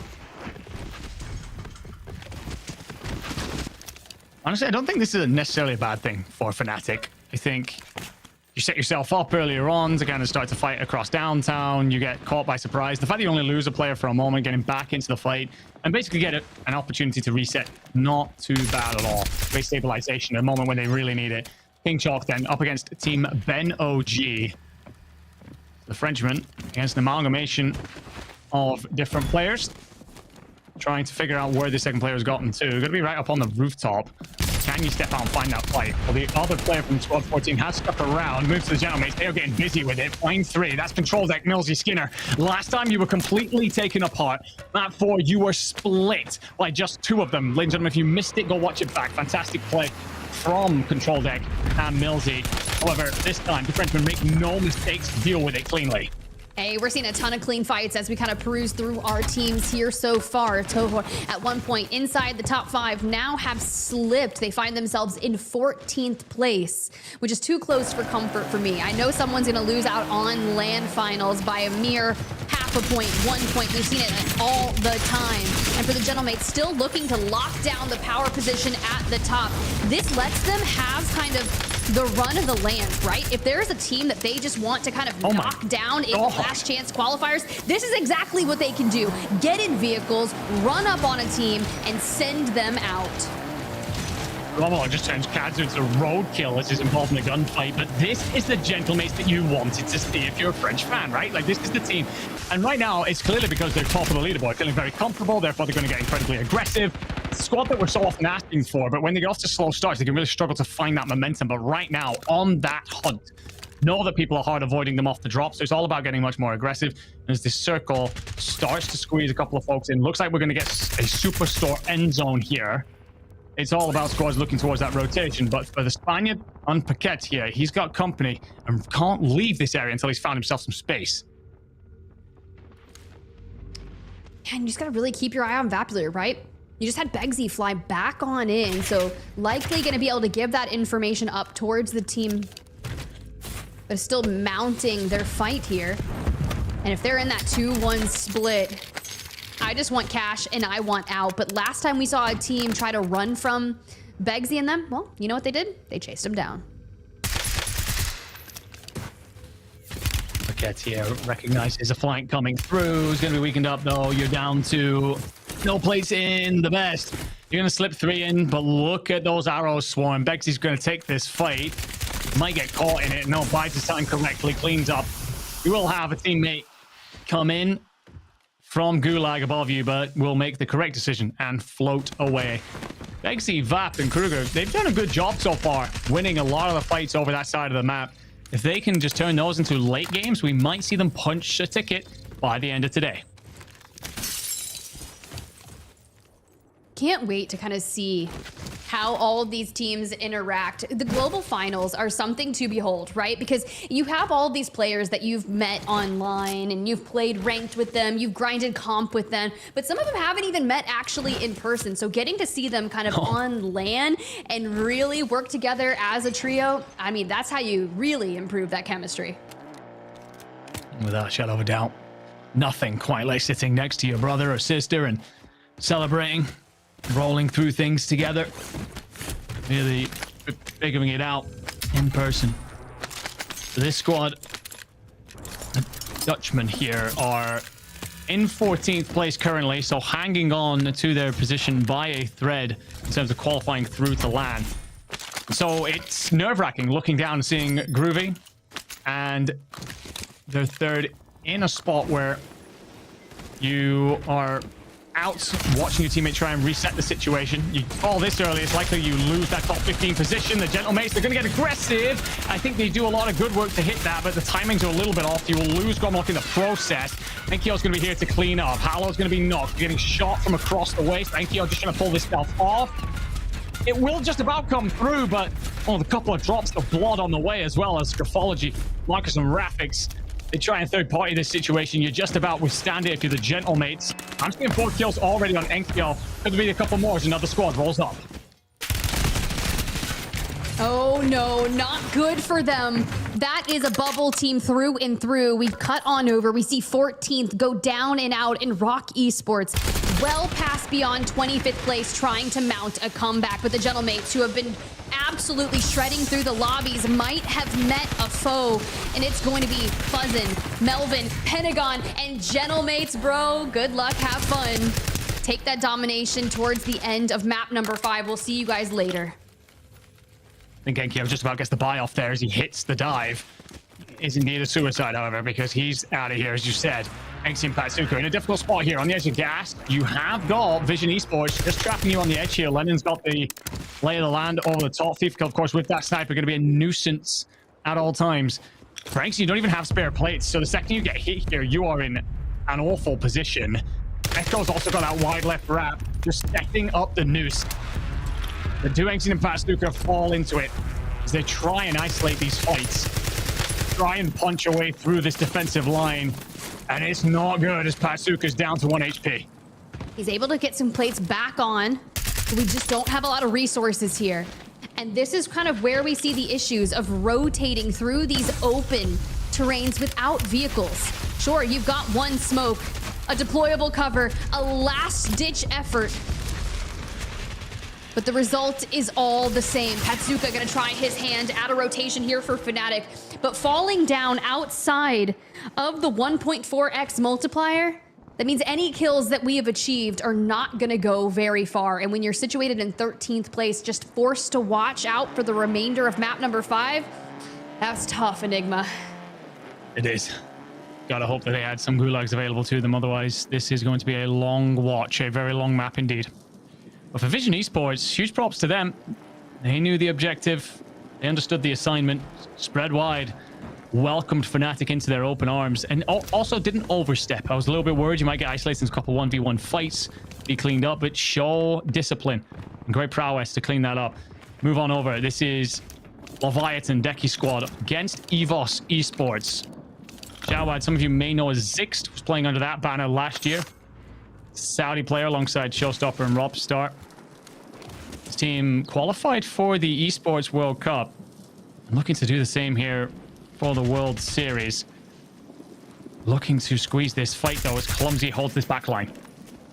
Not on the bubble, but I mean, if you've got 4 kills just on one player alone, all you have to do is hit a rotate out of this train station area. But what we need to do first is we need to take it over. And if you've got Leviathan and another team still here, there's only so many places you can kind of work to rotate out of here because we need to go north. We got a good glimpse of where that circle is pulling, and it's going to be all of the buildings in between Superstore and train station, and a large majority of our teams have already made their way there. And with Leviathan sitting on top of you, holding these angles, Showstopper, are we gonna chow this? Huge test. This, we'll come back to it because King Chalk, he's in a gulag against Peters. Frenchman, what can you do? Slides left. Did you catch any Peters? Oh, you should have done right there. I don't think Peters saw you, however, so you get the initial crack. You check left. Nice, easy, simple, straightforward. Get you back into the fight. You are this ESC lineup. Get a look at the kill feed. Is going to be Pentagon getting knocked and killed. Also, squad 11. That's Brandon Skulls and Cole being wiped. No action absolutely everywhere in this one. Even for a more central circle, this has felt like a breakneck pace. Back over to EVOS Esports. So often finding high kills, struggling with placement. It's been their story. But now it's all about discipline, patience, picking your moment to strike. But it's going to be fine margins as the gas creeps up on you. I know that we're sitting here with Robstar, but I want to say Rocket just wiped Vision Esports. A 19th place team knocking out a 3rd place team, fighting everything that they can do to make it into the point standings, to get inside that top 15. But for Robstar, Showstopper, Yavid, they've got their work cut out for them. And Master 5K, it's must win. Sure, we saw King Chalk win his, but this is a 12th place team. It is indeed. Every gunfight just that little bit more important up against this Turkish squad. Master 5K here lets the flag go out, slides right, and gets cracked actually. So doesn't dish out enough damage, but the reposition works. Beautiful footwork. Smooth with it to reposition, find the new angle, and clean it up. Now back over to this fight. EVOS Esports trying to rotate between 2 different squads here. Showstopper going to be pressured from above. Actually, it's going to be Zix. Jawad finds the knock onto Vincub. So that's going to allow you to slip out through the back door. That should now give you the opportunity to hold this team in. But do you recognize that Team Deki are collapsing in through the backside? If not, you could be pinched in. If you do, you could be so many kills on the board. Leviathan wants a piece of the action. And they need it. I like that we're kind of sending Deki and Lays out there to set the groundwork, right? Maybe we can find some clean pickups through this. Sure, we're in 7th place. Oh. But Robstar and Showstopper, not afraid, because guess what? They have to push into them as Deki falls. Deki cleared out. Incredible shots by Robstar there to weaken Deki up, force him to run through the gas. Lays is actually on an escape run. The problem is you're now getting shot at by, I believe, Control Deck and Co. So you're now going to find your way through yet another challenge. Lays going to stick around for a little bit too long. I think you actually have that ripped away from you. I think King Chalk gets the final bullets, which is heartbreak for EVOS Esports. And this late rotation is going to be their undoing yet again. So many squads laying in wait, seeing that fight that was ongoing, third-partying the situation, and despite all the kills on the board, it's the same old story. But Abwiz is going to find all 3 of Skinner's squad with that PA over the top. So many players falling here as we approach our top 15. Let's see if Nala, Para, and Rocket can get into the next circle. We have 16 teams here in a very small circle. Luckily, plenty of buildings, but a lot of cohabitation here. You can see through the outline, there's a rogue gentlemate outside. No doubt praying not to be found. You're in that situation, hunker down for top 10. Pray to the gods, do your best. You may have just come across them if you are the 2 poles here. Hallow actually may have been shot from elsewhere, so Hallow should get away with this for now. The pole's trying to reposition here, not doing it with much success. Gas is going to force you to move in a minute. Per's going to hit the wider wrap. Going to find a different angle in towards the fight. Teams ahead are already scrambling, so is that your window of opportunity? Yes, it is. Per crosses LC10 in hand. You squeeze up close. Blade and Wartech will find knocks onto War Daddy's team. Squad that we saw win earlier on today, but haven't been seen much since. Great work here from Rocket to cover over the top. You find one. Unfortunately, the Thermite's going to hit, and Hallow is activated in the backside. Gets a crack in, and that will be the end of the Gentlemates, but not without finding blood elsewhere, as Per surely falls. And all that's left of that team now, 1 solo survivor rotating in. Nielsen also cleans up what's left of EVOS. And so many scrambling now, but this will likely slow things down for a moment as everybody tries to find themselves that top 10. And there it is. Give us the 1.6x to work for the 10 kills that Nielsen has. Mind you, I said 12th place coming into this. Do or die for the team on your screen. BDS, they're making it into that end game. All 3 of them up. GUI, FLS, Jukies. We're situated. We've got self-reses. We're looking for Bodsy. And Bodsy here, he moved from 15th place to 8th place. So they're kind of comfortable. But you don't want to leave anything to chance. And FLS needs every kill he can get. I see him 5 already for FLS. Curious what Jukies and GUI get up to, because FLS is typically the anchor of the team. So if his boys have got more kills than that, this could be a huge game for them just when they need it. You find a wipe, Jukies will clean up on Peters. Nielsen's just trying to stay alive on the edge of the zone here. One of our bubble squads, so important that you try and make it for that top 5 for the extra 0.2 multiplier. But look at the arrows. They're turning towards them. You've got BDS just ahead. You've got squad 46 just behind you. That's going to be Marco Sancho, and well, that'll be clean up. Another one on the board for BDS. They have a great position as everyone else scrambles over a small landmass. Set 7 teams left. The battle of the high ground, but FLS is going to be the one that cuts him down. Look at the circle pull. Keep your eyes on the BDS roster because they have everyone on the opposite side of the zone from them. Vanitos in the mix. They need a big game well outside that top 15. And Kibis getting mixy towards the center. Honestly, FLS is on par with the fragging potential that Juki's has right now. These boys are frying. These boys have got great position. The zone will pull towards them as well. So if Juki's wants, he can just basically hug this wall. As everyone else crosses in front of him, he can find the kills, but he gets the comm from his IGL. We've actually got a building over here, boys, that'll let us look over everything for free. Dewey finds purchase into Savvy Ultras. You will be kills going on elsewhere, but FLS will be feeling plenty comfortable with that. Squad 46 down to 1 player and Zoro. The Spaniards are going to try and fly out. Vortex cut down first. Cam's going to try and get there in terms of saving his teammate, but unlikely to make it happen now as Jesus Jr. cleans that up. The 2 Italians down to the left. 1 Spaniard up in the tops, but it's FLS, Gui, and Juki's in the prime position to take it. A 3v1v1. Number advantage. Just looking for the cleanup. A massive game here for BDS when it mattered the most. Making the most out of that 2x multiplier. This is definitely going to change their fate, Enigma. An insane game just when they needed it, as you said. We've seen them struggle so much. And if you haven't seen the Twitch clips, ladies and gentlemen, go and check them out. This has been a tough afternoon. But when they needed the biggest moment, they stepped up. So let's tune in with their victory moment. Crossing. Bunny!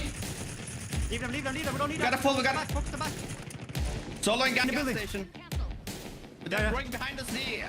Second floor. At the little hut, In this. My ping here, Inside. Are you high? Yeah, I'm high. I got right side, I got right. Go, smoke out. Bunny, dead. Two solos. Bolting gas, I think. Go. Get yellow, me. One more. Gas. Shot. Fucking go, man. You guys are fucking amazing, bro. Get a fucking way, man.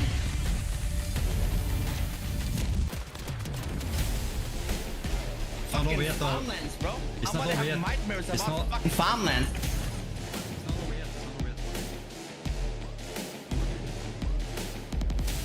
22 kills, Enigma, 44 points. We knew it was going to be a banger, but I didn't realize that it was going to be that many points. As you kind of step back, we saw it from their POV, but we really have to kind of break down what we were able to achieve. You know BDS is on the other side, but we have this utter collapse here.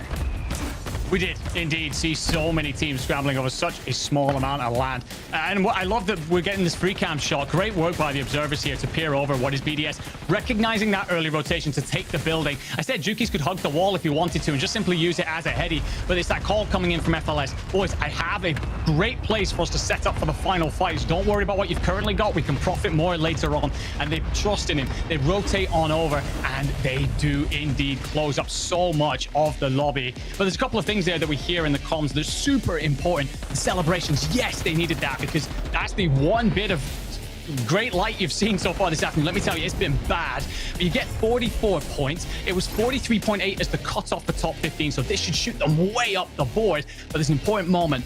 FLS just coming through, cutting in the celebrations. It's not done yet. Job's not finished. Let's get this done.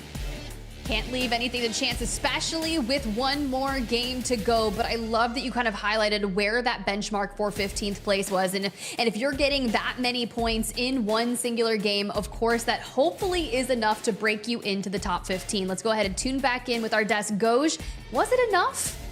Brothers, yes. Are you kidding me? That was crazy. They had 20 points total in 4 games. They got 44 in that game. That was crazy. They are right there up into the mix. They need like probably less than a 10-point game. I think BDS has done enough to be within striking distance. Now they just got to walk through the door. A great cast from Mark Casters, but I was freaking out in the back because of the math from that one. They had 17 kills in total, by the way, in 4 games.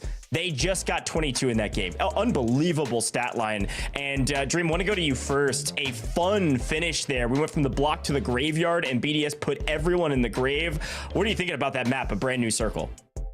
Well, I think about one team that was also kind of contesting them a little bit with the little sniper battle that we had by the PD station. It was Rock Esports, right? Our first place upper finals team that has been struggling here today. And well, you gotta give credits, of course, to BDS for holding their own, but they backed down from each other, Goj. This map was so fun. Yeah, backed down from each other and kind of cooled off. Gio, you were talking to me a little bit behind the scenes about where they drop. Let's talk a little bit about that while we're watching these highlights. Yeah, I mean, BDS have been going all the way to the very top of the map every single time, which seems to have not really been favoring them very much in the first few maps, you know, when we had that zone go all the way to the east side. But that seems to have changed, and I don't think it's even them that it's changed the script for, because one of the things that we said, and I'm sorry, I told FIFA I was being nice, and everyone thought I was being nice about them, but we were talking about how it's kind of concerning that Vision doesn't seem to have had a great last couple of maps, and could that also possibly be because of it was just serendipitous that the circle happened to be going where their POI was? Right.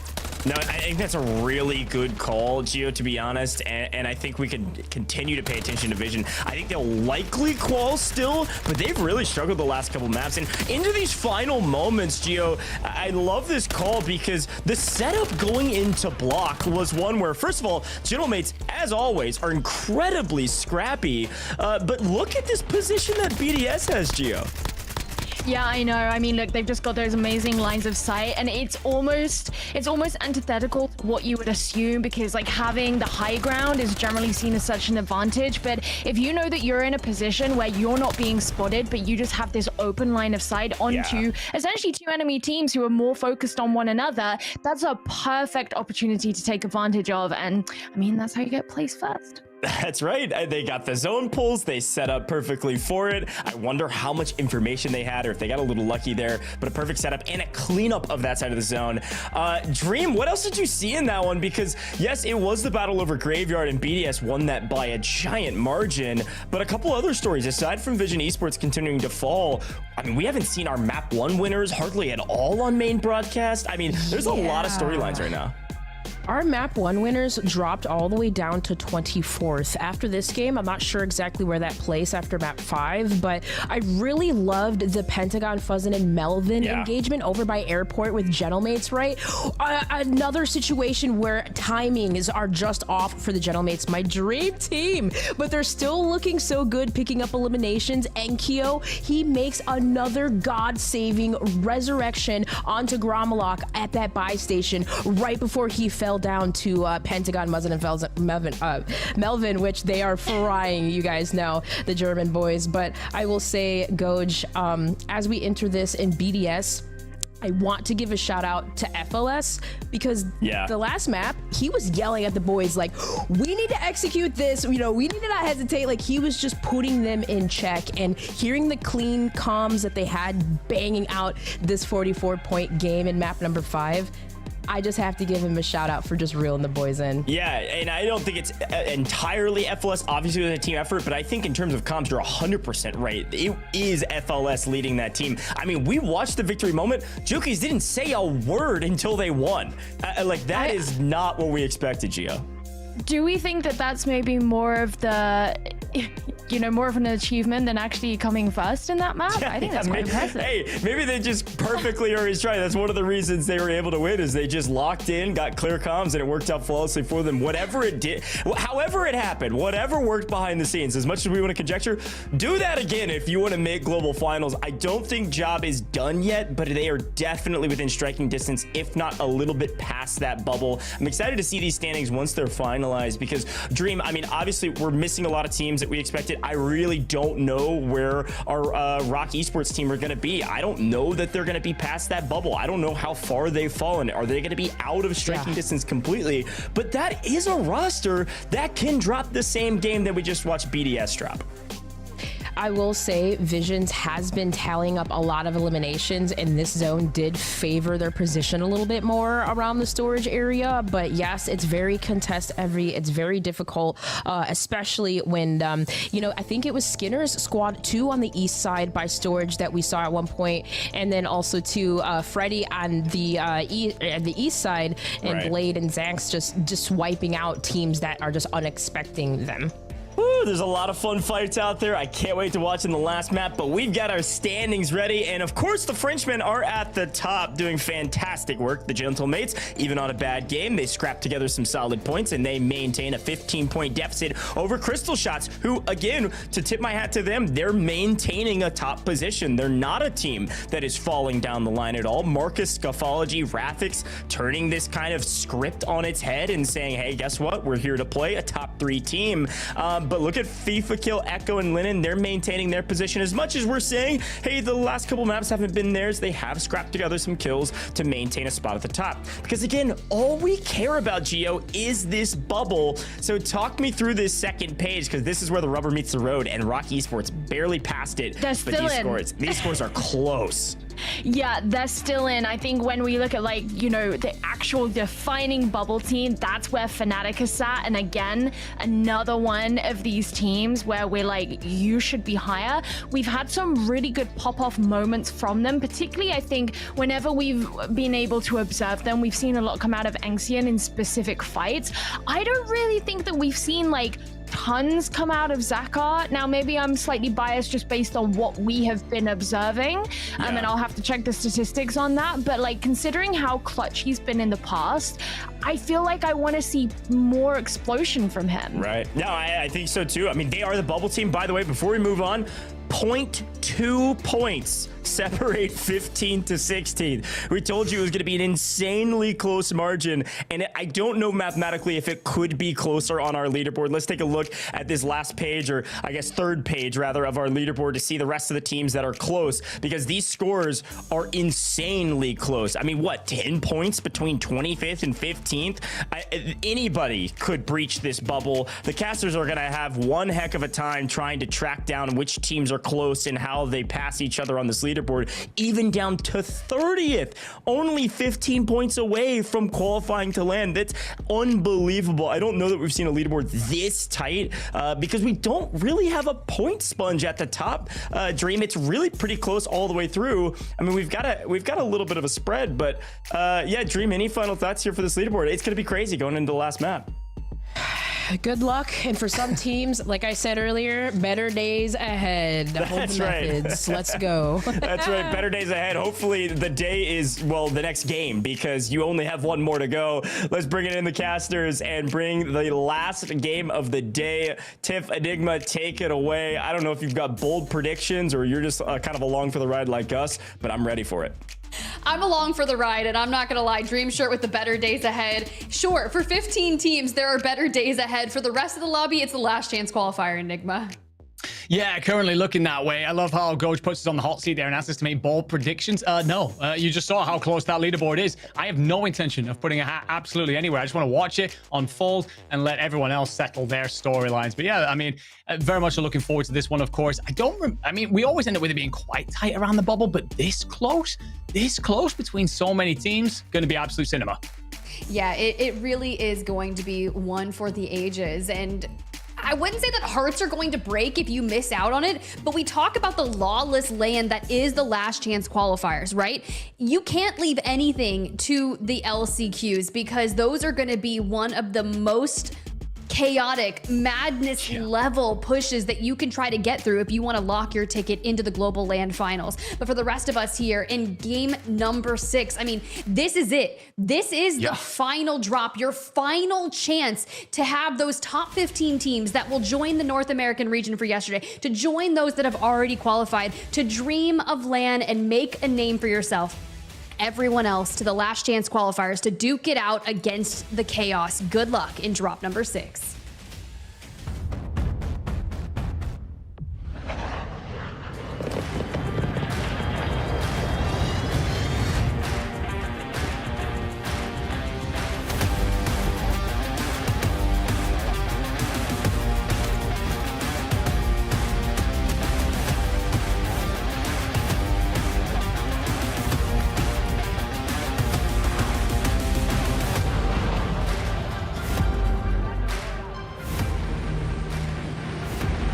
Lanes up and we're dropping into it. BDS, after that 44-point game in map number 5, have found themselves into the top 6. Feeling pretty confident for them going into the last one, but for everyone else that hasn't made it there yet, a central circle will give you the tools to success. For those inside the top 15, for many of them at least, of course, looking nervously over their shoulders. 52.8 points is the cutoff to let you know just how close it is. At 30th place, you're only 12 points behind. So everything mattering in this final fight for BDS, who just made the run, just jumped the stick after being out of it all damn day. It's about just solidifying your position. Or are you here to maybe run another heater and somehow steal it all away? These gentlemen certainly have that capability. Recognize Moonride rolling up behind you. Gooey just worried about getting run over for a second. Moonride going to use that moment to slip away. Does a great job. Gooey, considering the Hun, not sure if it's necessary, rotating instead towards his teammates. I prefer that call indeed, as his players loot up in the surrounding location. I'm looking at the cutoff here. 52.8 points. Anyone from the outside looking in needs, you know, maybe a 30s to 40s that could really change that for Tohor. They've been kind of skirting the line around that bubble. I'd feel a lot more confident if he could just like staple it in there. Yes, he has to worry about what's beneath him here. As jumps, Charles hits it, but unfortunately will not stay alive for long. And Paquette trying to cover over his fallen comrades as Toyo has been sent to the goo. Gansta, he is knocked and will likely be cleaned up.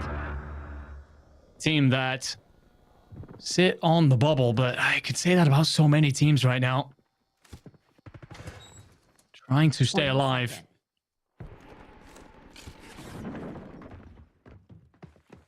Oh, they're parachuting on in. Looking to get into the action, but yeah, 22nd place. They've fallen out from the inside of the top 15, slightly out.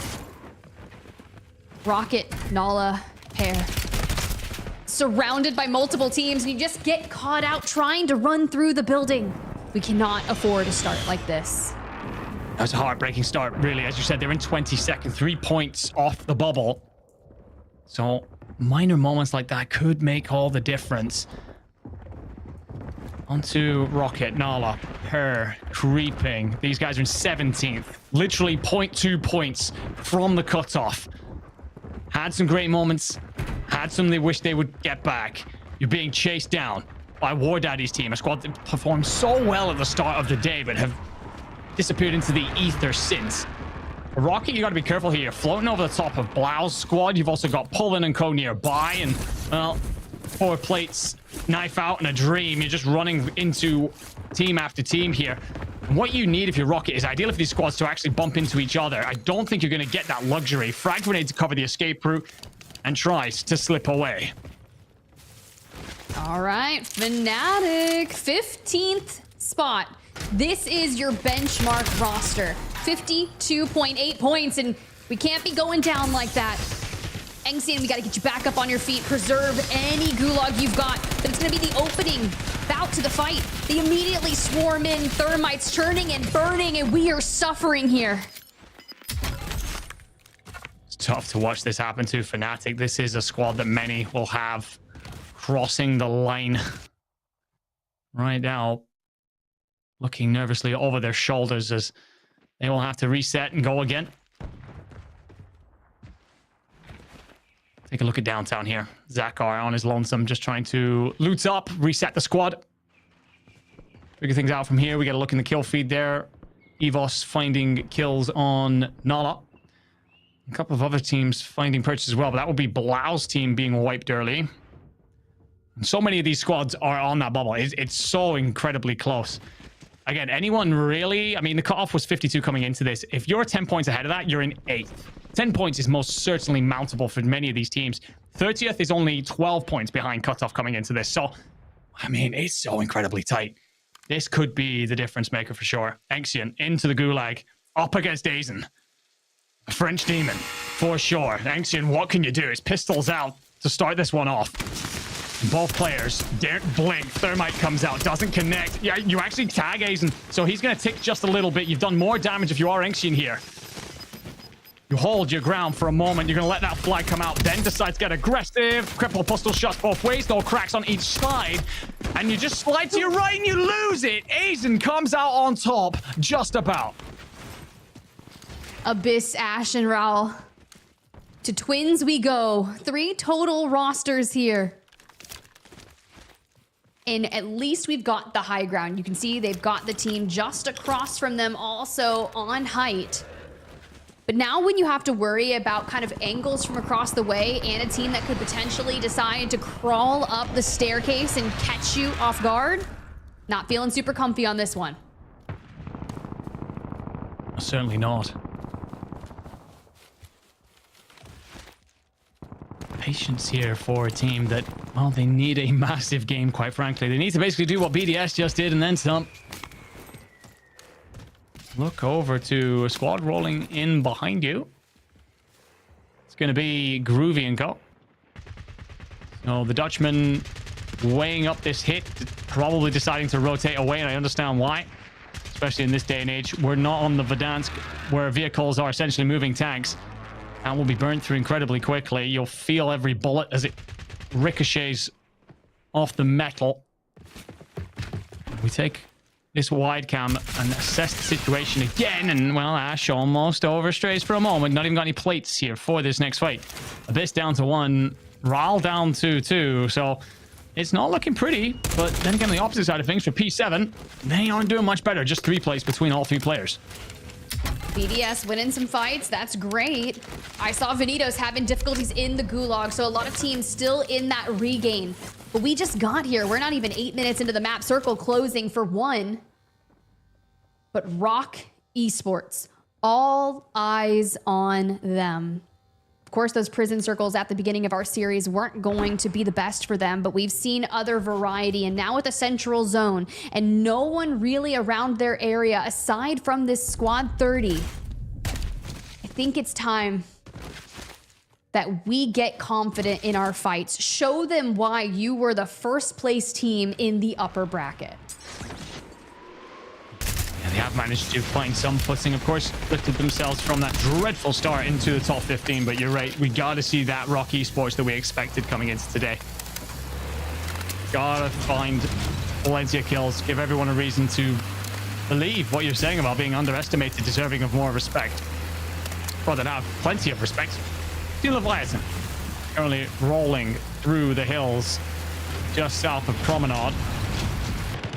This fella's sitting in 10th coming into this. Over to Onyx. They were just on the bubble. Unfortunately, have lost a player.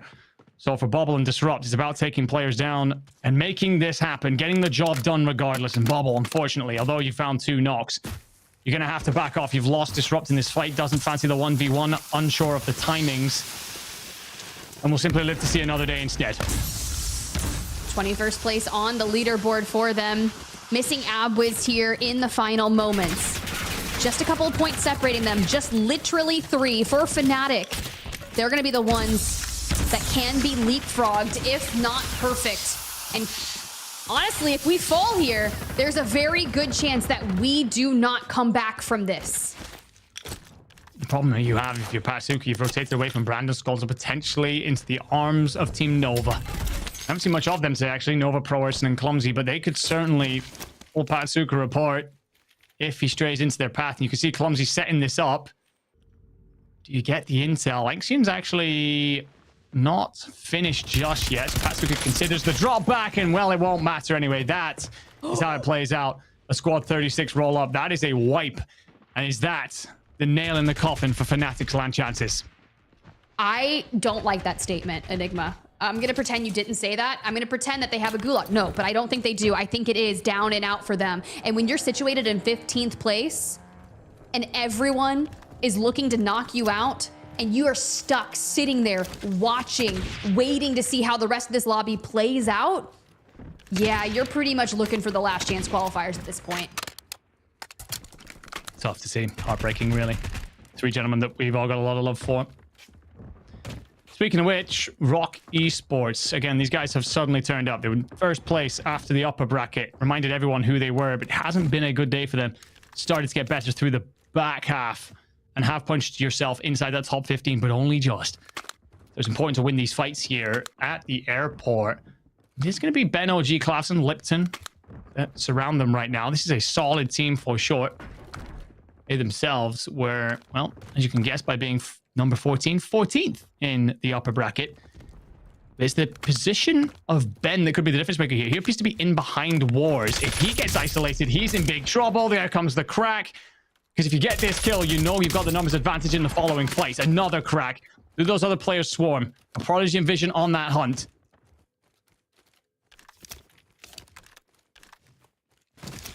Vision's been putting up kills all day.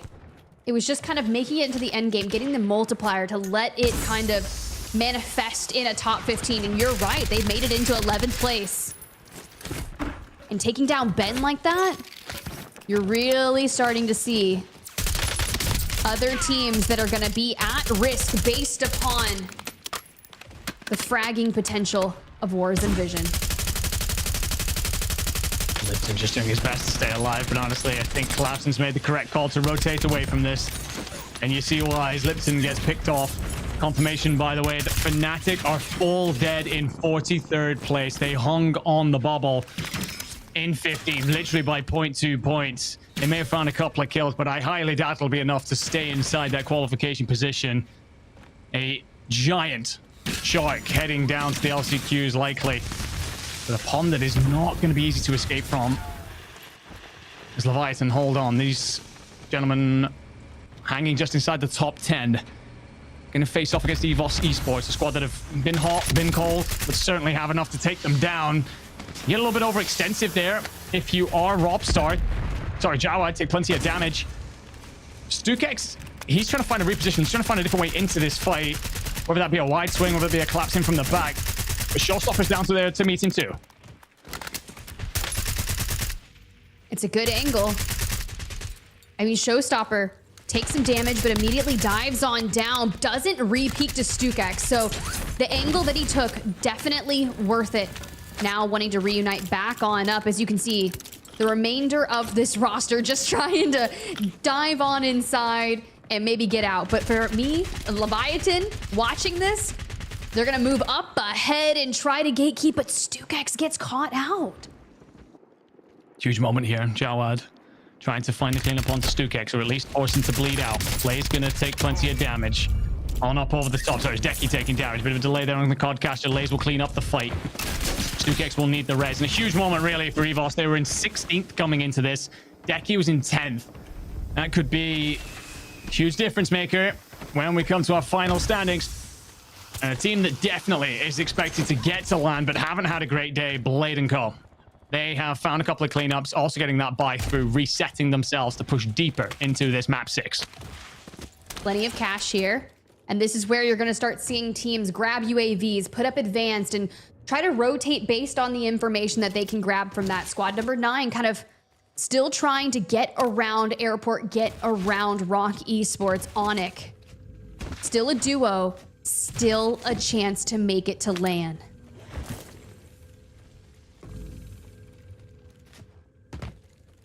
Just patrolling the edge of the gas here against a sole remaining member of Onyx.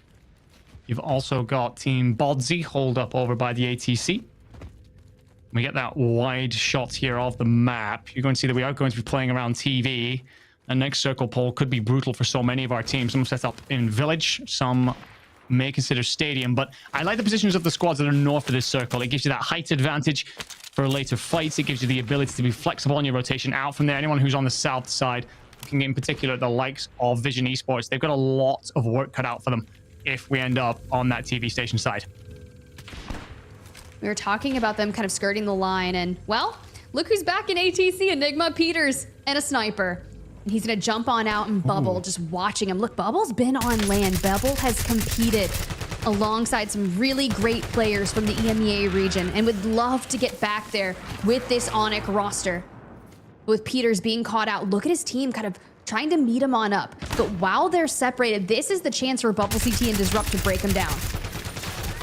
Bodsy getting back in here, and Joshy supporting. Will Mini don't find anything here. If Bobble and Disrupt, Onyx Esports will fall. Not sure if they have any gulags remaining, but it'd been a tough slog for them the whole way. Actually, Rock Esports who find a couple of the kills there, and also in the kill feed, Vision Esports. So many of our big names stepping up in a drop that they know matters. Even if you feel comfortable about qualifying, you don't want to leave Destiny out of your own hands. You want to control your fate. And for Robstar, that involves finding plenty of cash and buying your teammates back in. But considering how much land is left in this circle, you got a big task ahead of you, and you desperately need to make it work just on that bubble, just outside of where you need to be. All right. I mean, look, you came into this map 16th place. Too close for comfort. When you know Fnatic that was in 15th fell early on. Just living, getting into the end game and a nice multiplier with a couple of kills should be enough for Leviathan. They are on the hunt. Feeling rather aggro, are we? Making plenty of noise as they move on in. The Austrian and two Germans here are going to lay siege to the Twins. Clamson's down there, I can see that. Also a couple players floating in as Squad 14 try and get themselves back together. Lipton will be off to this right-hand side. Clamson actually dies to Ash GGs, who takes damage. Crossing. It's trying to pick your fights almost here. You want to make sure you find plenty of kills here. Again, setting yourself up for the ability to just rotate in late. And these are all stragglers. These are walking wounded. In the distance, we can see Skinner, Control Deck, Millsy. They've been so good at third-partying situations, so you don't want to hang around this too long. And that's exactly why, as you start to take damage, if you're Laze, if you are Deki, Millsy finds Deki. You'll just about get away if you're Laze, but you got to get yourself back inside the circle. Stukex here for the pickup. Going to give his teammate a nice, healthy shunt along the way. You're going to rotate out of this, but that vehicle is far from well protected, and there's players waiting for you. Rocky Sports elsewhere, looking down to take more dreams away from people to making it to the finals, and we just yeet forward. 6 kills for Vision. Huge game for them, especially after the last one. Put them into the top 15. Well, now we're looking to secure it. Been asking all day for them to come online. Have they done it at just the right time? Bodsy, Joshy, Peters, laying in wait, hoping that this King Chalk squad are going to roll up against them, but they seem distracted by something else, potentially concerned about Heeds, who was on the ridge line here, and Josh is actually going to try and pick him up. Could be a huge kill to stop him from escaping, but the shots just aren't crisp enough to turn your attention back towards the other Frenchman. Bodsy takes a lot of bullets there. Joshy's no plates available. You are being bled dry of all utility. You have a PA. Bodsy might not get the opportunity to use it as the thermite hits pretty close by. And look at those arrows start to get ever closer. Here it goes. The setup commences, banked off the back of that thermite, and this roster on your screen, 12th place. Not safe by any means. This is a fight that they're going to have to win.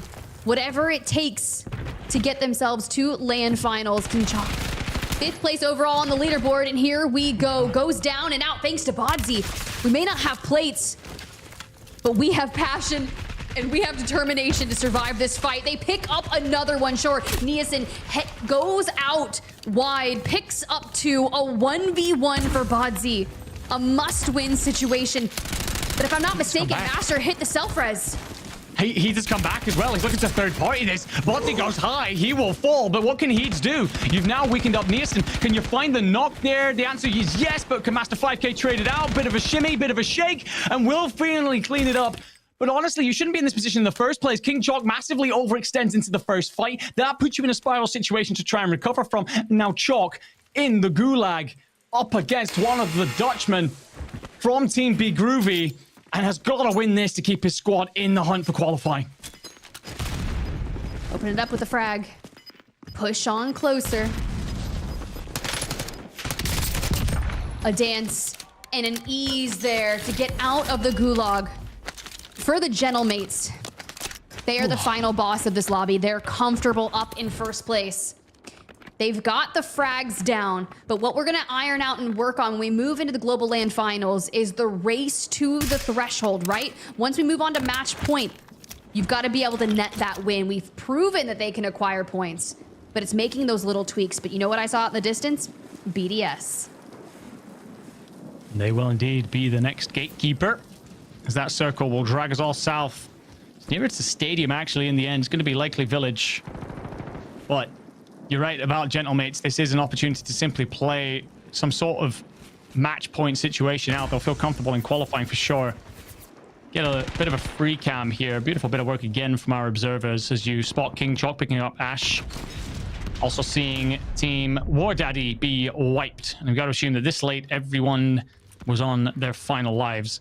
Rock Esports have themselves a little house on the edge of zone here, but Team 33 is Millsy and Cole that will be lurking in the background. We know how good they've been at third partying, and you make all this noise, but I'm seeing a lack of place in that bottom left corner for this team, so they have got to start to get the utility boxes out. A knock on to Nielsen will be a little bit of a freebie. They've got to be worried about being rolled up on here, and that gas is going to edge ever closer. It's going to push them northward.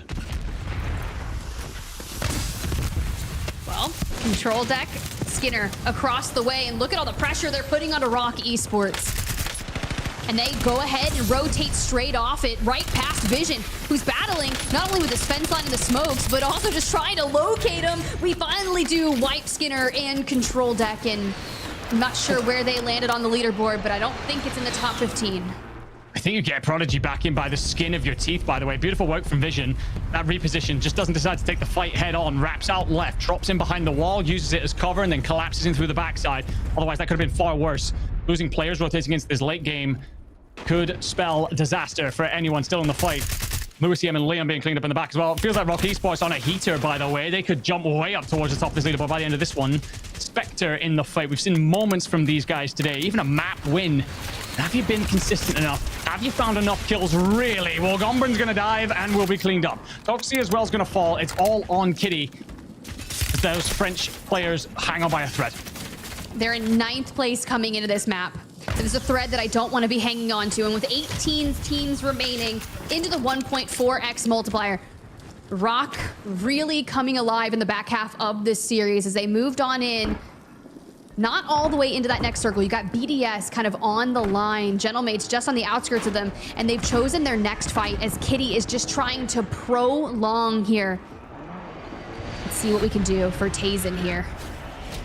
Some huge teams in this final fight, by the way. We've got Team Vision Esports, we've got Gentlemates, we've got BDS, we've got Leviathan, we've got Rock Esports. All of our top qualifiers from the upper bracket are here to fight. Speaking of which, several of them activate in the kill feed. It feels like 2 of our squads at least have been on heaters through this. So Gentlemates may be nervous about their top position for now, but they will be in the fight. Ibby will find cleanup onto Vortex. So that's the Spaniards in trouble. Master 5K and Nielsen still sticking around for now. They've been in a recovery position ever since they lost Chalk earlier on. Players above, players below. The above is actually going to be Echo watching from the top of the firehouse tower. Thermite is a bit of a nuisance, but, well, nothing too much to worry about. The problem is you actually get tagged by that Thermite, and that's going to say that you are flesh. Counter with your own. Can you find a way out of this? It's looking unlikely. Echo's actually going to land above you, push, and clean it up. And even a couple of shots in the body for love. Sometimes that's just what it is. The confidence to be able to eliminate them off your rooftop. But for Rocket, they're a bubble team and they're looking to get to the Global LAN finals. Not sure if we're going to hold on here for the rotation as we look for the Exodus. You know who's still up in it? Vanitos. They were well outside the top 20. And they need to break in. Oh my God. Stukex, Igorka. You just did that. So if Igorka managed to pull this off, it is the story of the ages. BDS, they will get overwhelmed by more Italians here. As Gooey falls, so does FLS. All on Juki's den. 8 kills to your name. This has been a great map. Come alive at the right time. In go the blast traps. You've got to rotate. However, you're just aiming to get in behind here. You were going to crack with that blast trap. But unfortunately being pushed inside the gas. Plates have got to go in. I don't think you have the time to do much with this. No. Valiant effort, but Keybase will be there to clean it up. Savvy Ultras also just taking a bit of damage here. We're into our final 4 teams, and this zone is pulling into a hellhole in the middle of the map. Everyone trying to set themselves up to be last to rotate, and Vision Esports have a good look over the land. Oh My God, for Lennon here, 9 kills, playing spoiler to all the teams trying to leapfrog into 15th place. We saw Savvy Ultras go down just a moment ago into the 1.8x multiplier. Now, mind you, 2x multi for the win. That is what is at stake here. And look who jumps on in. FIFA wants to get into the mix. Lennon says, I'll be your backup. They wipe another team, but a lot of those kills going to go to Kawada, Teamy, and Igorka.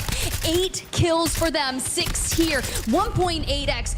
Could they have potentially done enough to get into the top 15? Regardless, it's Vision Esports that go crazy, that get another win here. And man, oh man, they've got to be feeling good when things don't go the way of Prison.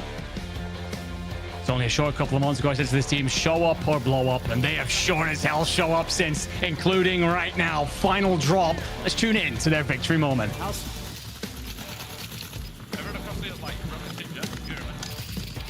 Everyone across here is like broken teams, yeah? You hear me? Yeah. I'm taking a left angle, just in case they do swing. Wait, they can't peek us. There's no window there now. We should play wall. Right side, came out. Shout it out. Shout it. Nice, one more. The other one's weak. Scrap knocked. Nice, one more. The other one's weak. Down. Nice. Get the close. In front, Len. 2v2, 2v2. You're right. They're pushing on you. One shot left. One shot left. One shot left.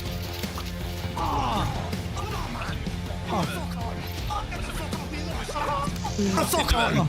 Get the fuck off me, lot of shit! I'm quality! Of course I'm quality! Baby! Who doubted it? Who fucking doubted it? Because who did? Let me round you up, who doubted it? Come on, who did? Who did? Perfect last game there, boys. Oh my days. Oh my days. Come on, baby. Good shit, lads. Yo, we've got to get Lennon in on this, because let me just tell you, I have got to take all of the heated Lennon lash outs from an end game calm. And if I'm having a bad day, Enigma, I'm just going to pull it up. I'm going to play that in my ear and just gas myself up. There is nobody quite like Lennon. And I remember the back end of last year's World Series Global Finals, we stood with him in the lobby and said, you are a superstar waiting to rise from the ashes of a difficult year. And he has sure as hell delivered on that so far through this year. Ever since stepping into that lead slaying role, he has silenced all the doubters. Well and truly put everyone to the sword, whether it be Trials of Verdansk, whether it be the Esports World Cup, or whether it be here in the World Series of Warzone regional finals. He has shown up for his squad. But when we get that listen in there towards the end as well, we hear how this team play around each other. Echo leading those comms, dictating the play, letting Tune chip in as and where he needs to, because he's got the intel as he's playing that anchor role. It's a beautiful system, and just letting Len focus on picking up the frags. And there is no one in this region doing it better than him right now. I'm just going to hit it ×2 for everything you said, because it was beautifully put. Let me just tell you, it is so nice to see a team work together with that level of cohesion, and I think it is so deserved. You said it best when you were talking about Echo after World Series of Warzone on LAN last year, looking forward, and to have all of that work for the past year pay off, man. That is something to be seen. Goj, Dream, Geo, a lot to break down. The points were so close, and now we all just have to sit back and wait for the standings. The bubble's gonna be crazy, but a big shout to Vision Esports. Good grief, that's a lot of points. Well, casters absolutely crushed it today as the mathematicians work behind the scenes. I want to give you a moment. Enigma, first to you. A great cast today. It's great to have you back. How'd you feel about EMEA regional finals? Thank you very much, my friend. It's of course a pleasure to be back. Been working a fair bit in Call of Duty multiplayer recently, but Warzone is my home. I absolutely love it here, and of course to work alongside you guys, always a true pleasure. And to cast over the best in our damn region, that is indeed a pleasure. So yeah, it's been a wonderful day. Yeah, it's good to have you. Tiv, to you as well. You crushed it in all the broadcasts the last several weeks now, and a great cast today. What do you think about EMEA regional finals? Any thoughts going into globals? I mean, it's so dang close. Yeah, when you start thinking about the global finals, it's one thing to be able to put points on the board, but can you get enough points to get yourself into win condition and then net yourself a win? That's where we struggle to see a lot from the EMEA region, but honestly, we're looking good. It was a little close for comfort. Something that you kind of highlighted was there was no real point sponger of this lobby for the Gentlemates being at the top right, just through a ton of kills. Yeah. I want to see them be the closer. We need that from them. Yeah, definitely winning maps. Hey, it looks like Vision Esports is the team that can win maps. Winning 2 of our 6 is huge, and top 5 in 2 of them. But a great cast from both of you. Very well done, and I'm sure we'll see you in the future. Folks at home, we have had a blast here at the desk and in the booth, but we're not done yet. We've got an interview with the man, the myth, the legend, Lennon himself, literally living up to those names and on camera for us. Lynn, congratulations on an absolute metric banger to finish this thing right. I mean, how's that? That's got to feel insane just to have all the puzzle pieces line up, insane average placement, and grab that win. Talk me through that map.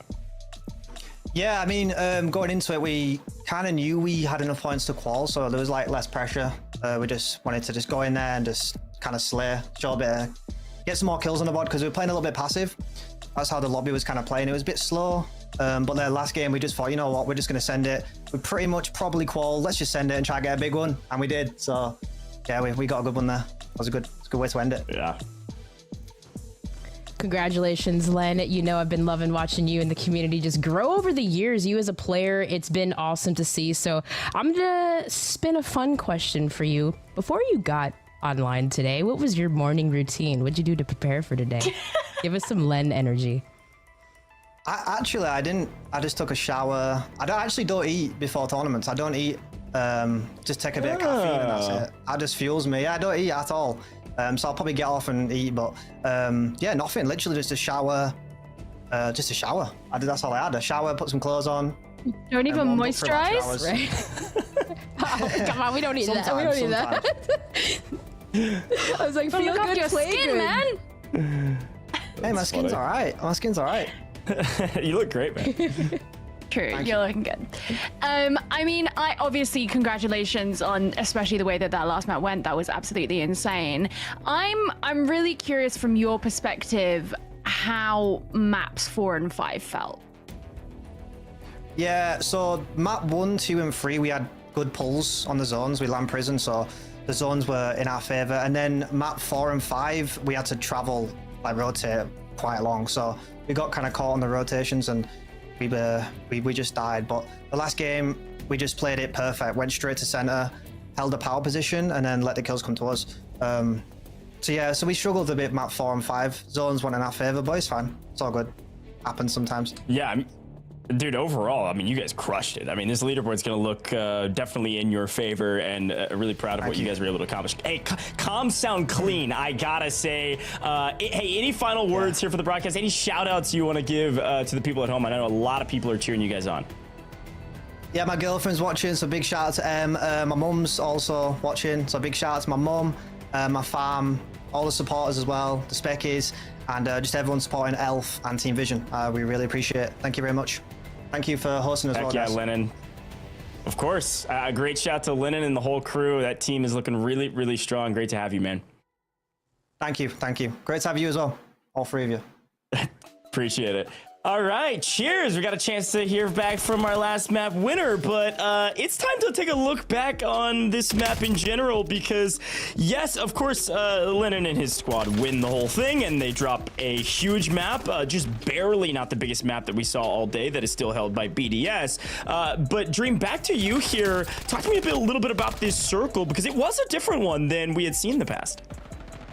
Yeah, I mean, obviously, because we've been seeing those constant Far East zones that really just was, as Len mentioned, just not a lot of action going on. But Goj, you mentioned it perfectly well. Like, these last 2 maps have just sped up, like, turned on the turbo controller, and everyone was just going nuts. And, well, the map 4 winners, too, getting Mixie and even challenging Enkyo. But, of course, you know, the gentle mates were looking good with those game-saving plays all day, Goj.